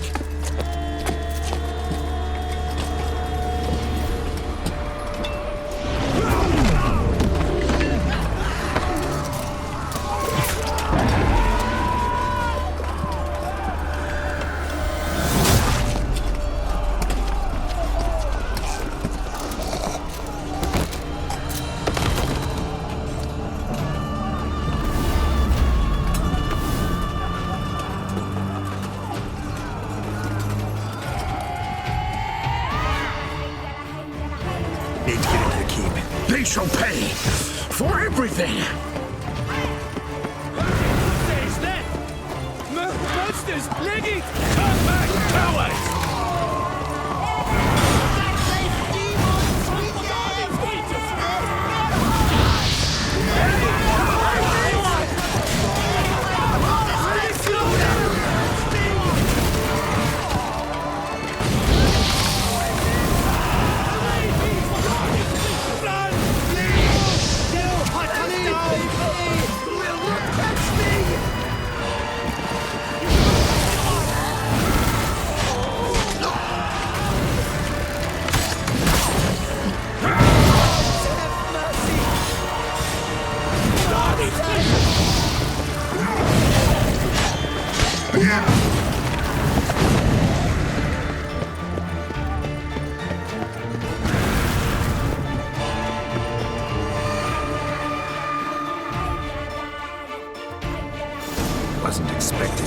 two here?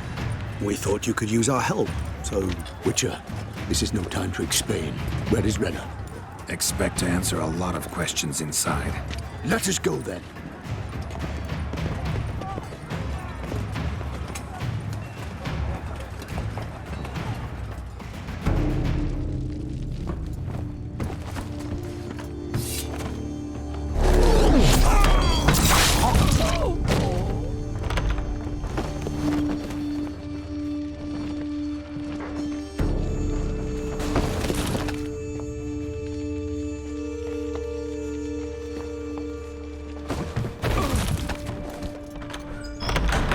Renna!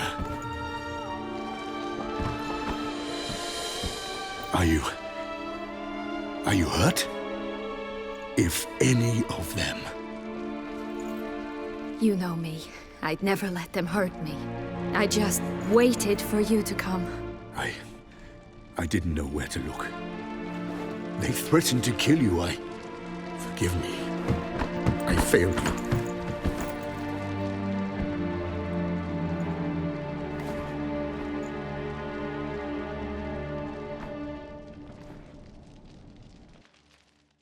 Now we need only find Anna Henrietta's sister. Where should we look? Do you know? Mm-hmm. Ran into Roderick, Duntine's lord. Told me where I'd find Sienna. Then speak and let's grab her. Time is short. Said she was in a room in the tower. Very one we're in right now. Which, incidentally, looks nothing like a prison cell. And just so happens there's a carafe full of wine here. Bet it's stolen San Real. What's your point? Stop playing dumb. I know everything. Your plan, that this was part of it. Witcher, what is this? Sorry, Dettlaff. You've been had. My friend, please. You must listen to what Geralt has to say.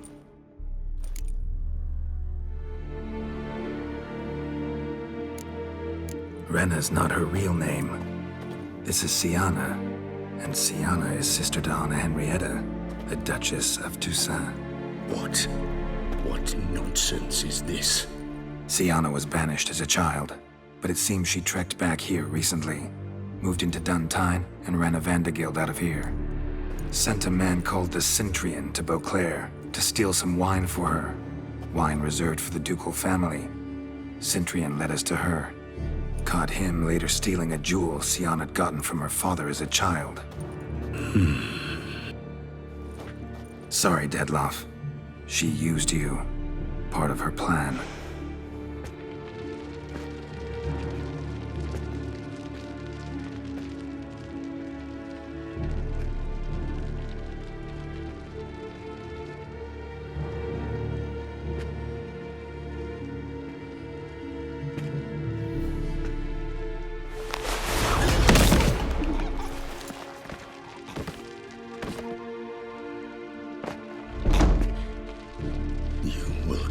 Tesham Mutna and explain all.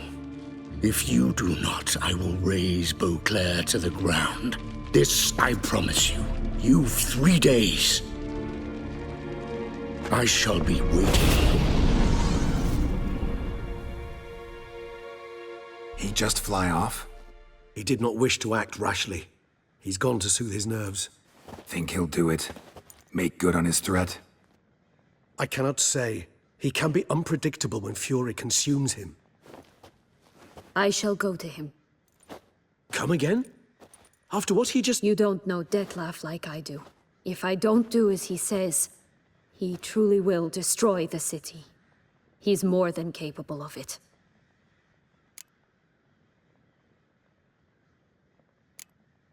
Seems you've got some last scraps of honor left.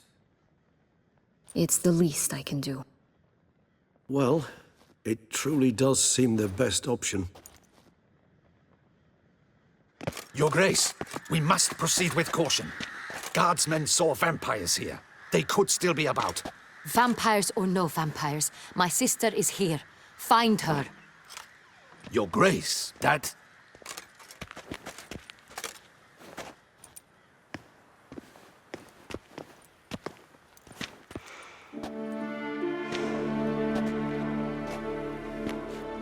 Sienna, it's true. It's you. Sister, dear, what have you gotten yourself into? So concerned, I'm surprised. Is there an ounce of truth to it? You feel resentment. I understand. But I promise we shall work through all the unfortunate matters of the past. We will discuss them later. Captain, escort Sienna to the palace. I shall meet with her as soon as we return. As you wish, Your Grace.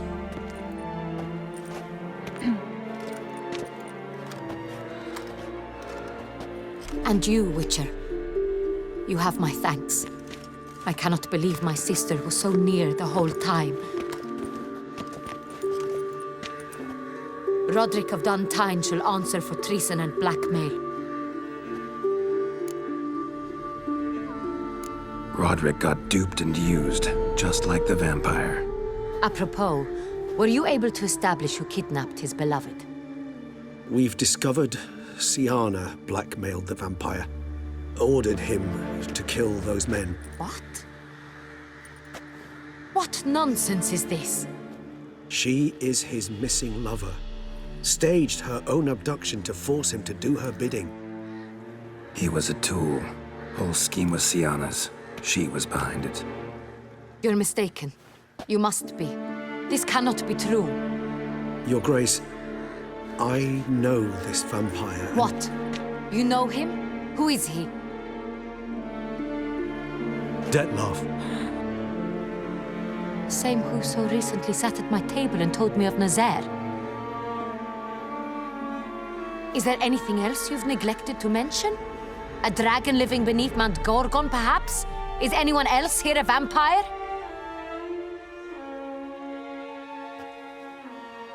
Where is he now? Waiting for Sienna. If she doesn't show up to meet him by an appointed time, he'll destroy Beauclair. He dares threaten us? Your Grace, we have 3 days to bring him Sienna and— Not a word. You have 3 days to bring me his head. No more secrets, no more helping vampires. I want what I'm paying for. The head of the beast.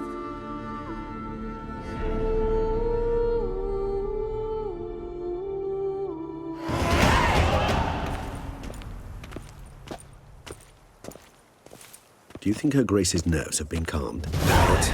Rarely forgets, rarely retracts what she says, especially when friends. Yes, well, even I must admit Dettlaff's actions were highly inappropriate. Reprehensible, even.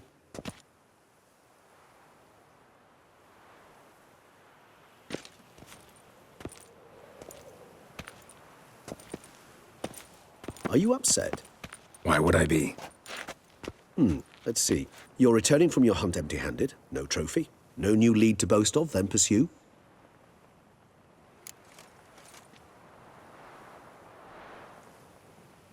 Upset's just not a sensation I feel.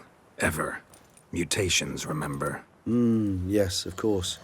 The excuse you resort to whenever you'd rather not talk about something. Observant of you. So let's change the subject. How do your employers customarily react when you fail to meet their expectations? It depends. Peasants cuss me out. Merchants demand I refund their deposit, whereas nobles mostly just release their hounds. And rulers? Usually threaten me with the gallows. Her most illustrious grace awaits the gentleman.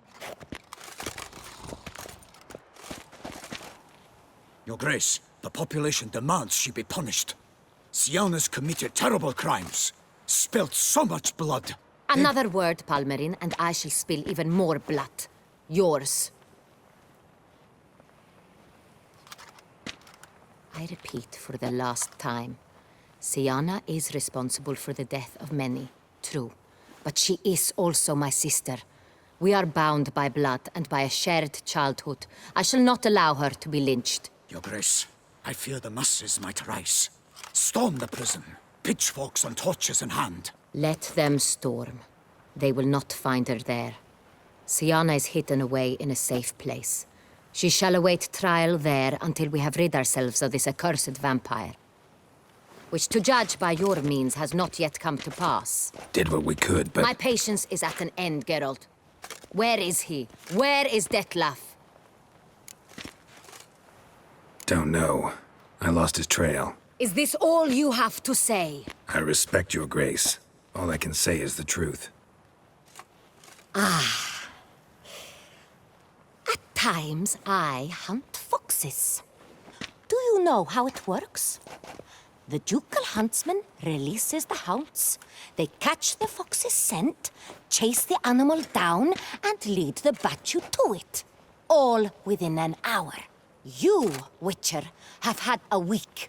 The aid of my most excellent knights. Yet, you have tracked absolutely nothing down. I've begun to suspect my beagles might have done a better job.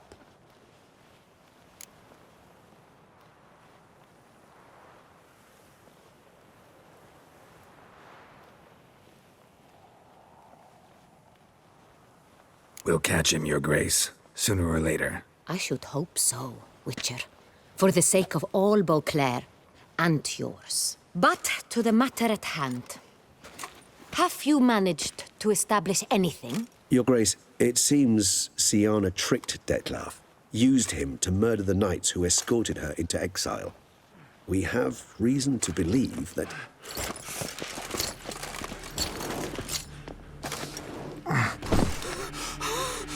Your Grace! Vampires! What? Speak now! Vampires! They protect the city!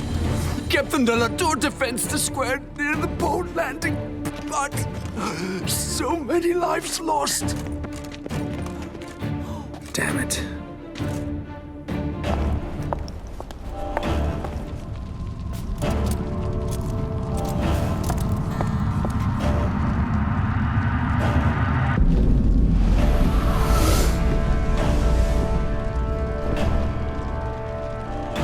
If it's war this Dettlaff wants, it's war he shall have. Geralt, get to work. This time I'll hear no excuses. Palmer and you...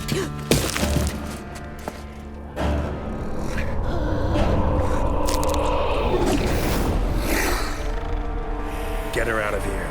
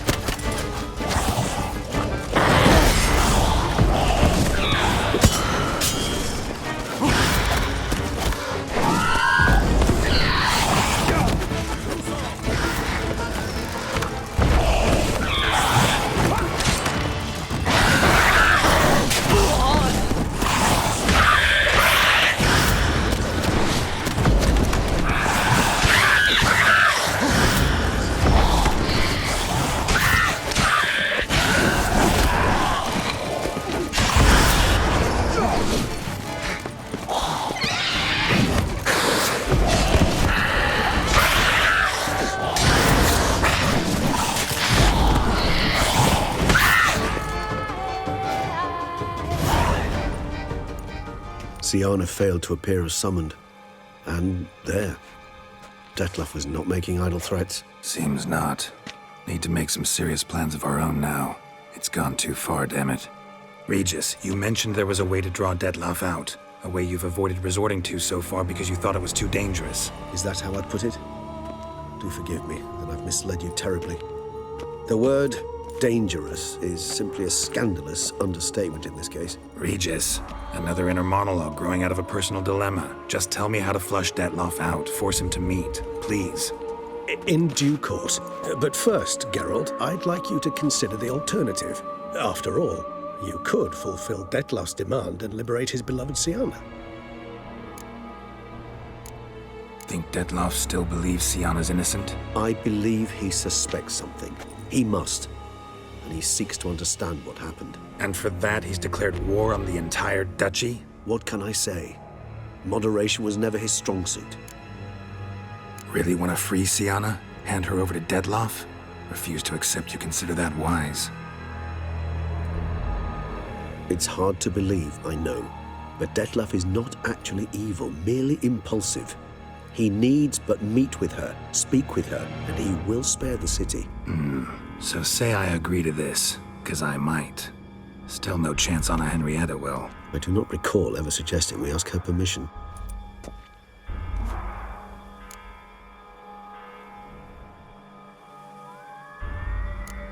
Got serious reservations about this plan. Not least among them, we have no idea where Sienna's being held. You heard the Duchess. She's not at the prison. Hardly a reservation. More of an excuse. I'm certain you'll find her. You must merely decide you wish to. Could ask Damien. Duchess treats him like a lapdog, keeps him close most times. He might know something more. There, you see? I knew you'd think of something. Bravo. The meeting. What if it's nothing like you say? What if it goes sour, ends in a fight? Willing to guarantee Sienna won't get hurt? It seems unlikely in the extreme. Didn't ask for a lecture on probability. Need a simple answer. Yes or no. I vow that not a hair on her head shall come to any harm. I trust I've dispelled your doubts, then. Not so fast. We're not done talking. How would I go about luring Dettlaff out of hiding if I wanted to? With the blood of a virgin? You see, somewhere nearby lives an unusual denizen, one of the unseen, ancient and powerful vampires, among the oldest and strongest. And? Toussaint is this unseen elder's territory. All vampires owe him fealty while they are here. He need but say the word, designate a time and place, and Dettlaff will be forced to appear. So this unseen elder, how do we convince him to summon Dettlaff? We must find him first. The elder does not see arrivals unless he absolutely must. But locals, Oriana, for instance, you know, she too is... Yeah, figured it out. All right, let's say she gets me in to see the unseen elder. What then? I don't know. You'll have to improvise, I suppose.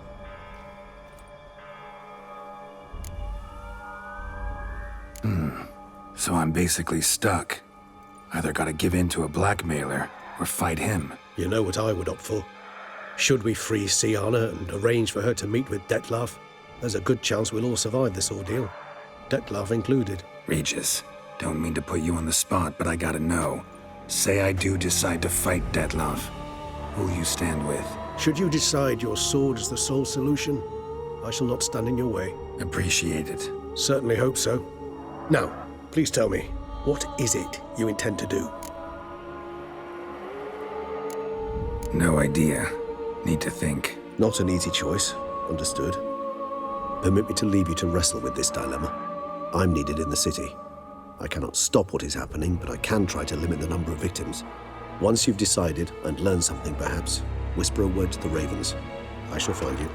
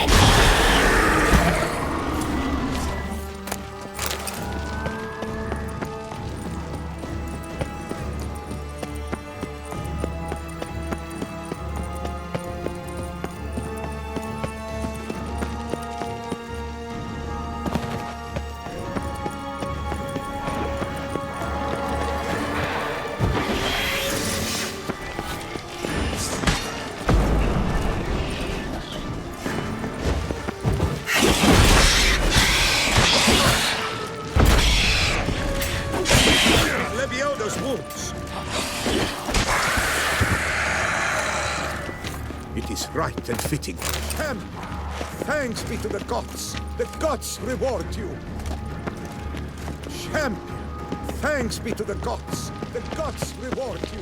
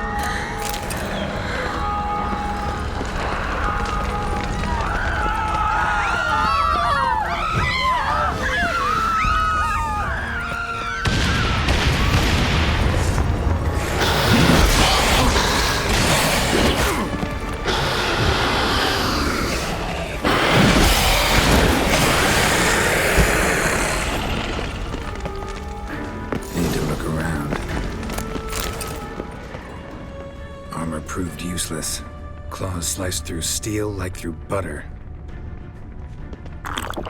Armor proved useless. Claws sliced through steel, broke formation, ran.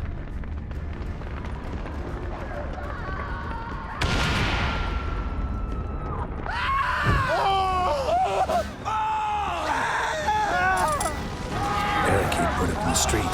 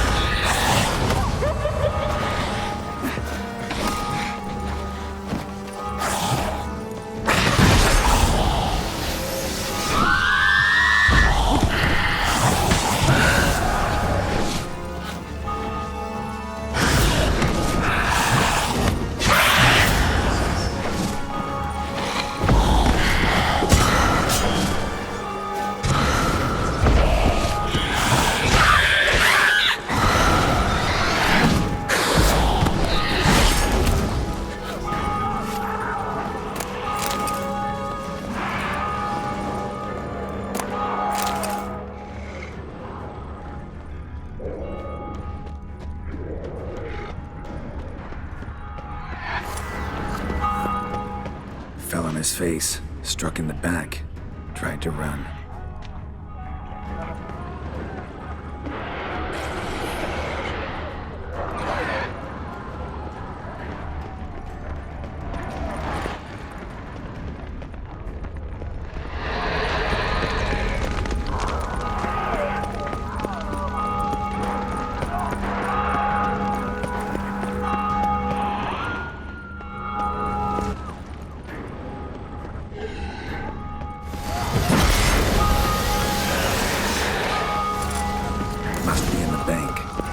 Themselves inside.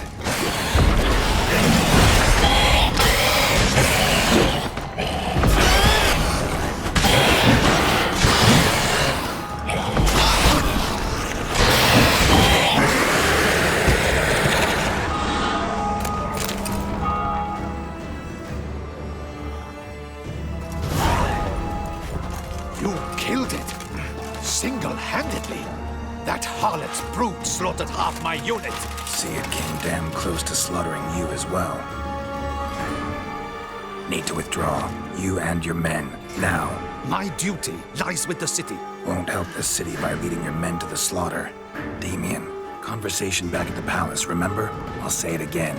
Your men don't stand a chance.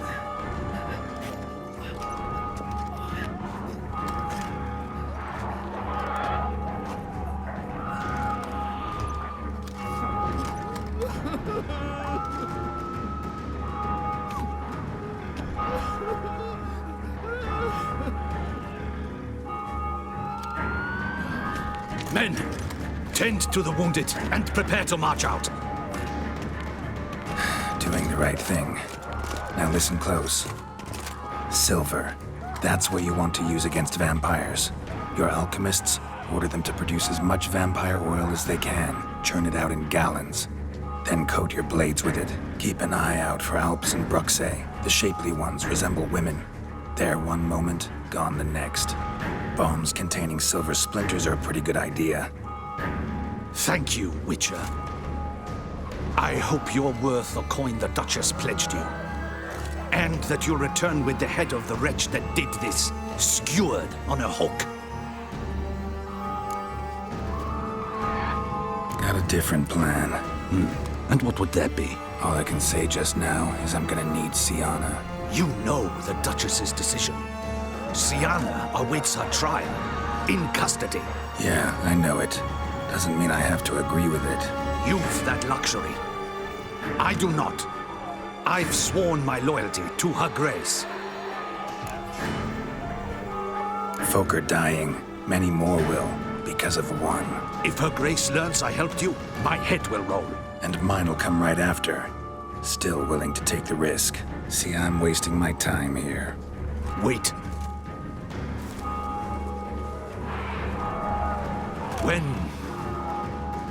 When last I saw Sienna, her grace was escorting her to the palace playroom. Playroom? As in, for children? You sure? I've served in the ducal palace for years. I know it's every corner. So yes, I am damn sure. Playroom? So what, Duchess locks Sienna up in a dollhouse? Honestly, I've no clue. Look, I've told you what I saw. What you do with it is no concern of mine. Got it. I'll look into it. You get back to your barracks. Retrace my steps. Path ought to be clear.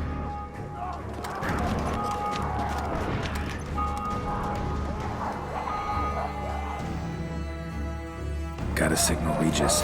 Join me.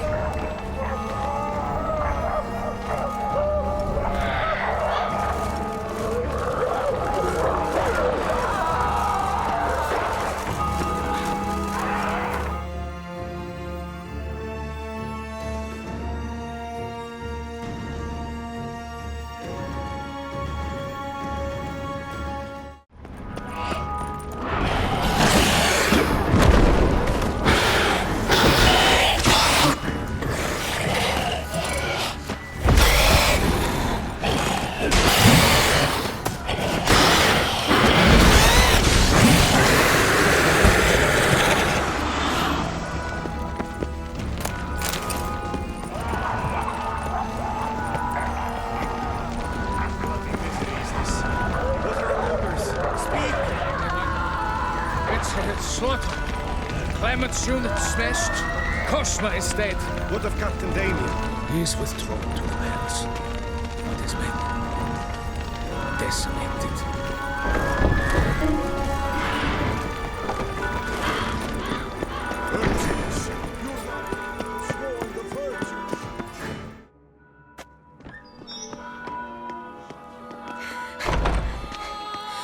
In a hurry to get somewhere?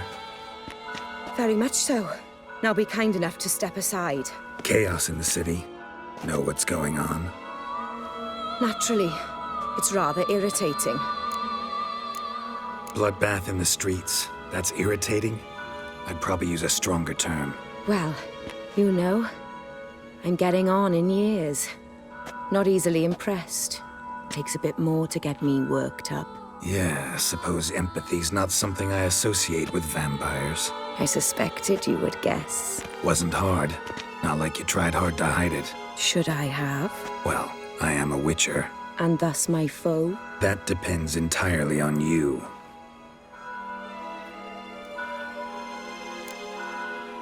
Need to, see you're unseen. Convince him to stop Dettlaff. Heard you could help me with that. My. It seems my dear Regis needs to be reprimanded. He's become rather indiscreet. And you, there are simpler ways to commit suicide. A number of bridges you could jump off, for instance. Just want to talk to him. Talk. Lovely. He'll rend your head from your neck. Make shreds of you before you can open your mouth. Let me worry about that. Willing to do it or not? I too would prefer a city calmed, but to reveal so dear a secret to a witcher. Know what? Come with me. I must tend to a certain matter. Then we'll talk. If I was talking to a human now, I'd say that every moment we delay brings another death. Thing is, doubt that moves you at all. Frankly, not in the least.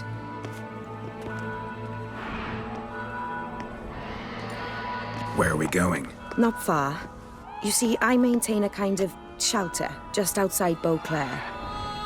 An orphanage, to be precise. I've heard the birds whisper. They claim a terrible thing's happened there. Under the present circumstances, I must treat this seriously. I'm sure you understand. Perfectly. Let's go.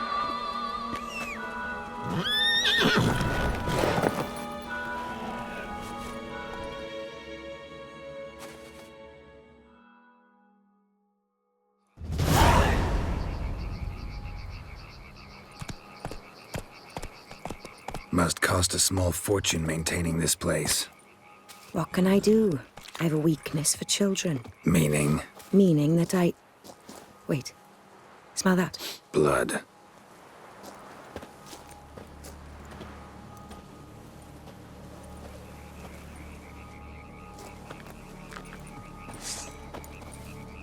Arno! Arno!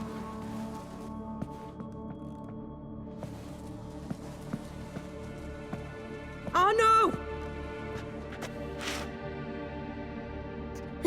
Please.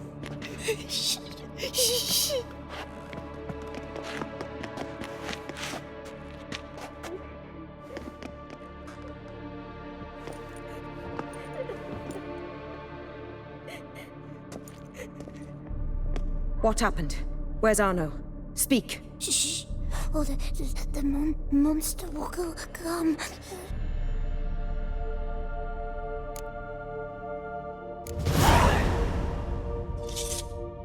Easy, little man. You're safe now.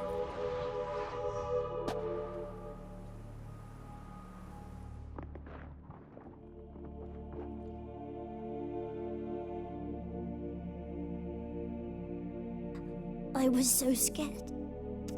So scared. Of what? You can tell us. Take your time. I woke up because of the bells. Then the screams. I pulled the quilt over my head so I wouldn't hear. But they were so loud. And something began pounding on the roof. Boom, boom, louder and louder. Then Uncle Arno came and said, "Sit quiet, real quiet. Shh, shh, and you'll be all right." The whole son abandoned them, left them and ran away. What happened then? Bartes, Neve, Mora, and some others. They ran out. My sister Anna and me. We hid right here in the room. But Anna, she began to cry. I covered her mouth, whispered, "Shh, shh, shh." Held her long. Till she stopped. You mean to say you... Drop it. Who's this Arno? The Guardian. He ran the orphanage with his wife, for a generous fee. I don't see them. Can't hear or smell them either. They fled. Left the children behind as bait. Uncle Arno told us to be quiet as mice. And the monster wouldn't come. But it did. It came. Think I know enough. As do I. Something killed my children. I'll stay with the boy. He shouldn't be left alone again. You track down this scum. Bring me its head and I'll help you with the unseen. Boy's hurt.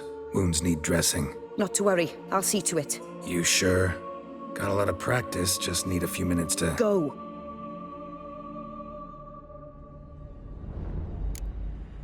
Fine.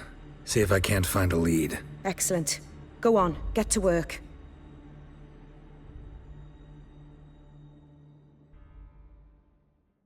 Come, little one. I'll sing to you. Was asleep in midst the trees, bats all a-swaying in the breeze. But one soul lies anxious, wide awake, fearing all manner of ghouls, hags, and wraiths.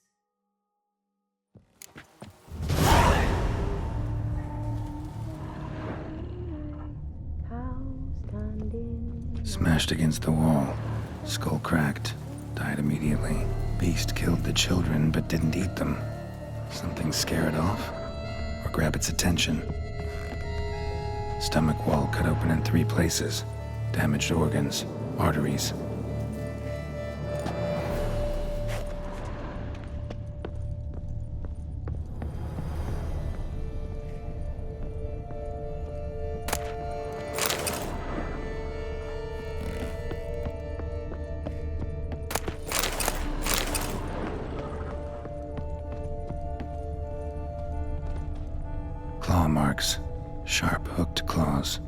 Monster had an easy time climbing on the roof.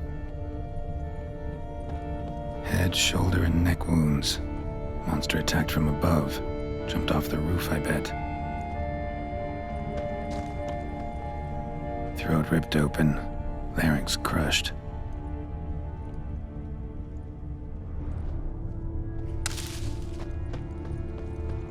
Paw prints. Bipedal beast. Walks hunched over. Blood hasn't even dried.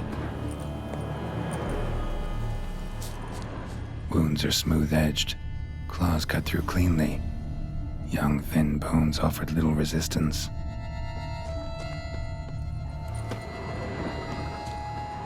Sliced aorta. Fang marks alongside, but they're old, scarred over.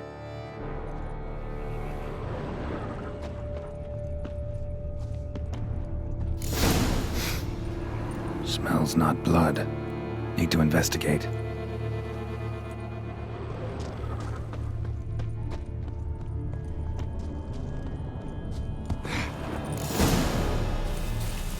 Gunk. Is that venom? Narrows the list of suspects. Venom glands, long claws, a bloodsucker. Must be a Garcane, a pack leader, an alpha. For Garcane's killing's a pleasure. Kid's just whet its appetite. Must have gone after the Guardians too.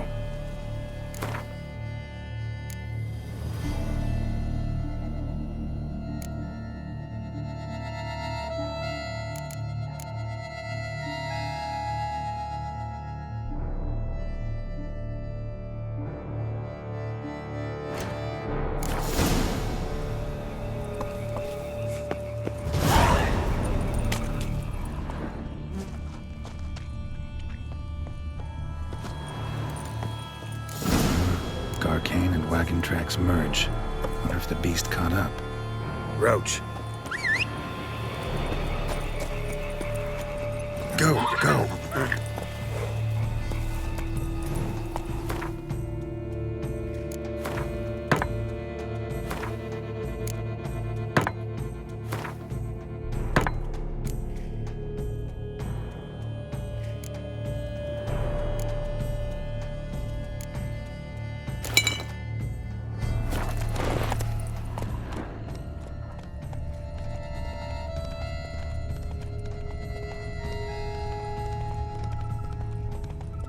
Drove off the road. Horses must have gotten spooked.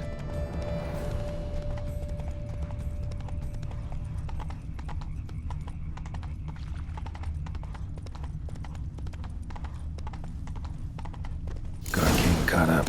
Trail ends here. Need to look around. Wounds are bad. At least it didn't suffer long.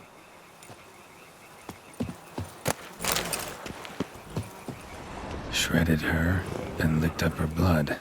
Every last drop. Garcane ate its fill here. Probably holed up nearby to digest.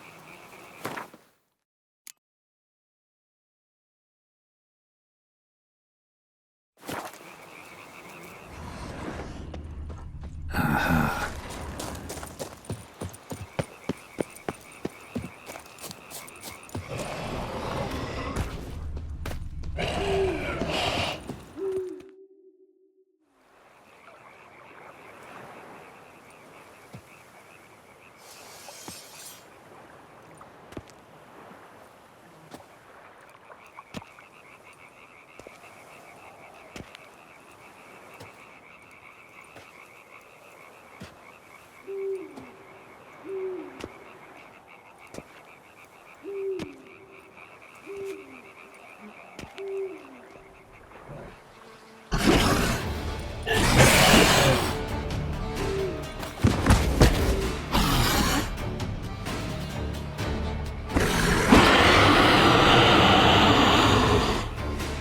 Ever fight a witcher, you piece of shit?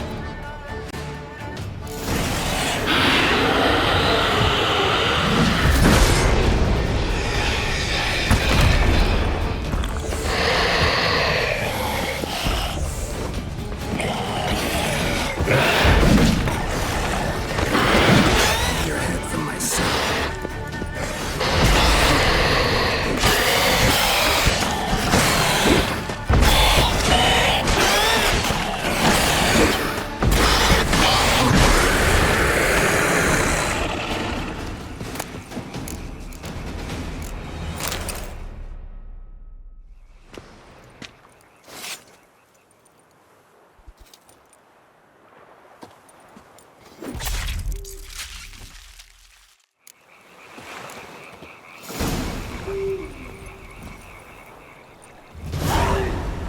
That's it, Roach.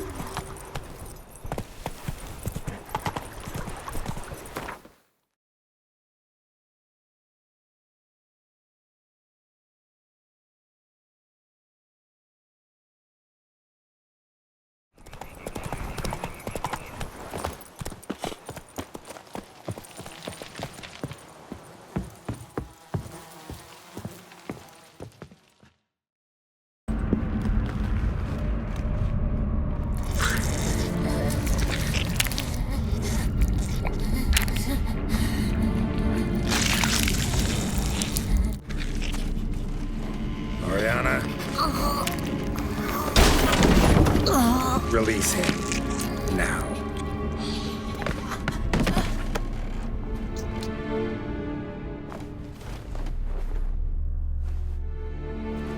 I thought it would take you longer. It will. Still not done. Got one more thing to tend to. You. The orphanage. Your wine cellar, right? A larder for blood. I never said I helped these children out of the kindness of my heart. Go outside, little man, and lock the door behind you. No, don't hurt her. Lady Oriana took care of us. She took us off the street, brought us sweets, sang to us. Leave her be. You see, Witcher, the world's not black and white. It's shades of all kinds. I drank from the children, true, but never so much as to kill. And I gave them a great deal in return. I run into dilemmas all the time. Situations where it's hard to judge, hard to know what's right, make a decision. This is not one of them. You disgust me and deserve to die. But? I'm in a hurry and you're hiding behind a child. So you'll live this time. I'm letting you.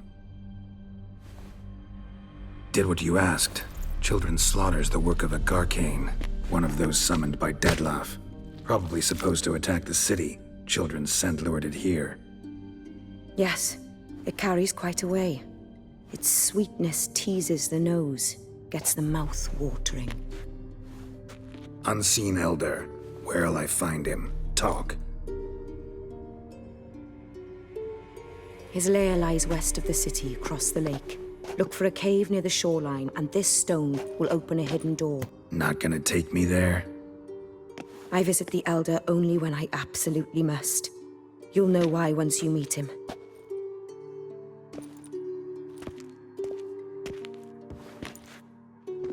I'll come back for you one day. You realize that, right? Then I shall keep an eye out for you.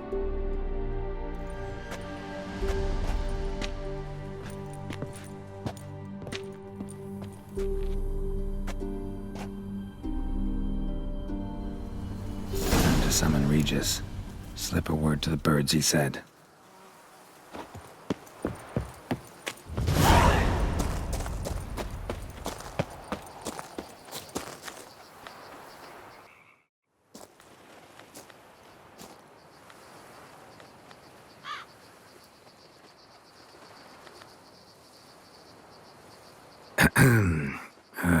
So, I'll be at the boat landing near the palace, waiting for Regis there.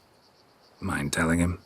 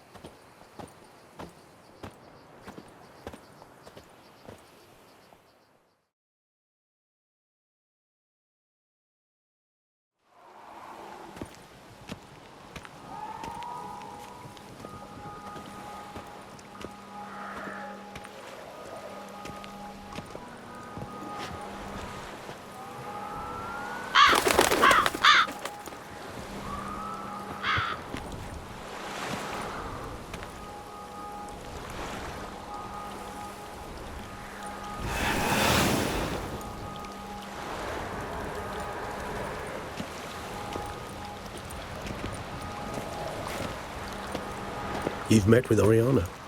How did it go? Not well. Oh. Did she not divulge where you might find the unseen? No, she did. Also divulged her hunger for the blood of small children.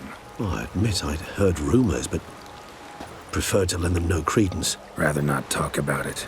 Caves west of town, other side of the lake. That's where we need to go. I see. Well, I'm prepared to set out at any time, but... Yeah, I know. You'd still prefer to free Sienna, for Dettlaff's sake. For the sake of you both. Oh, please. Orphanage, what happened there? His fault, plain and simple. City gutters are overflowing with blood. That's his doing too. And you're worried somebody might have hurt his feelings? To meet the unseen elder is to face mortal danger. I've said so all along and never in jest. You are a friend, a dear friend. I'd rather you not risk your neck unnecessarily. I think it's natural, I think it's obvious. Obviously natural. Especially when we've an alternative. An entirely reasonable one. You've worn me down, Regis. Fine, have it your way. Playroom. Let's go. Excellent decision. Time will tell.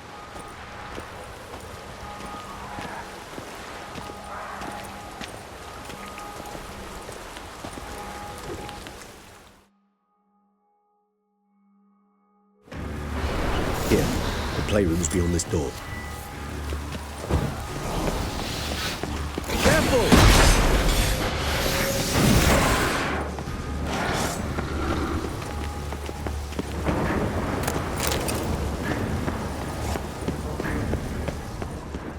Locked. Of course. Regis, I'll not have a fist fight with this door. Do you mind?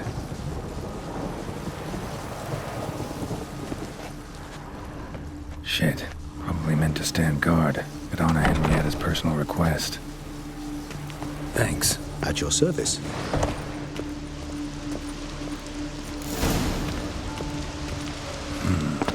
Utter silence. No one here. We should look around at least.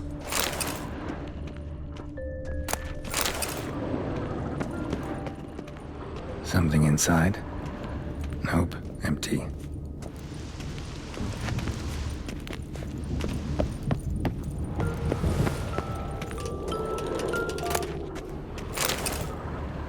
A tin knight. A rocking horse. Rather Well. I suppose A key tucked behind a picture.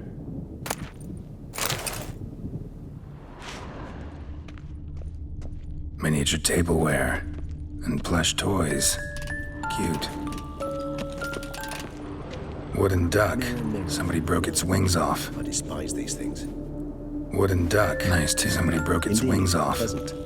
It's a shame the mechanism's damaged. Nothing under the carpet. Did you expect something? Apart from the dust swept under there by a lazy chambermaid.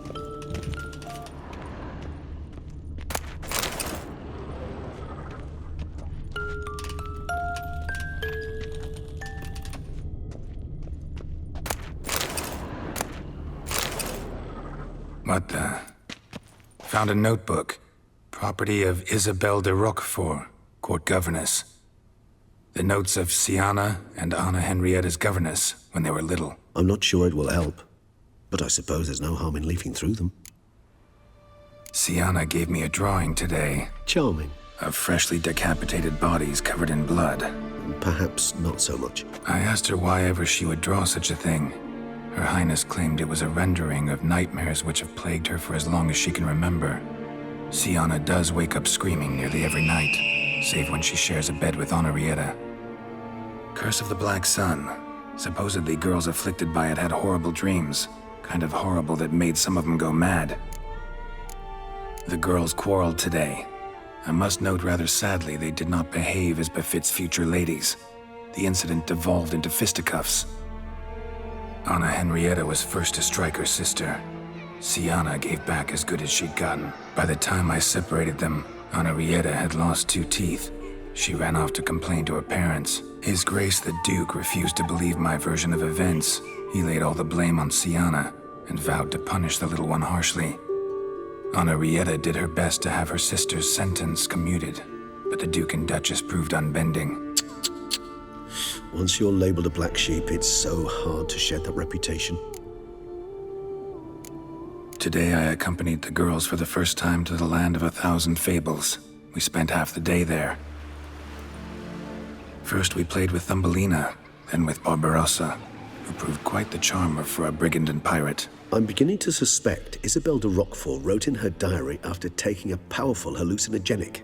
Cannabis rudelaris, for instance, or... Shh, don't interrupt. I tip my cap to Master Artorius Figo for his achievement. He has proved he has no equal in the arcane arts. Wait, Artorius was the court mage here, a specialist in illusions, which means... Regis, last warning. Stop interrupting or I'll seat you in the corner.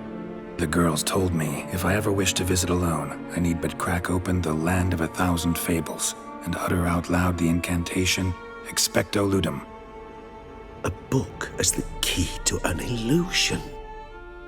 My, this grows more interesting by the minute. Mages sent by the Conclave arrived today.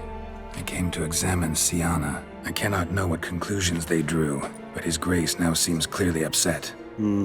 Curse of the Black Sun. There's no doubt then that she was diagnosed with the syndrome symptoms. Or had that label planted on her. It goes on.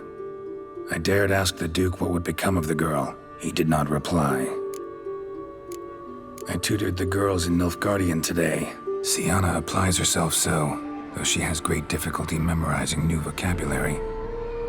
Lady Henrietta seems more gifted in this regard, yet also prone to impish behavior. When she thought me out of earshot, she called me a blood accuser. She and Siana laughed so hard they almost choked.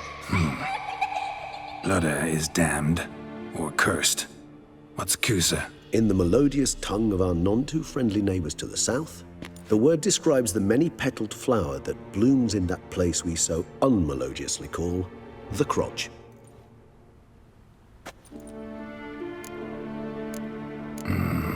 Realize this might sound improbable, but maybe, just maybe, Anna Henrietta tossed Siana into that illusion. Not impossible.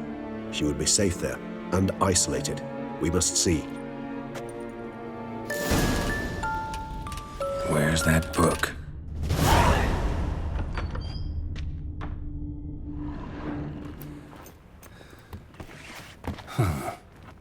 This it? Let's see.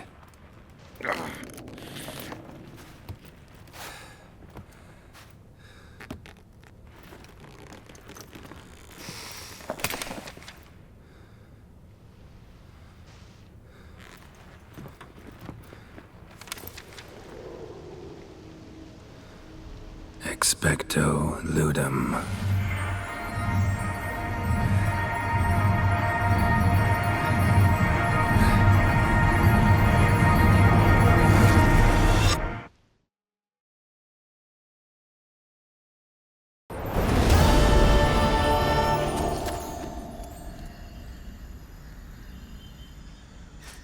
Regis? Regis!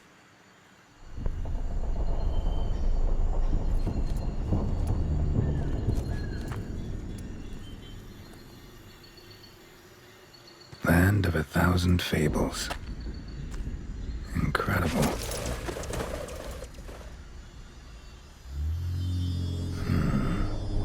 Let's see where this road takes me.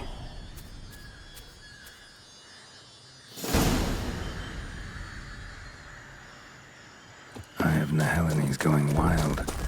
Whole land's an illusion, but so powerful there's no way to dispel it.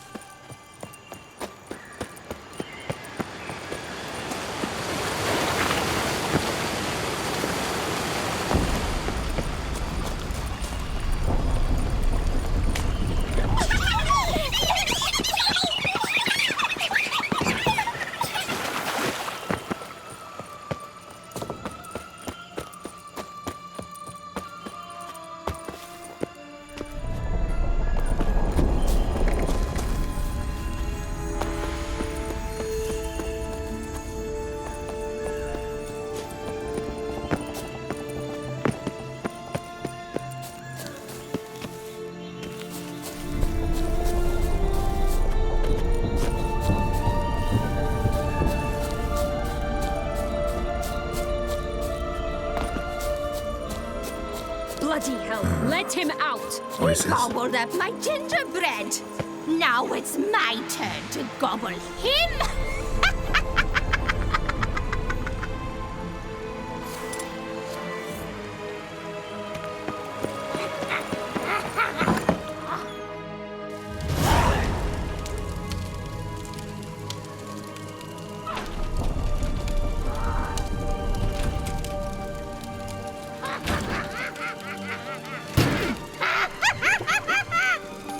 Hands off my hearth, dearie.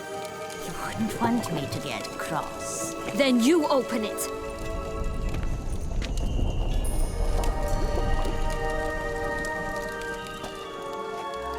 Now, who's this? A lost traveler? You're not supposed to be here, sweetie. Why, you're old. Old and pale. But never worry. A bit of butter, a bit of spice, and you'll make a tasty morsel. Just as soon as I catch you.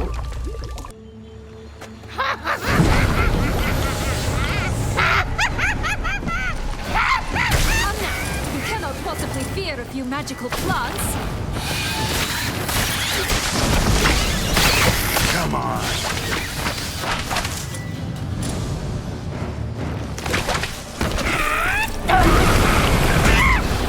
Soup smells more vile than a rotting carcass. Careful she doesn't douse you.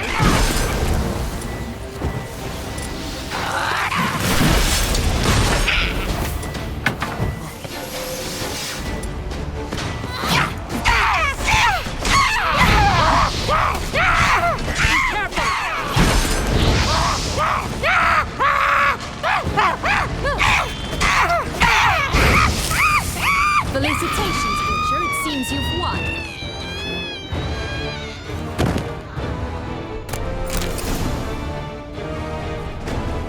What the hell was that? The Wicked Witch. Heard of her, haven't you? Now, where did you put that key? Listen, how'd you come by a weapon? It's Prince Charming's. He no longer needs it. Here it is.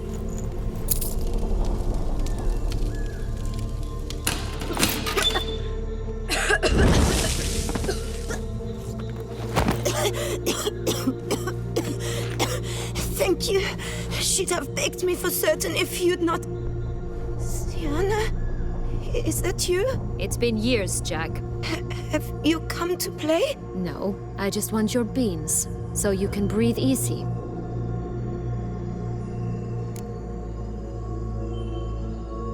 Breathe easy? Because you aren't here to play? What's that about? Jack knows what I mean, so he'll tell me where the beans are as fast as he can. Isn't that right? Sienna, I'm sorry, but I haven't got them. Oh, something tells me you're lying. Perhaps you wish to play the old games after all, This little piggy went to market. This little piggy went home, for instance. I'm telling the truth. I swear it. Henrietta, she ordered them buried all over so you wouldn't be able to leave. Where? I don't know. But Joss, the boy with the thing for wolves, he should know. He sticks his nose in everyone's affairs. He had better know. Because if not, I'll find you and we'll have ourselves a little talk. Understand? Now shoo.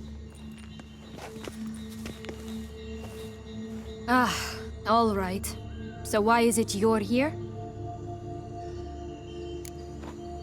Came to free you. Nice of you, but a waste of your effort. I plan to free myself. You might not. Bound to be easier with my help, as our most recent adventure amply showed. Yet I still don't know why you even give a damn. It's Dettlaff. He's trying to force Anna Henrietta's hand. Wants her to release you. Summoned monsters to attack Beauclair. Sounds like Dettlaff, all right. But I doubt you came all this way just to bring me up to speed on current events. So get to the point, please. Isn't it obvious? Offering to be your ally. We both want you out of here. You because you want your freedom back. Me because as soon as you meet with Dettlaff, he'll put an end to the chaos in the city. You exposed me. I landed in prison because of you. Now you come to beg my help, I dare say. My life is full of surprises, isn't it? But normally I'd tell you to sod off. But, from what you say, folk are dying who have nothing to do with this. Not part of the plan. Dettlaff was only to kill those who deserved it. No one else. Fine, Witcher. I accept your offer. Consider us allies. Shake on it.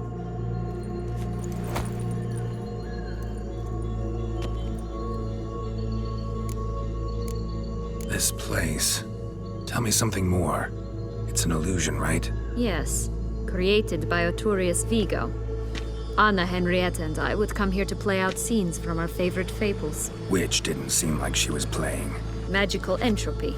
Without maintenance, the spell gradually disintegrates over time. It grows wild. Your sister chose a dangerous place for your prison. It's deceptive. Provided I don't provoke them, the fairy tale characters don't attack me. But you don't belong here. So you had best be on your watch. Since you brought it up, the knights Dettlaff killed. What exactly did they do to you?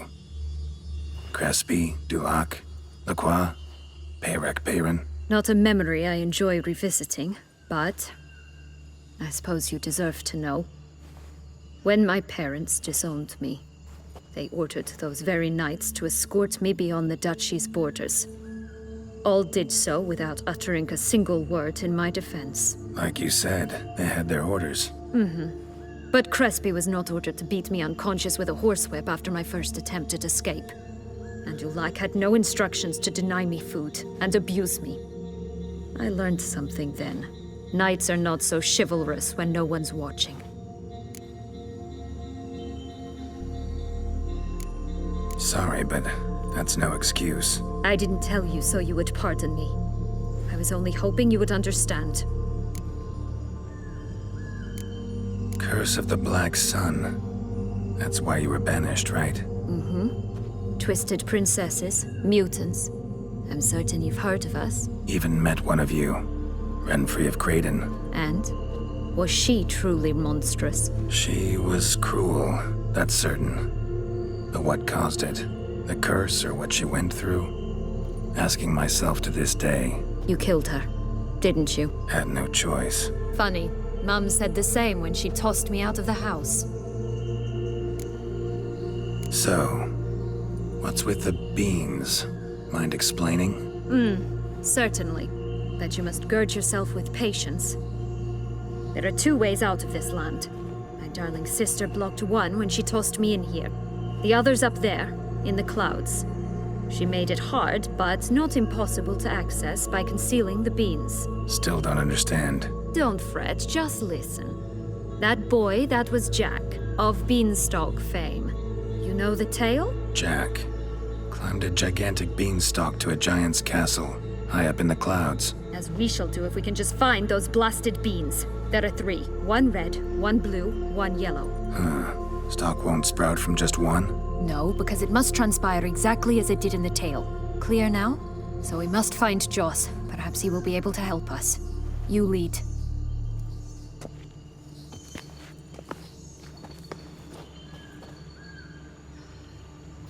Joss can usually be found wandering the glade at the foot of the mount. It's some distance from here, past the witch's house to the right. So, what exactly is happening in the city? Bloodshed, a massacre, which is why we gotta hurry. You needn't fret. Time flows differently in the Fable Sphere. We can stay here a week, yet outside mere minutes will have passed. Watch out! Pixies!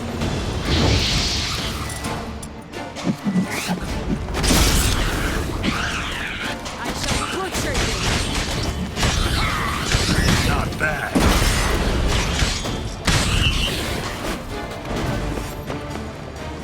Not the friendliest pixies I've met. We were put here to protect the Fable Sphere from intruders. Meaning you. Oh, unicorns! We must catch them. We won't have to walk everywhere then. I call the pink one. Exciting, isn't it? Reminds me of my childhood. Reminds me of something altogether different. Care to elaborate? Rather not.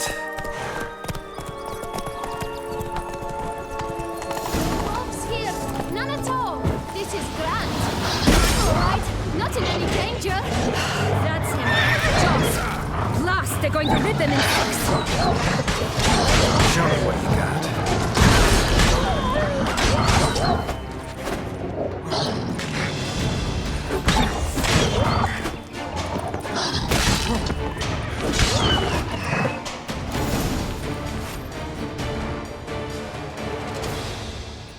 Relax, it's over. No, it's not. There's more. Another wolf behind you. Ignore him. He always lies. Aha. Boy who cried wolf. Still does, I suppose. And doesn't, when they actually appear. The one and only. Listen, you little chit. Jack said you know what's become of his 3 beans. I don't know anything. Not one thing, and besides, watch out! Wolves! This'll be interesting. Right, let's get to it. Let's say for a minute you know what happened to the red bean. Where wouldn't it be? For certain, no one swallowed it. Oh no, definitely not that. Of course not. But say someone didn't. Who would it be that didn't swallow it? A human.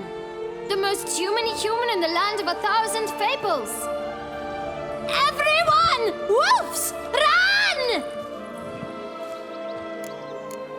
Bet you haven't heard what happened to the blue bean. Maybe?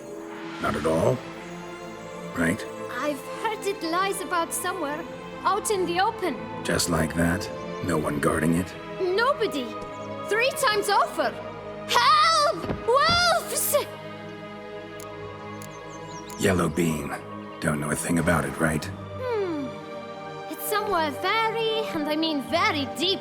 So deep, in fact, it's completely underground. And who has it? A bold farmhand, who in no way and not at all awaits someone. Not in the slightest. Good folk! Wolf! Say that word one more time and I'll chop you up. Feed you to the fishes. Understood? All right, we should go. Watch out for wolves!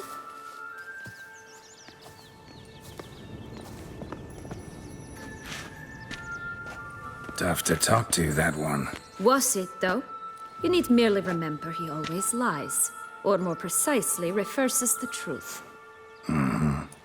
Where to now? I'm not sure. We should visit some of the other fables. The meaty ones, that is. Perhaps then Joss's hints will make more sense. It's just a few. Red Riding Hood, piglets and bears, 3 of each. And Goldilocks, of course. Then Longlocks, and a little lass who sells flint. Ah, fine. Let's get to work.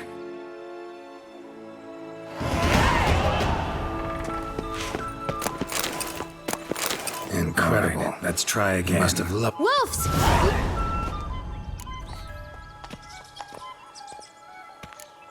Thanks for your help.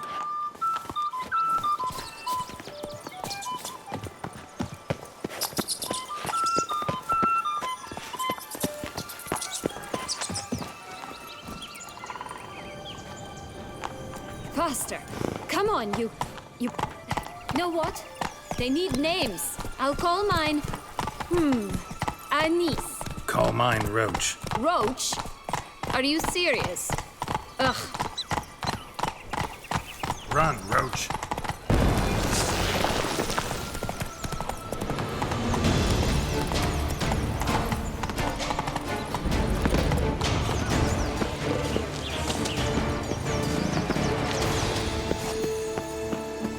Three bears. 3 stools, 3 beds, 3 bowls. One a bit too big, the other too small, the third just right. What now, you piece of filth?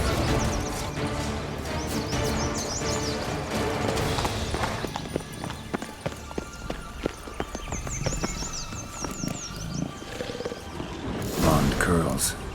Rest of the body's too mutilated. Hard to say anything. She got what she deserved, as I see it. Always took what she wanted without asking. No bean here. Gotta keep looking. Giving me no choice. I shall butcher you!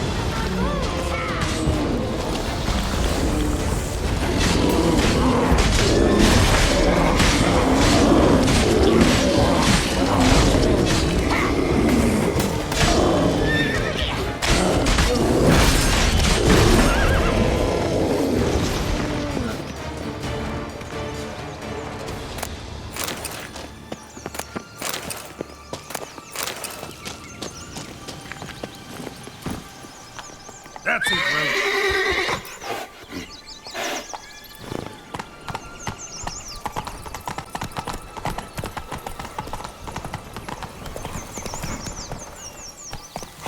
Giddy up.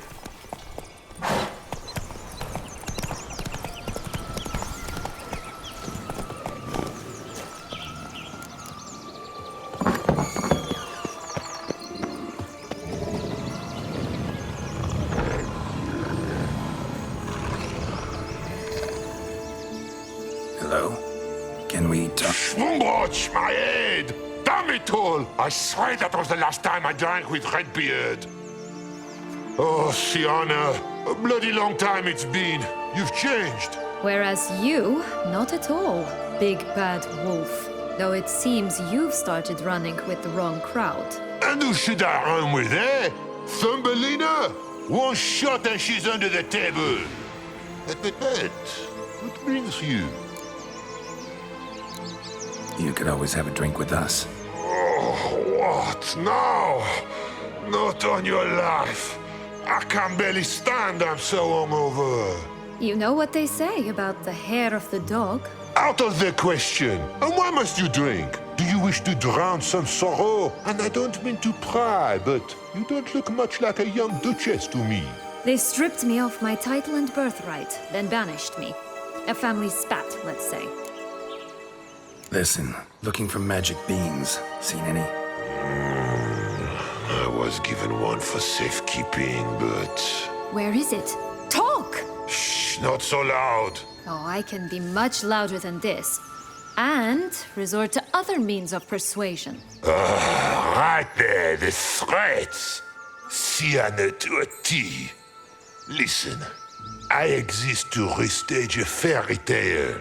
If you want to play at it, I'll be happy to oblige. But it won't be easy.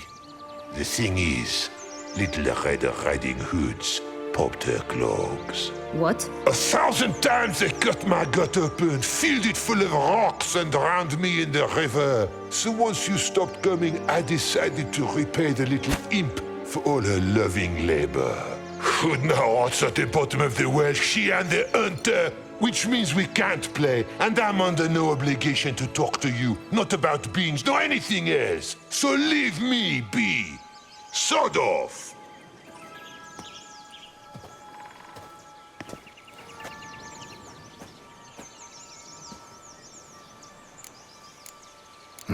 Wolf's pretty cranky. Surprised? Think about it. He was cast in the role of the Nemesis without ever asking for it. It's a dog's life, I tell you.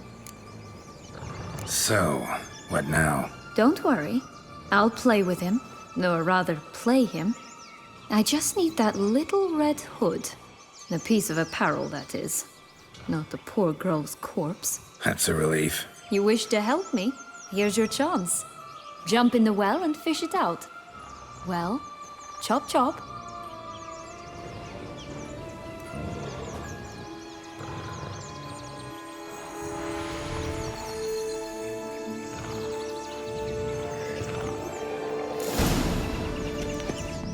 All right. Time to jump in the well. Break a leg.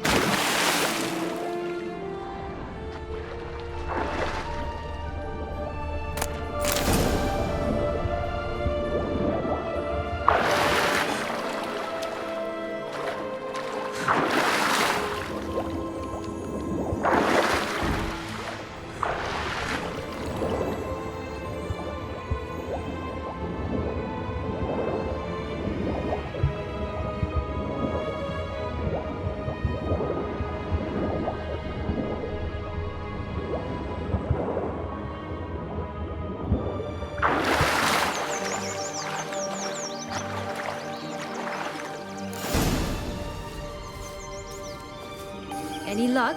Yep. Look what I got. That would never fit you. Give it to me. How do I look?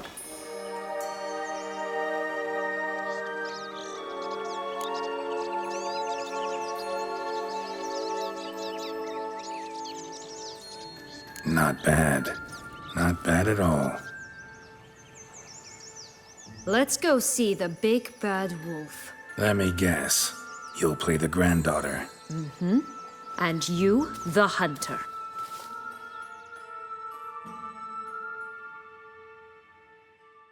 You again? I thought I was clear. I will not talk to you if little Red Riding Hood is not with you! Not a problem. Sienna can take her place. What? Very well. It's not as if I can forbid you. Granddaughter, come closer, sweetie. But Grandmama, what big eyes you have. The better to see you with, my dear. Granny, what big arms you have. The better to embrace you with, my dear. And Grandmama, what big teeth you have. Eh? The better to eat you with, my dear. Ugly and fierce.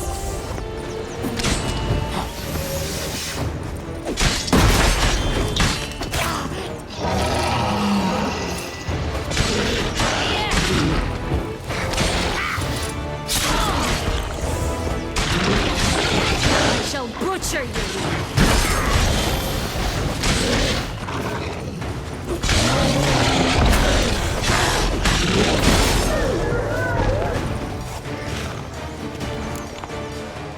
Remember what Joss said about the red bean. A human has it, and he definitely didn't swallow it. Mm-hmm. Gotta open his belly.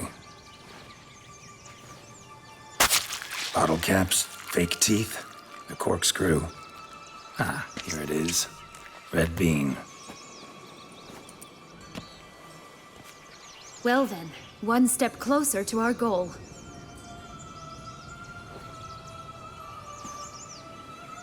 What? Now, I find myself wondering if you're just horribly discreet, or if those mutations completely scrubbed away your curiosity. Are you really not interested in what happened? In what became of me after they cast me out? Well, since you brought it up, I'd gladly hear the rest.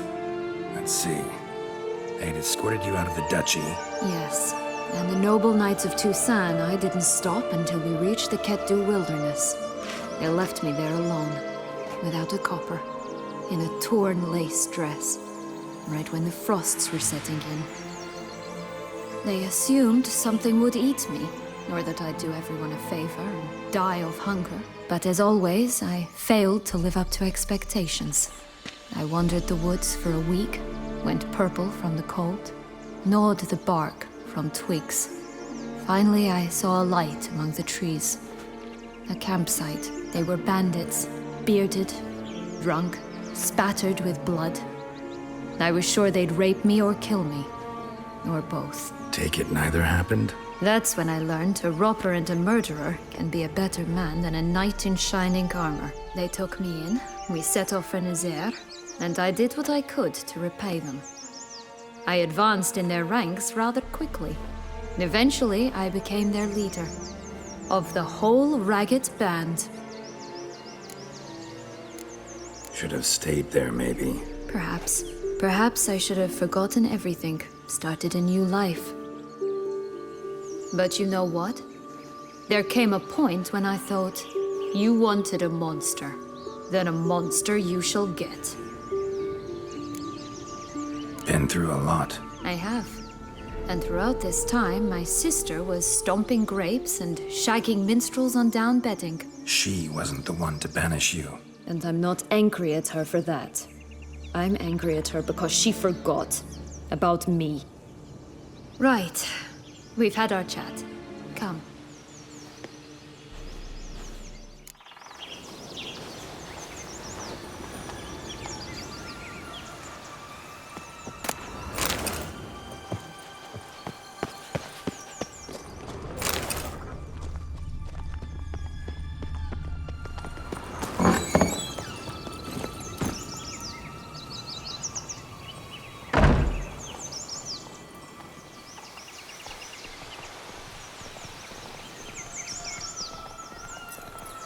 Move it!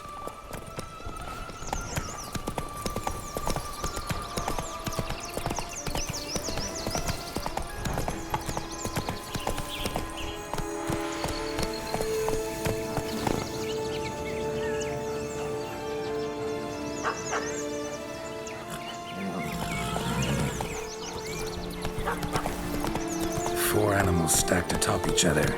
What was the tale called again? The musicians of Blaviken. Huh. You've some link to the town as well, don't you?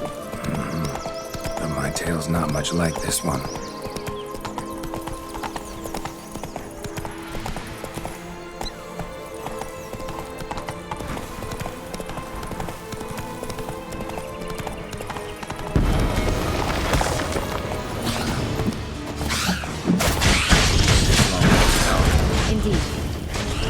Taller than I remember. Wait.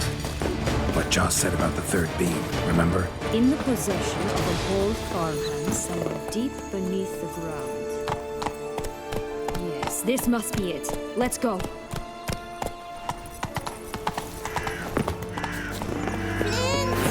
Cigars! Pipes! Rolling keys!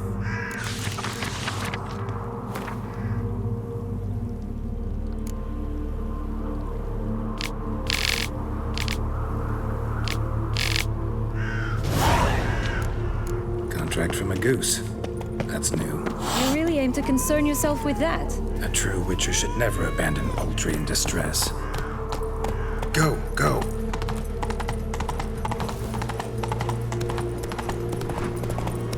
Watch out! Pixies! Oh, the three little pix homes. You know the story, don't you? Easy trade with the red wolf. Looks like Big Bad's already blown down the houses of straw and sticks. Rick's the only one left. Doesn't seem to be at home. A feather. Broken. There was a fight. A feather. Broken. There was a fight. Oh look! The Emperor of Goose Nilfgaard. feathers. He's come out Must to have been show off flapping his its new wings. robe. Or did it just get plucked? Watch out! Pixies!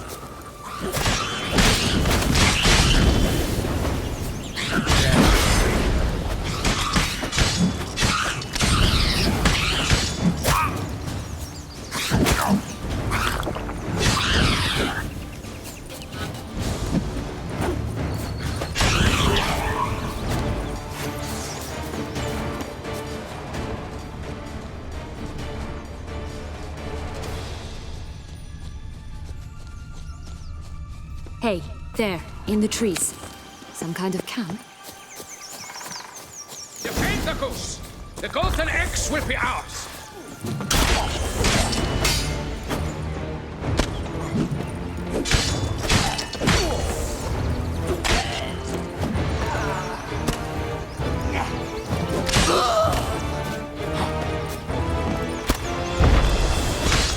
You mean to cross the barbarous Barbarossa? But why keep her in a cage? Eggs from free-range birds are so much better. Oh well. Here it is. Where's the key? Got it.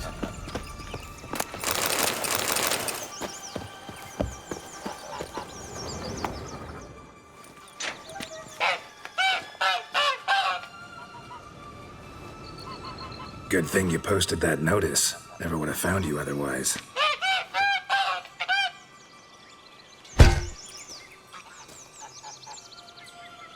Oh look, she laid a golden egg for you. If only all my employers were that generous. Would have preferred a magic bean, but not about to complain.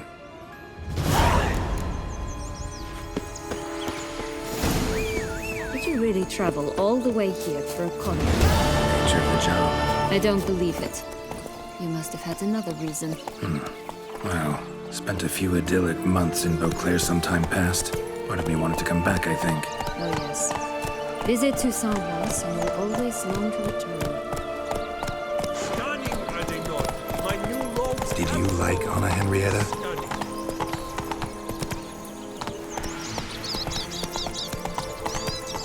You jest, I adored her. My darling little sis. So adorable. So sweet. Yet when they banished me from the palace, she didn't so much as peek out of the window. She might not have known. Maybe just couldn't. And could she also not grant me amnesty when she was crowned? Please.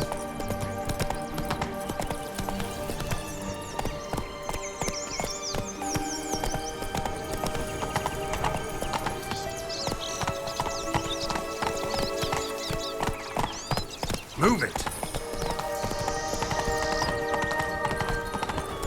Show me what you got.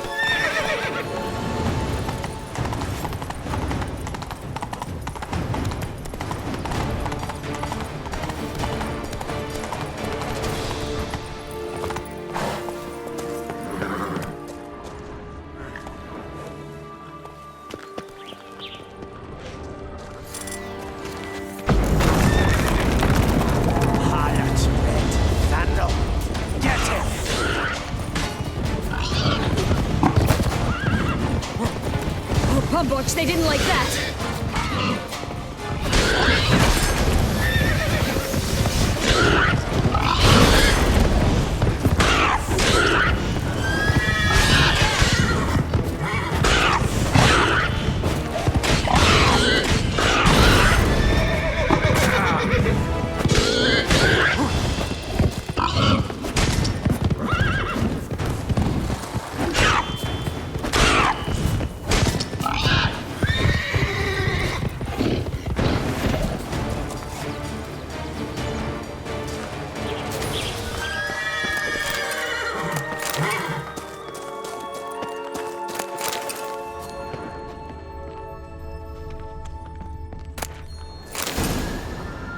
The big bad witcher huffed and puffed, and look, got a bean. It cannot be. What cannot be? You actually have a sense of humor.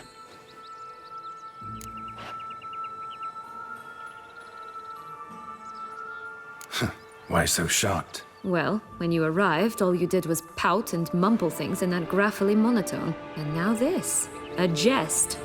And a good one at that. But here we are chatting away when there's work to do. We must keep looking.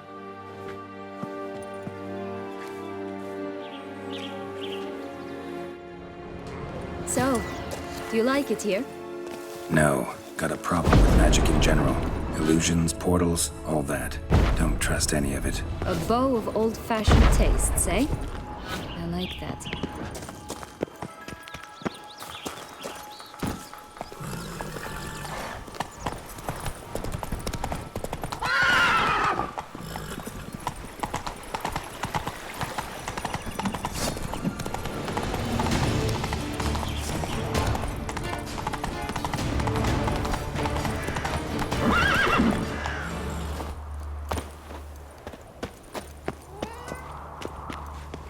Care for a cigarillo? A bit of tobacco? A dab of fistek? Remind me, what tale are you from? Sold flints when I was a lass, but no one bought them, so I branched out. Now I deal in snuffs, puffs, all sorts of fun things.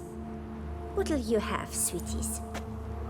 Magic beans. Do you have any? If it's not the new name of some kicker I already have, dearies, then no. But maybe you'd like some. Hey, where'd you get that ribbon? That's mine. Is that so? Then why was it lying in the bushes? Finders keepers, sweetheart. The ribbon. Mind explaining what the fuss is about? There's not much to explain. I got it from Aturius Vigo when I was a child.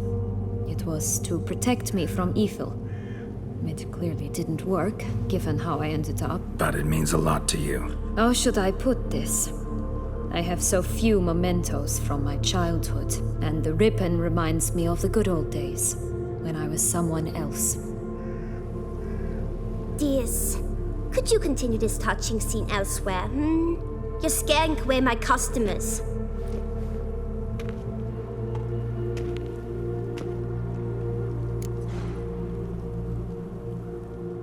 Give Sienna the ribbon. Why not, huh? Sugar plum. The only thing I hand out for free is a first hit. To get them to come back for a second, of course. For all else, you've got to pay. What if I asked you nicely? Ask me nicely and I might play you for it. A round of cards?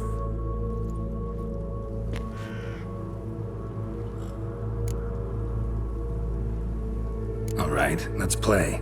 If you lose, you give me the ribbon. Don't get your hopes up. None can best me at Gwent.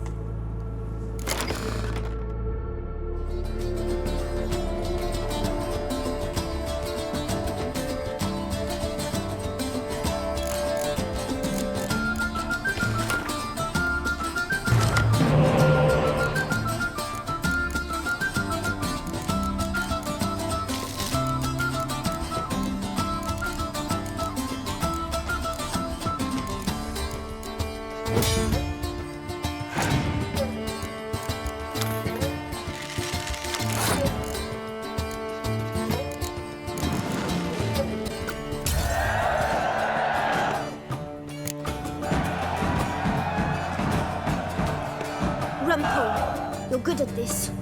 A word once given. The ribbon's yours. Now skedaddle.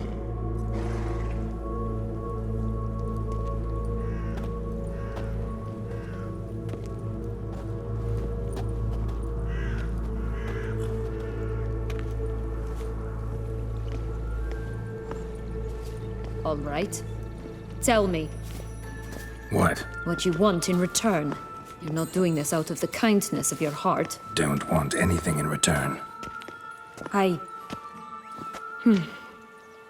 Thank you.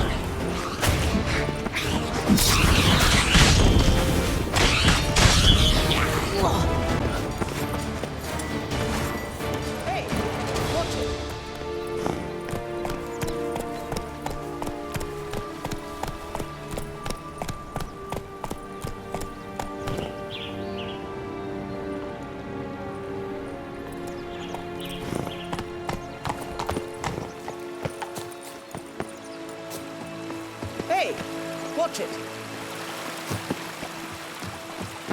You stepped on Thumbelina! That was my favorite tale. Huh? Why is that? Because it wasn't about a princess. Tales about princesses are insufferable.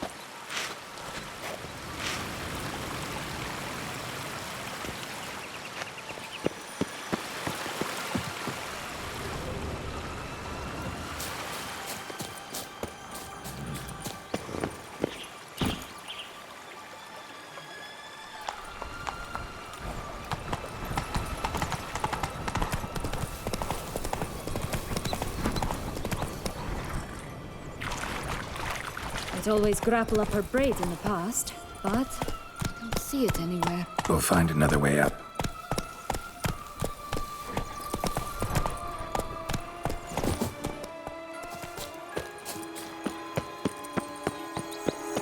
Could pull myself up here, and I'll have to make that jump. If you say so, I shall wait down here if it's all the same. Climbing's not my strong suit.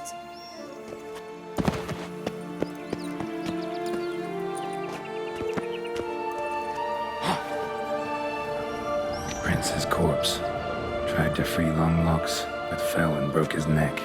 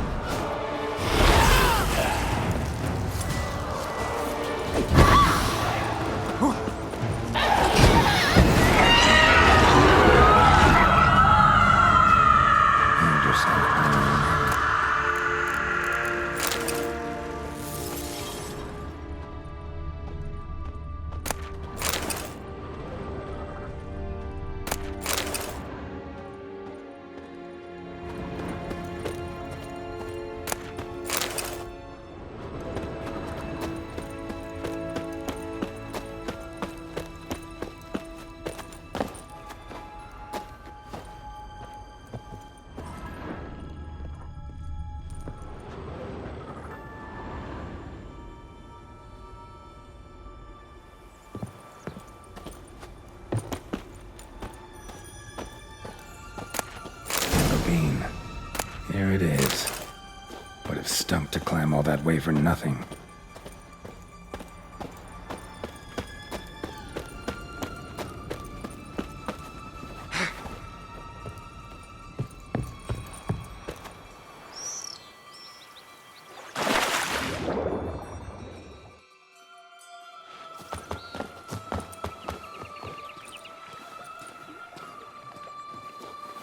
So? Got the bean, but Longlocks. Seems she got sick of waiting for a knight in shining armor. Can you blame her? Men these days, dandies and fops all. That why you cozied up to a vampire? Dettlaff was a tool, and only a tool. Too bad he didn't know that. I trust no one. Learned that long ago. Now it's his turn.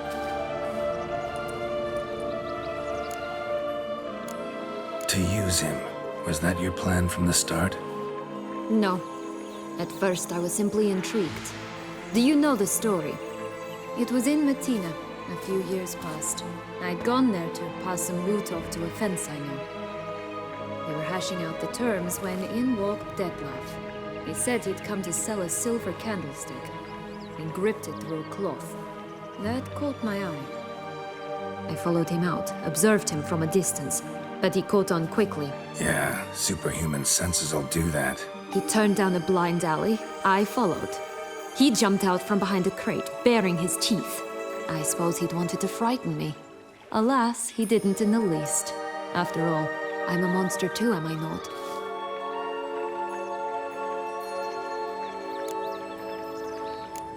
A higher vampire and you were unimpressed? Don't know if that's brave or just plain foolish. I've always had a way with ostensibly dangerous, quiet types. That's supposed to be about me too?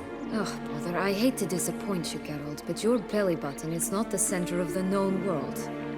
Though, you do remind me of him a bit, stifling all emotions inside you, ever feigning indifference. You see, when I met Dettlaff, somehow I knew, call it intuition, that he meant me no harm, that he was trying to frighten me off, for he too was scared. Now do you understand? I guess. What happened then? We talked, then met up once, twice, 3 times. Enough that he became infatuated. I truly enjoyed it at first, but only at first. He did not love like a man, but like an animal, madly, deeply, unconditionally, wildly. To return such a feeling, anyone would be hard-pressed. Let alone someone as twisted as I am. So there came a day you just up and disappeared. Yes. There was no other way. Let's just be friends, or I don't deserve you. He'd never have understood that sort of thing. But then, once I decided to return, clean up some old affairs, I remembered him and concluded he could still be of use. Playing with fire, that. Definitely. And either I'll get burned, or I'll burn all else down. No other options. Got a history with Dettlaff now, so this meeting will be different. Not afraid? I can handle him. Mm-hmm. Sure about that? You look at him as a witcher and see a monster. I know what he's really like. You needn't worry. It's time to go. Just a bit more work and we'll be able to say sot off to this fecking fable sphere. Now we must plant them by the path near Longlocks Tower. Then prepare to meet the giant.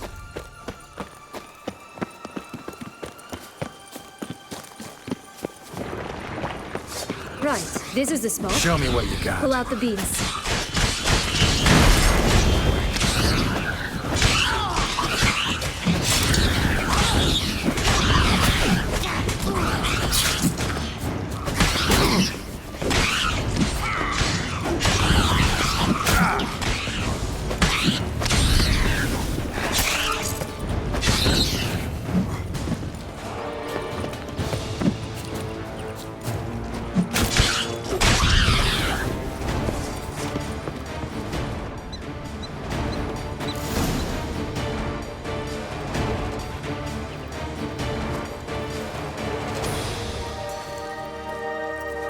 Wait. Why? The stalk will sprout abruptly, very abruptly. We must be careful.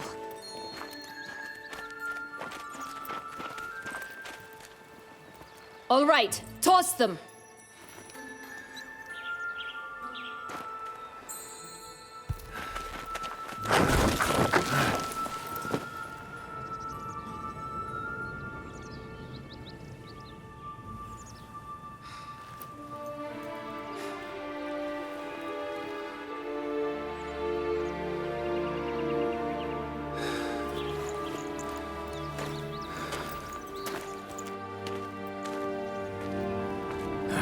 Something's always gotta go.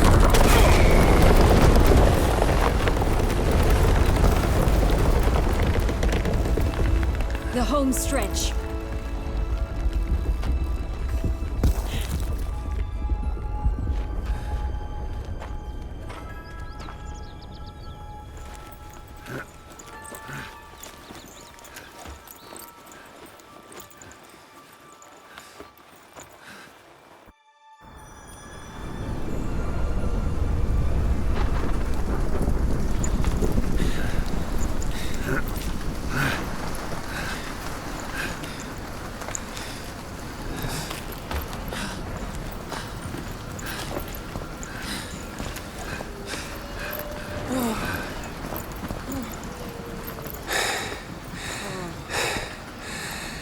Incredible.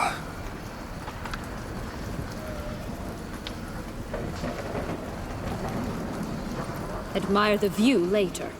First, we must deal with...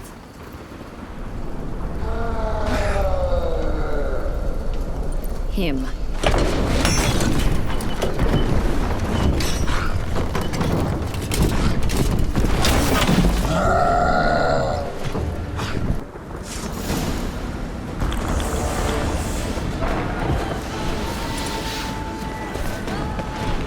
Show me what you got.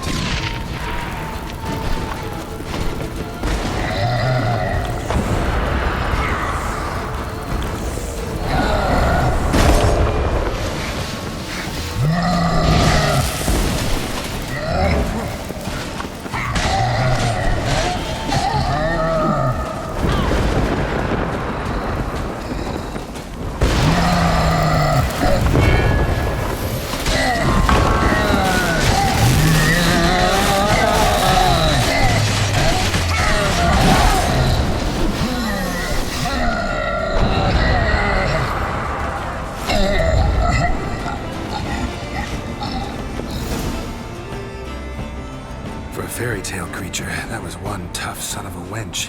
I told you this land had gone ape mad, though I did not expect it to be so severe. Can't help thinking you might have done that on purpose. Why ever would I have? To get rid of your guard, your captor. Getting close to the exit at this point. Probably think you don't need me anymore. Well, you're wrong. You still stand to be quite useful to me.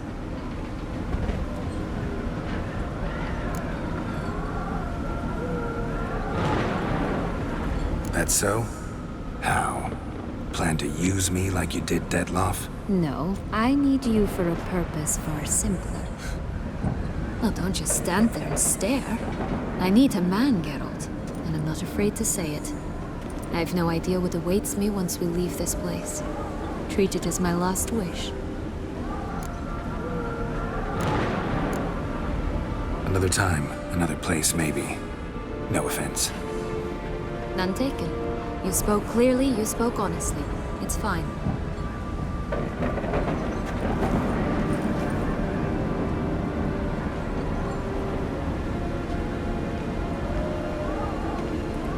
Come. The exit's this way.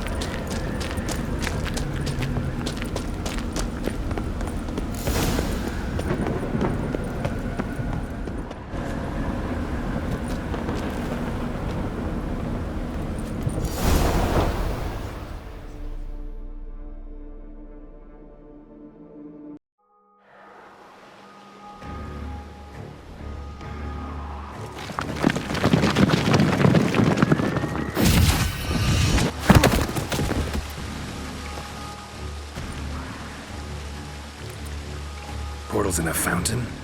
Not terribly practical. It was a secret passage. Henriette and I would use it to... Hide from your governess, which luckily she noted down in her diary, thus I knew where to await you. Never mind that. Has the young lady agreed to help clean up the mess she's made? She has. And stop treating me as if I were a child. Would you prefer I treated you like the lion that manipulated you are?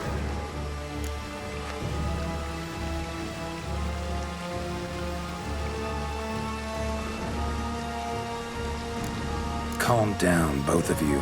But... No buts. Let's go. Really want to be done with this.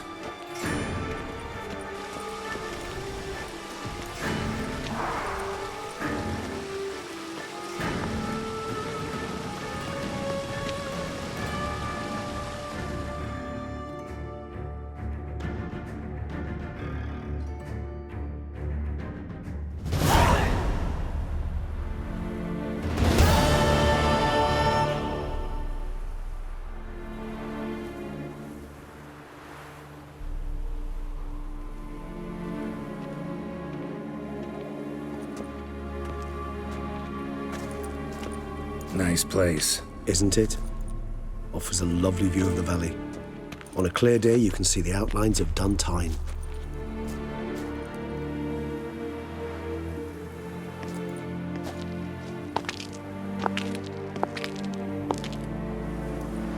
Is it, though? A ruin like any other, I think. So sensitive. So aware. Honestly, what did Dettlaff ever see in you? Perhaps he'll tell you himself. You nervous? Mm-hmm. It's always a bit nerve-wracking meeting an ex. And especially so when said ex is a vampire. I doubt he'll be in the mood for jests. I know. May I be honest? Yes, I'm nervous. I really would prefer just to run off. I gave my word I would help, I know. But how much is that worth? Yet I owe him this meeting. And that is that. Let's get ready. Dettlaff will be here any moment now.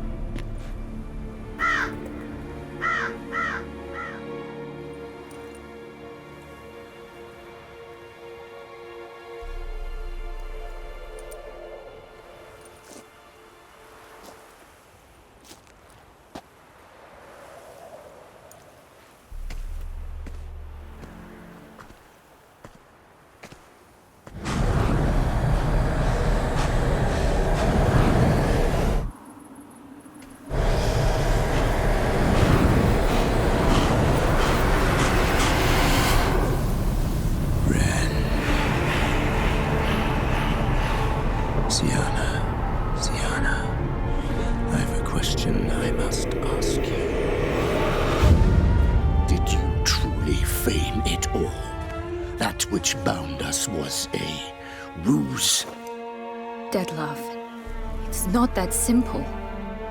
Oh no, it's very simple. You either deceived me or not. In forgiving you, I grieve. For now, we must part.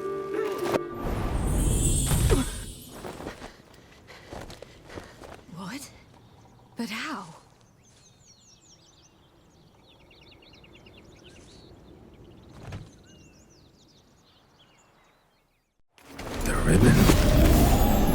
Seems I've been fooled again. She will pay for this, sooner or later. She will pay! You never should have meddled with her!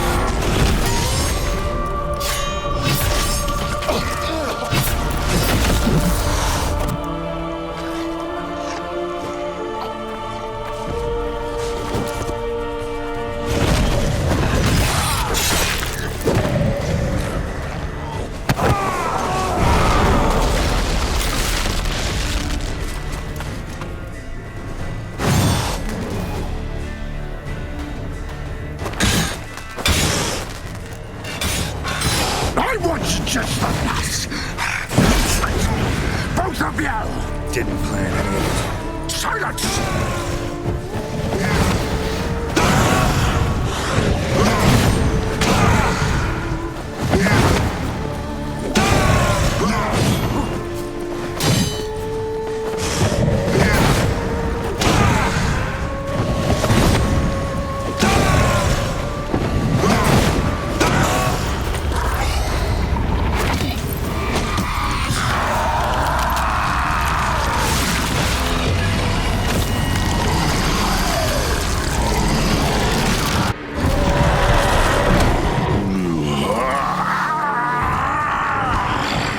If you acknowledge the gods, start praying now.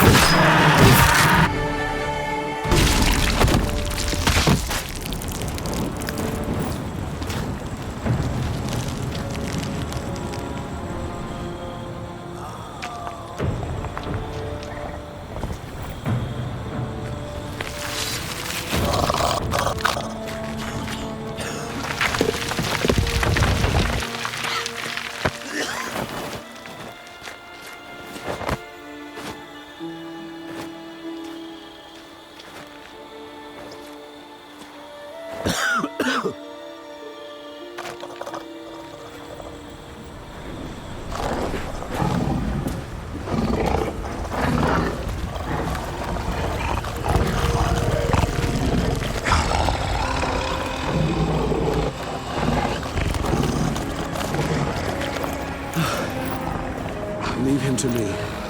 Be gone. I can't let... I insist.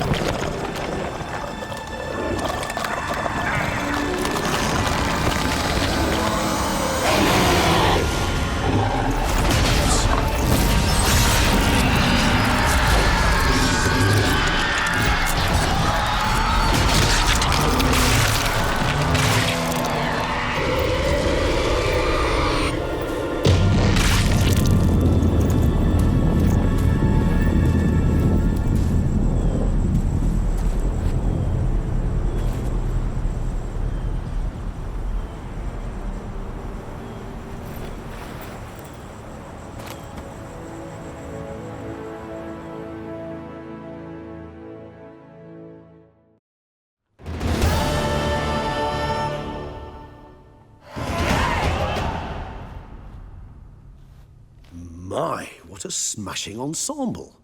You wear it well. Shut up. I look like a twit. The caftan is sewn of the best fabrics available, and according to the best tailoring practices. But one must have a modicum of taste to appreciate this. Even the most exquisite robes cover only deficiencies in beauty, never in refinement.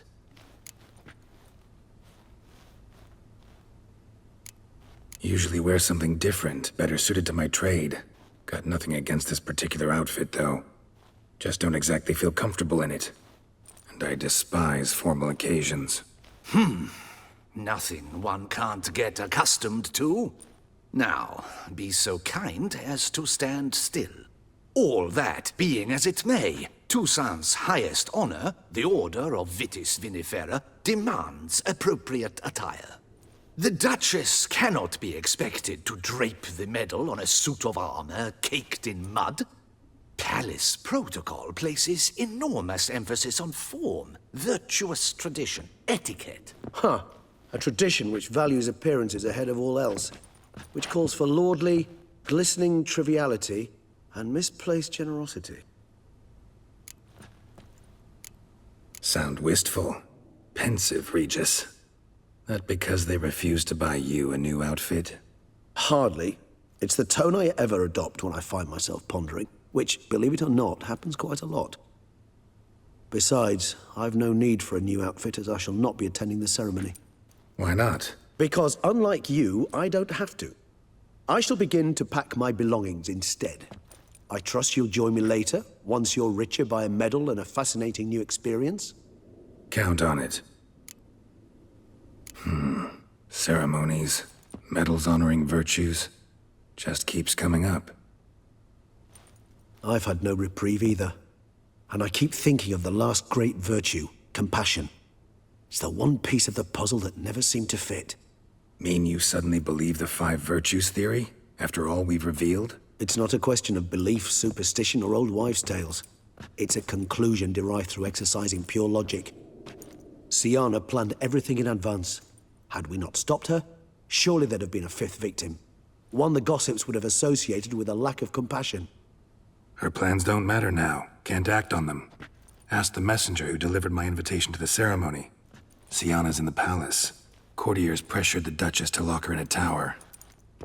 Do you care not a whit who else was in her black book? We've some time before the ceremony. We could still chat with that boot-cleaning urchin. He was the one to pass the victims' names to Dettlaff. Perhaps we missed something. Regis, Bootblack didn't say anything about making deliveries when we talked to him. How do you know he handled the letters? While you basked in glory and tried on new formal wear, I conducted a little investigation of my own. You'd be very proud to see how I conducted myself. I began by concocting an ample supply of boot wash for our enterprising young friend. I'd observed that among street folk, amidst their society as a whole, reciprocity takes precedence over all other codes, and thus no good deed goes unrewarded. Of course, the same holds true for malicious or destructive deeds. The letters, what's the connection? When the bootblack arrived to collect his bucketful, he hinted he knew more. Simply put, we'd failed to ask the proper questions when we chatted earlier. It took a bit more tongue-loosening, but ultimately he spoke. He admitted he'd handed Dettlaff the letters. He knew this information was valuable to me. In providing it, he was simply repaying me. All in all, why not check up on that? We'll go together, assuming we're done here. I am done, yes. It lies in your hands now to see if you are able to present my handiwork at the ceremony with the dignity it is due. Or if you will first destroy it, crawling about the city's underbelly. Promise to be careful.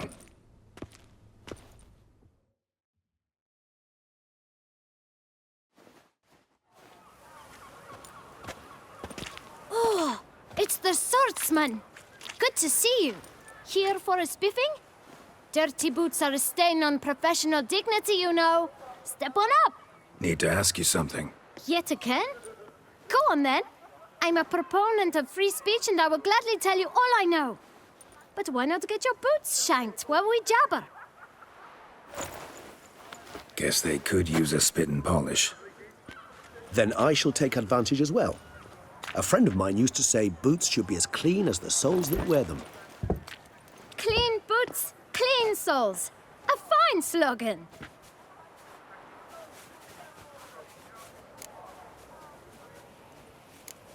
How's business? Well enough. I can't complain.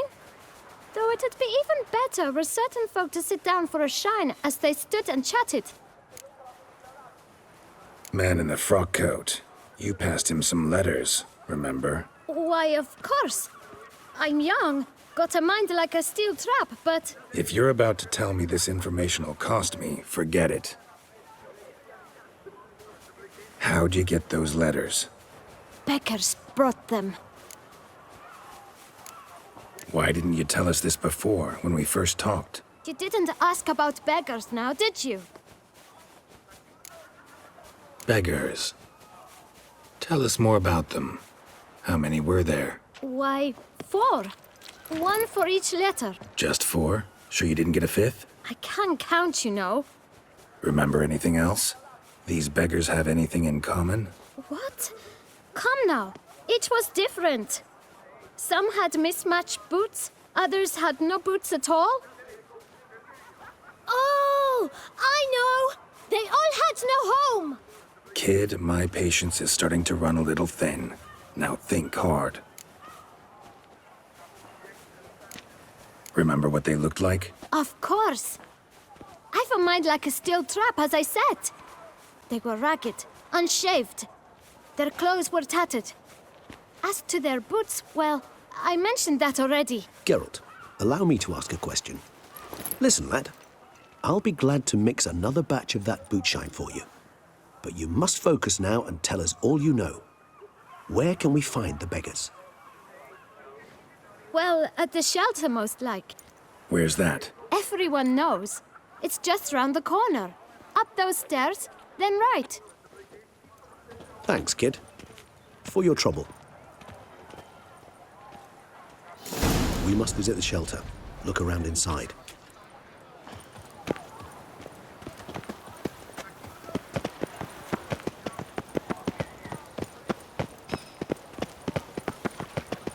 You've to move your little camp elsewhere, got it? This is a decent district. We need no filth folk bumming about. Gentlemen, there's no need... You? What do you want? To talk. Here, that's a waste of breath. We've tried it, only to tire our lips. We'll use other means of persuasion now. Gentlemen, calm, please. Either get out along with these flea-ridden vagabonds, or we'll toss you all out. Our patience is gone. This place is no longer a rank refuse dump. Scram! Decent folk live here. The shelter, them living here, bothers you. Question is why? Look, Ballard. Another defender of the poor. Fighter for justice. Damn nuisance. We've our women and young folk living next door, when even grown men fear to walk past such rabble. Decent folk you mention. Mean yourselves. Why? Do you doubt it? Hell yes. Hear that, Artois? He poking insults us. On our own turf. We should step aside, good fellow. My friend is perfectly capable of settling this unfortunate dispute on his own.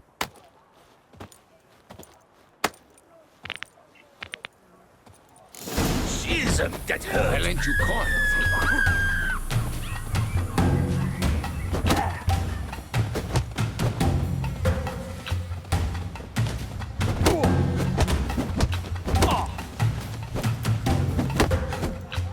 A witcher. Fat twit, not a witcher.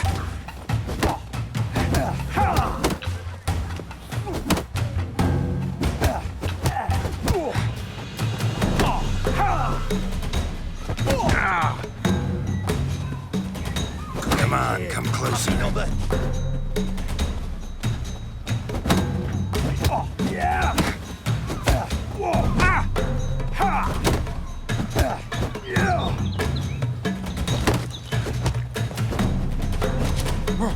Come now! gotcha! Try me!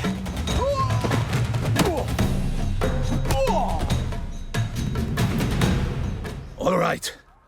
I can take a hint. Come, time to go.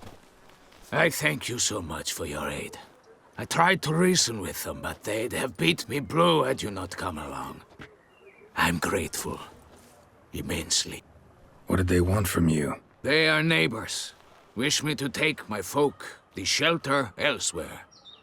They dislike that I help the beggars. I do not oppose going elsewhere, were we to have somewhere to go. But you've come with a problem, have you? My turn to aid you. What is this place? Poorhouse? You could call it that. They come here to rest and eat a hot meal. You help them, why? Because they need help. Need some information. Looking for a man who might have mentioned the Boot Black in Rue de Garl. The Boot Black? A feisty lad. I know him. Any of your, wards supposed to meet him recently or soon? Forgive me. Those I help and I are not so close that I would know. But should you wait, they'll all soon come for their meal. You can question them yourselves. Sure all your usual beggars will be here? They're not obliged to come, of course. But they rarely find a decent meal elsewhere. So, almost all in the area eat here. Thanks. We'll wait. Nice of you to let us.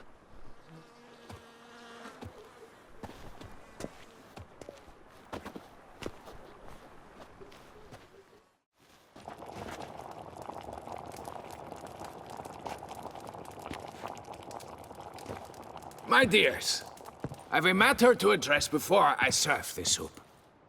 These two gentlemen have some questions of you. Pay attention. Answer in brief. For if you draw it out, your soup will go cold, and we wouldn't want that, would we?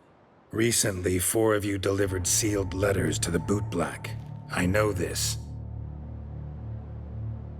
Does anyone know what the gentleman means? Go on, speak up. Romain? Why should I squeal? We were all told not to mention the letters. We all swore. You can tell me, Romain. You were given a letter and you delivered it, right? Good work, Romain. Thank you. Who else? I got one too. Gave it to the Boot Black. And Freshy, he got one. But he can't tell you, as he's not here. I still have mine. I'm to deliver it 2 days after the Feast of St. Barnabas.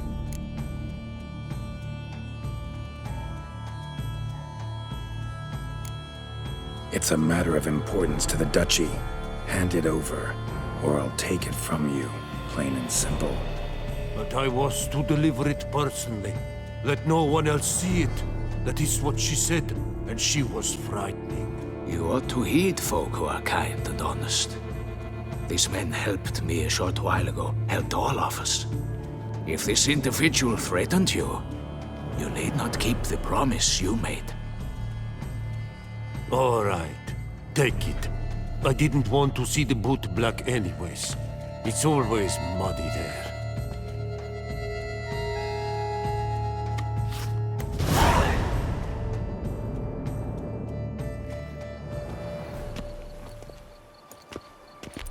Damn it. What is it? Another name, truly? See for yourself. Well. I must say, even I did not expect this. This time you will see to our Duchessa. It seems we underestimated Syanna rather grossly. Judging by this, Dettlaff was literally supposed to tear her heart out. Yet first you must snap her neck. Puzzling. Puzzle complete now? Alas, the matter's ceased to be a tantalizing brain tease and has turned incredibly grave. We've proof of a plot to assassinate Toussaint's ruler. We've proof of a coup d'etat. Duchess was to be Dettlaff's last victim. Syanna planned it from the start. Indeed. The logical conclusion, Geralt. 4 seemingly random victims to start. The virtue's their only link. Enough to get folk talking about a righteous, vengeful beast. Obscured the victims' links to Sienna, even as she had those she despised killed off one by one, leaving the Duchess for last. Had she managed to fulfill her plan, none would have questioned the reasons. Most would have thought Anna Henrietta had died for her sins. She was known to show a hard heart on many occasions. Ample proof of a lack of compassion.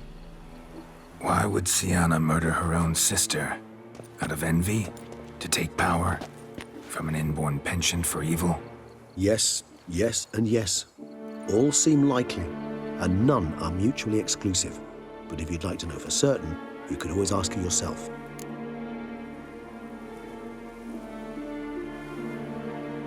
Actually, love to learn her motives. Praiseworthy, I suppose. Sometimes one should stare evil in the face. Seems a bit strong, no? She used my friend as her tool for killing. I believe I've every right to condemn her, but I support your lust for the truth. Some philosophers think empirical examination the sole path to knowledge. I believe you mentioned the Duchess keeps Sienna locked up. Courtiers were insisting on a harsher punishment. Much harsher. Think Anna Henrietta had to protect her sister from a lynch mob as much as she wanted to protect her subjects from a criminal. One way or another, she's locked away in a secluded wing of the palace, awaiting trial before a court of law. I'd need to get past some guards to see her. Coming with? Of course not. I shall await you at Mare la Chaise-Longue. I'll not risk entering the palace after Dettlaff and his minions rampage. Besides, I vastly prefer the company of a simple mug of mandrake brew to that of the Duchess's vile sister. So, said straight up, it means you're going off to get drunk because you hate Sienna. I've never been fond of categorical statements of that kind, but I admit I could not vouch for my behavior in her presence. She treated Dettlaff cruelly, caused his death in the end, and now this? Atop all that? No, Geralt. I will not go with you. I will await you at the cemetery.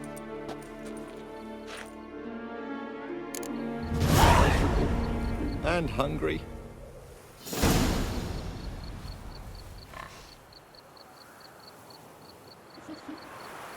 My strength's gone.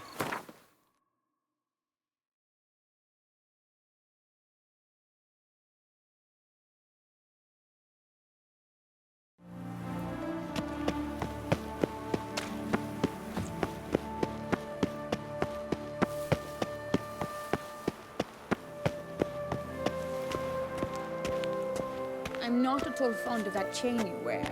It clashes horribly with my dress. But it's my dynastic crest. I don't like it. Very well, darling. I shall put it away. Greetings, Witcher. You're well? Everything seem in order? We are, and it is. I thank you again, Geralt. Noticed any changes? Anything strange on your body? Troubling symptoms? How shall I put this? I've grown some feathers. Well, down, to be precise. Whereabouts? Why mention it? It's such a minor problem. Personally, I like it.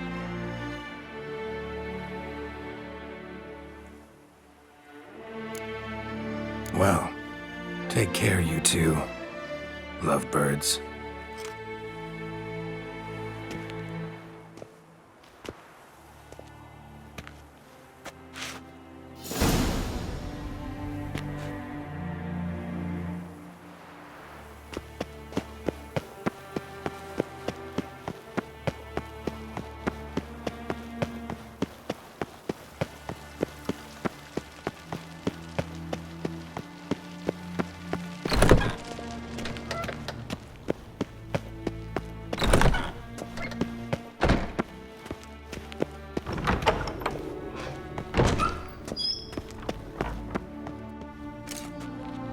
Halt!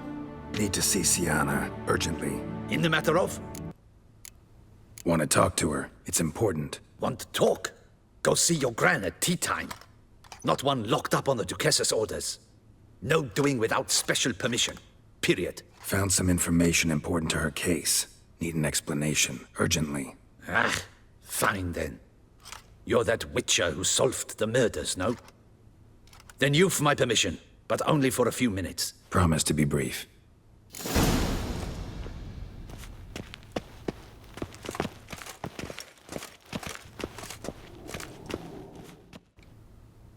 The witcher will speak with the inmate. You can take a momentary break. As long as it's truly but a moment. Highly irregular, this. Have you come to see how I fare? I'm fine, thank you. Artorius' ribbon worked wonders. It's a shame they took it from me. I know who the 5th victim was supposed to be. Goodness, you're simply a compulsive snoop. I'm in prison. Dettlaff is dead.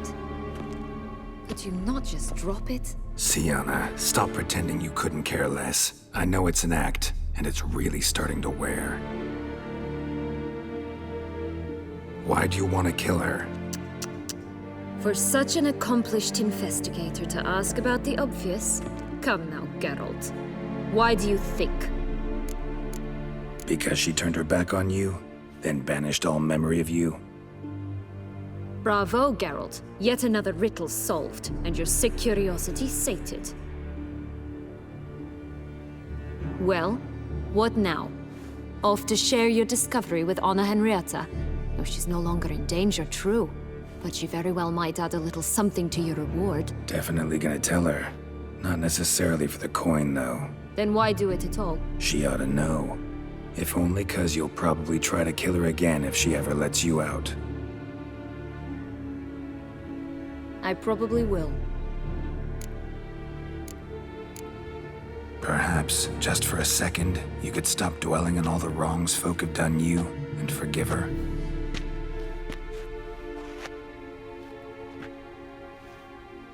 Why should I? For old time's sake. You loved each other once. Please. I don't know who fed you that rubbish, but... Read your governess's diary. You played together, were inseparable. Henriette'd get you into trouble sometimes, sure. But there were also times she stood up for you. When you had nightmares, only she could calm you. Time eats away at memories, distorts them. Sometimes we only remember the good. Sometimes only the bad. If she loved me so, why did she wash her hands off me? Forget me, Sienna, you were exiled when she was how old? 12? 13? She was a child. What was she supposed to do? Rebel? Organize a coup? Steal your father's seal and forge a pardon? She was powerless. Wiped you from her memory not because she didn't care, but because your departure was traumatic for her. She forgot because that was the only way she could handle the pain. Ugh. You really want a happy ending, don't you? Ah, with all of us living happily ever after. Go, Witcher, or they'll give your medal to another. And that would be a shame. Farewell, Sienna.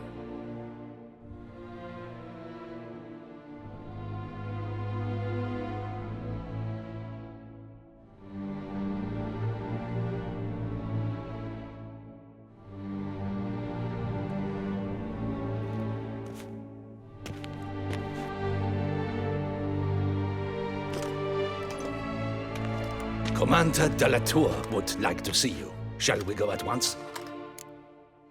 Let's go. Want to see him too.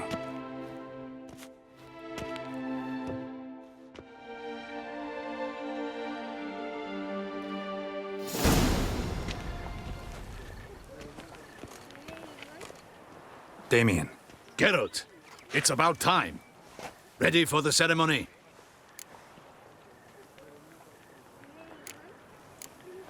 Your face doesn't look good.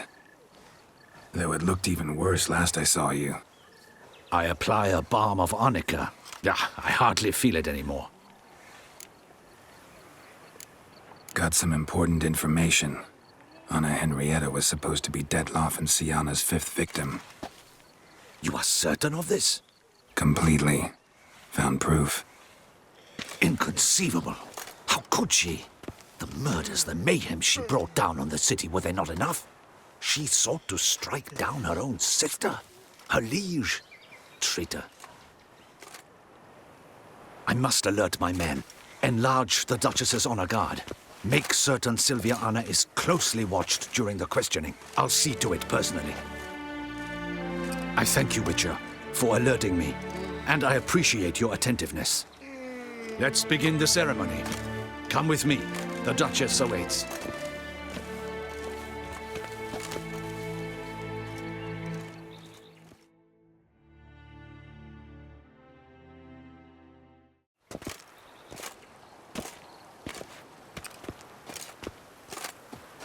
In the Guild's name, I beg your assistance, your enlightened highness. Without barrels, production will come to a stop, and it will be the end of us. You lost them all in the fire. These are horrible tidings. Oh, we are most dreadfully saddened. Yes, your enlightened highness all. Once the beasts had clawed their way into the warehouse, the whole place went up in flames. I shall dispatch a palace guardsman to examine the site of the blaze. If things are, as you say, fitting compensation shall be paid from the ducal treasury. Thank you, your enlightened highness. Your Grace, Geralt of Rivia has arrived. My dear subjects, we come now to our next point of business. Of all the duties which fall upon my shoulders, as the ruler of this dominion, this duty is dearest to my heart. For now, we shall award the Order of Vitis Vinifera, Toussaint's highest honor. Geralt of Rivia, slayer of the Beast of Beauclair, step forth.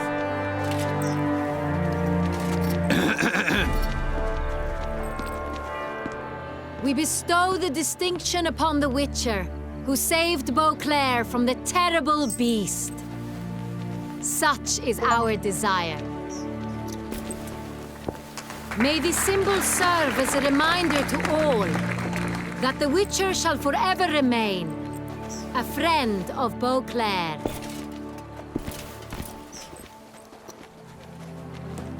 In more familiar terms now, I thank you immensely, Geralt. Damien has your reward for you. After all, it was but a contract. Thank you. I have a small surprise for you, in addition. I give you more than a dozen barrels of Son Real, a wine normally reserved for the ducal table. The gustatory experience of a lifetime awaits. Are you content?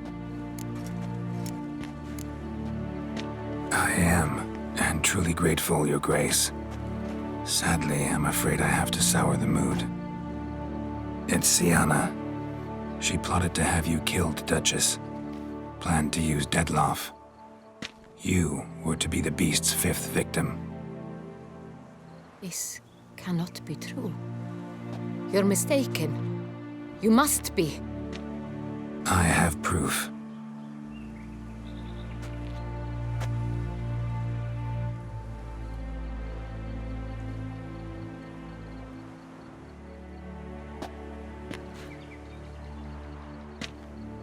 I do not believe it.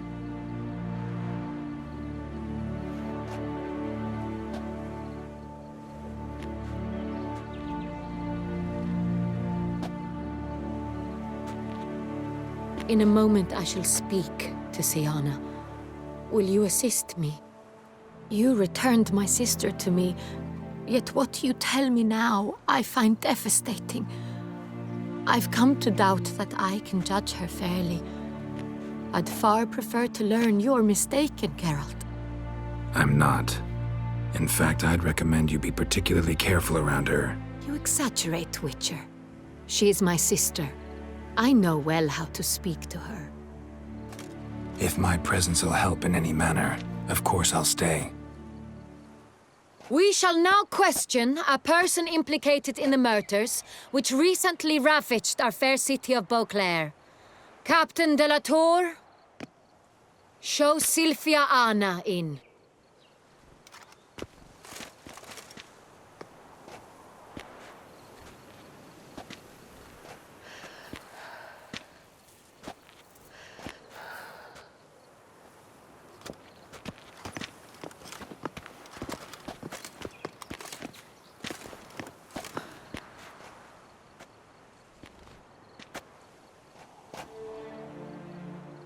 The Witcher will take part in our talk. I'm not a prisoner. Free to do as I choose. You have committed crimes. Grave crimes. Yet you are my sister. And my heart does not allow me to treat you as a common criminal. Nor does it let me believe you sought my demise.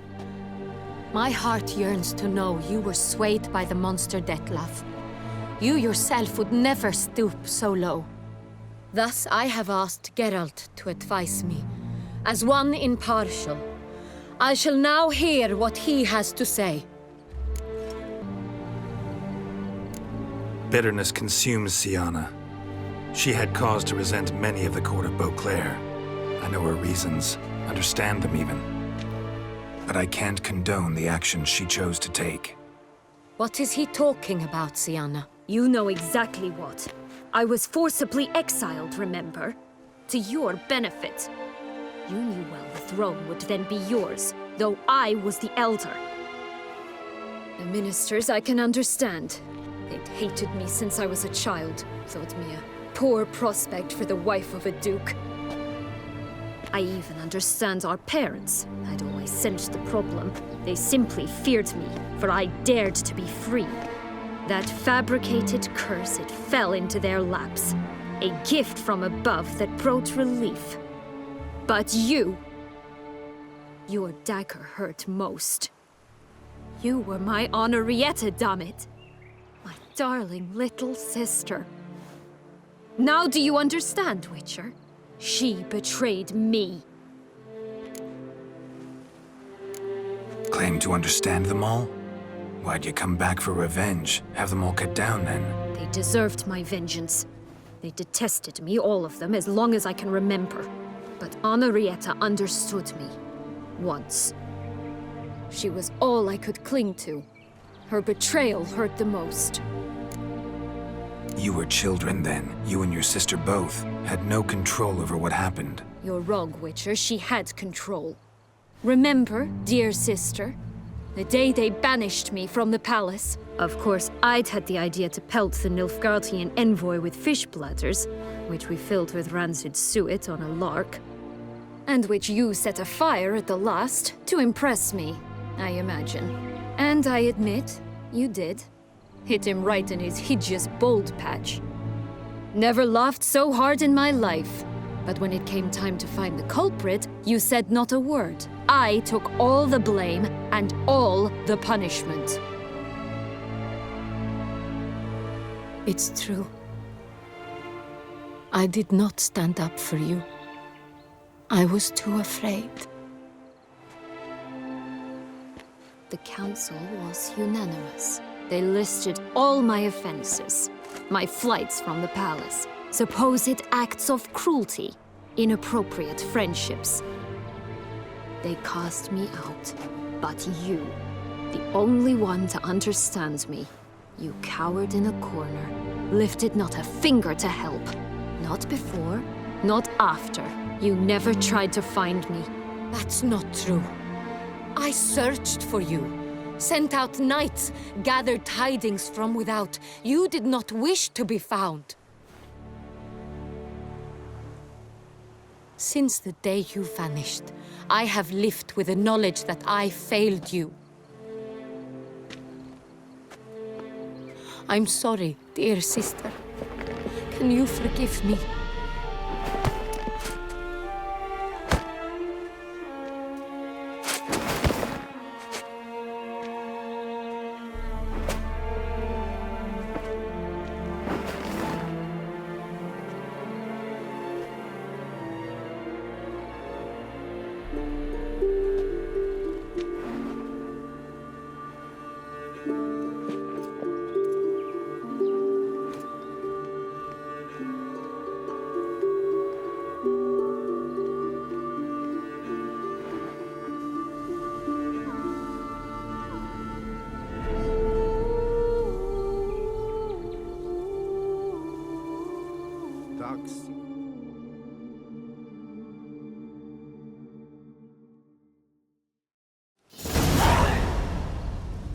in all, best part of the whole ceremony? It was short. Perhaps for you, as you ducked out early. The others are probably just getting started. The drunkenness never ends in this quaint realm.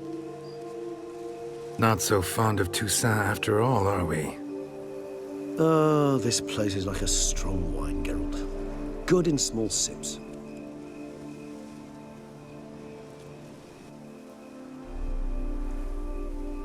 How do you find my personal brew? Not too strong? Just right. Credit the local mandrake of the Alrauna diavolis variety for that. The tubers which grow in this area's volcanic soil have an altogether unique flavor profile and display a remarkably uncommon dark brown tint. Fascinating. All I can say is this batch turned out excellent. Indeed. It might be wise to stockpile some roots for the future. Would you care to accompany me? You decide to go root picking now? It's dark out. Ah, Geralt. Even were I generously to assume it had simply slipped your mind that I am a vampire and thus need no light to see, I'd never believe you had also forgotten that you likewise have absolutely no trouble seeing in the dark. So, shall we? If you think it's a good idea, let's go. But I think you might be forgetting one thing. Fresh mandrake root of this variety is highly toxic, even to a witcher. Ah, not a problem. I never forget matters of safety and hygiene in alchemy. Here, gloves and a mask. Don them, and you shall be in no danger. Thanks. Right then, let's go. This moonlight makes me oh so dreamy.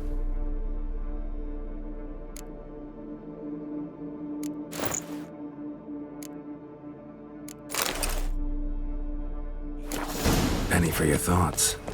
Let me guess. Succubus twins? No, I was thinking about, how anything can look interesting when properly lit. Even an old necrophage corpse? You've not an ounce of refinement in you, have you?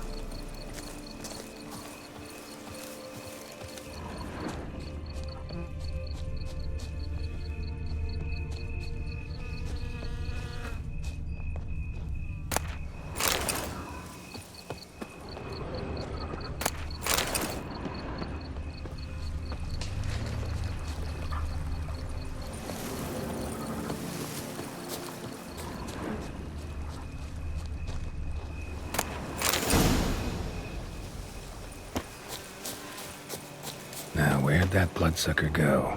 Won't be easy to track down. He's a vampire after all. Damn it, where'd you go?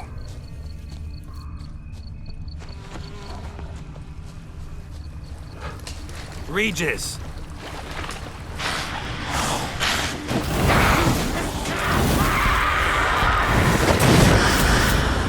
I did what I had to do!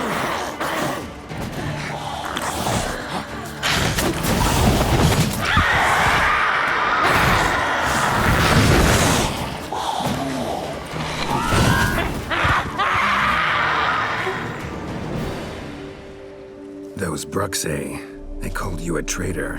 Alas, we've a very simple code of honor, we vampires. So simple you might call it trivial. Either one is with us, unconditionally, regardless of the circumstances, or... Won't let it go, will they? They will not. Fortunately, we've another rule, an unwritten one, and just as trivial as the first. It is neatly summarized in the saying, out of sight, out of mind. That is why I must leave Toussaint. For a vastly long time, most like. Yeah, I get it. Let us make for my camp. I've an overwhelming desire to have another drink.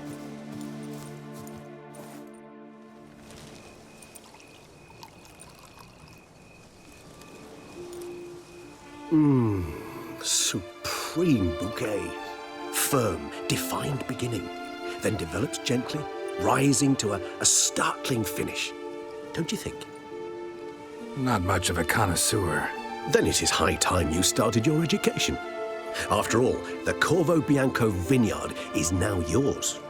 By the way, I left a gift for you at your new home. on the nightstand. Thanks. Mind telling me what it is?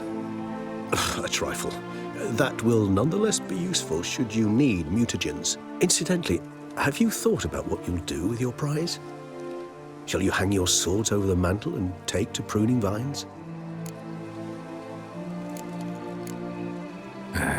Don't really know yet.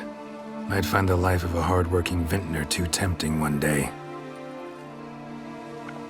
Or maybe I'll just stick to the path, go on roaming, staring up at the stars after laying my bedroll at the roadside.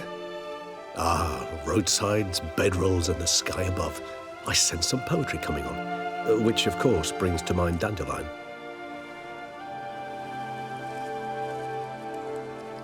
I can remember a night, not too far from here if I'm not mistaken. We hid in a cave while a blizzard raged all about. Does that sound at all familiar? How could it not? We just set off to rescue Ciri from Vilgefortz. Oh, our encounter with Vilgefortz. That is something I do not remember so fondly. But that first stay in Beauclair, far calmer than this one. Seemed like a land straight out of a fairy tale back then. Its sole problem, cellars too small to accommodate all that wine. Appearances, Geralt. Appearances, like Mamoons and Dopplers, deceive.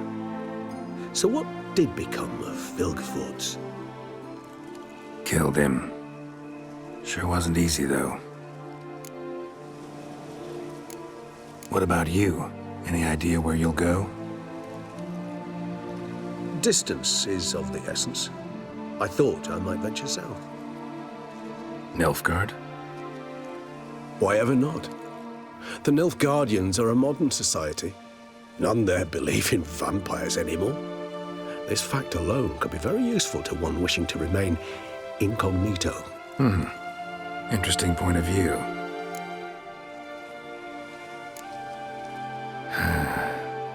I so don't feel like going anywhere.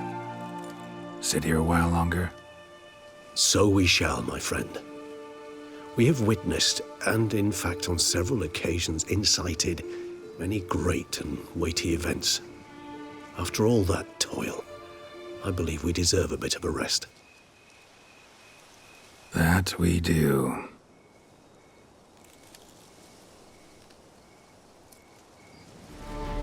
Actually, I'd love to go home. Welcome to the capital of Toussaint. Greetings, Witcher. Remember, you are in Beauclair, an orderly city. Yes, Geralt? Wanted to talk. That is, if it's no bother, Your Grace. Why ever would it be? I'm listening. What is it?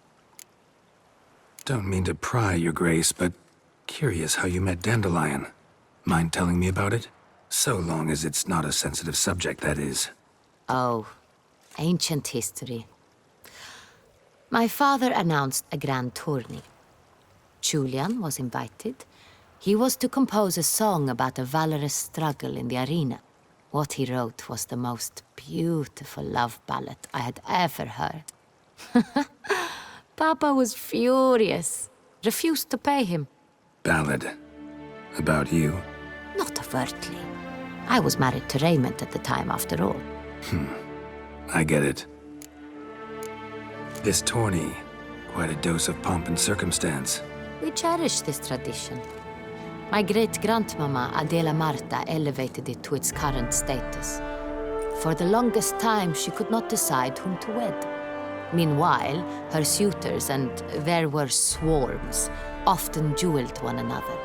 In their contests, Ademarta saw an altogether comfortable way of picking the prime apple from the bushel of potential husbands, determining who had what she valued most in men: strength, valor, and cunning. Thus, she commanded them to take part in tourneys, though in the end she chose none of them, and wed instead the youngest son of Nilfgaard's reigning emperor, whom she met on a journey south. But Beauclair's inhabitants had begun to enjoy the night's sparring. Very much so. And not only they. The year after, knights from far and wide gathered to face one another for sport and glory. And so it has remained, though the price has changed. The Duchess's hand and half the duchy are no longer in the offing. Still, Beauclair's tourneys are famed the world over. Of that we are rather proud. Can't help but wonder how Toussaint manages to stay out of every war. Nilfgaard's next door, yet it never comes to so much as a minor border skirmish, not to mention a full-fledged invasion. Our knights guard our borders. And my cousin, Emperor Mir Far Emrys, assured me Toussaint would remain neutral and has kept his promise. I have oft tried to prevail upon him in no uncertain terms to tame his belligerence once and for all. Sadly, he has not heeded my pleas. To the world's great sorrow, I fear. Sorrow indeed, Your Grace. Thanks for sparing the time, Your Grace. Duty calls. You got it. I understand. Understand and approve. Matilda. Oh, I've a feeling they're the...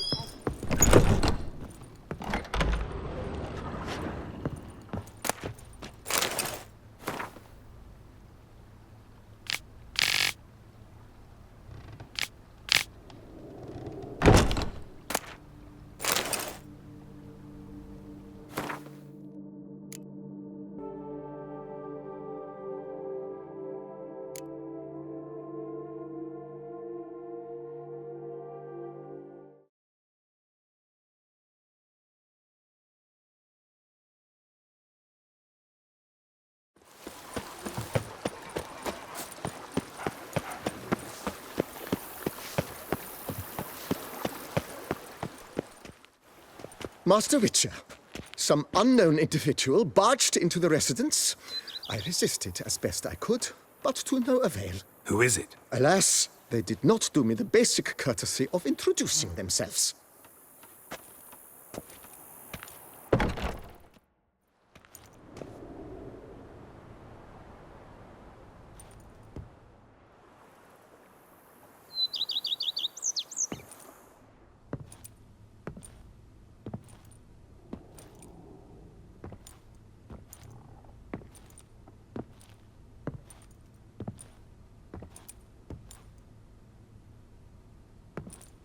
Unexpected as ever.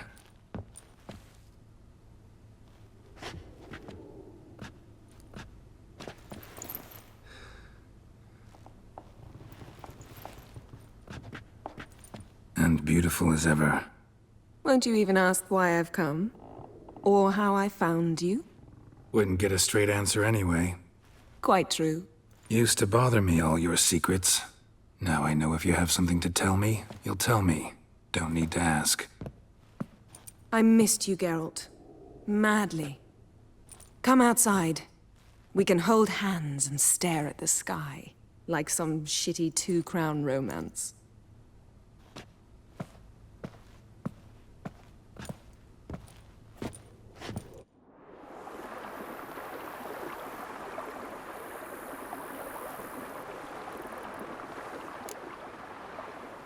Brought quite a few books. Let me guess. Working on a new spell? Not at all. These aren't grimoires, just pleasure reading. The Name of the Orchid. A widower for half a year. Huh. Always thought you too busy to make time for something as impractical as pleasure reading. Because I was. But now I'm not. A few weeks ago, I awoke to the realization that I know not what to do next. I have no plan. I have no goal. And you know what? I like that. Finally, I can stop thinking about politics and focus on what's important to me. Which is why I came here. Liking Toussaint so far? The landscape's lovely and the towns are charming, no question about that. But the southern sun plays havoc with my wardrobe. To be blunt, wear black down here and you're pretty damn hot. Might need to think about changing your color palette. Off-white and pea green, for instance. And I'll wear scents distilled from turnips and daisies. I think I shall simply stay in the shade. And you'll bring me cool drinks. At regular intervals. Bring you whatever you want. You know, feels kinda strange having a home. I must say I never pictured you owning real estate. Was something of an accident, but I'm not about to complain. Yen, back then, before we fought the hunt, said you wanted to run away with me to the world's end. This vineyard, good enough? Yes, although there's one thing missing. Namely? I shall give you a hint. It's large, white, has 4 legs, category taxidermy. Oh yeah, the unicorn. Fine. You can bring it down here. I knew you'd see things my way. Ever thought this day would come? Me and you, peace and quiet. Bees buzzing, birds chirping. I almost regret delaying so long before coming to you. I was quite the silly goose. You have doubts? Though I imagine it might have been hard coming after me. Always were proud as a peacock. Please, Geralt. I'm not like other sorceresses to feel that following someone means my wings have been clipped. Ooh, watch what you say about your colleagues. Remember, it's an ill bird that fouls its own nest. Well said, Witcher. You're not only handsome, but wise, too. I feel a bit like the cat that got the canary. Yeah, and I'm... Damn it, you win. This time. Ha! How'd that start, anyway? Our duels and wordplay? Forgotten.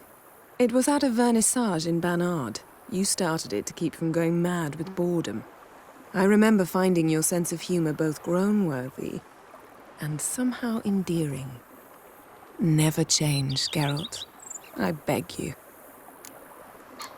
So, talk again later? Of course. I'm not going anywhere.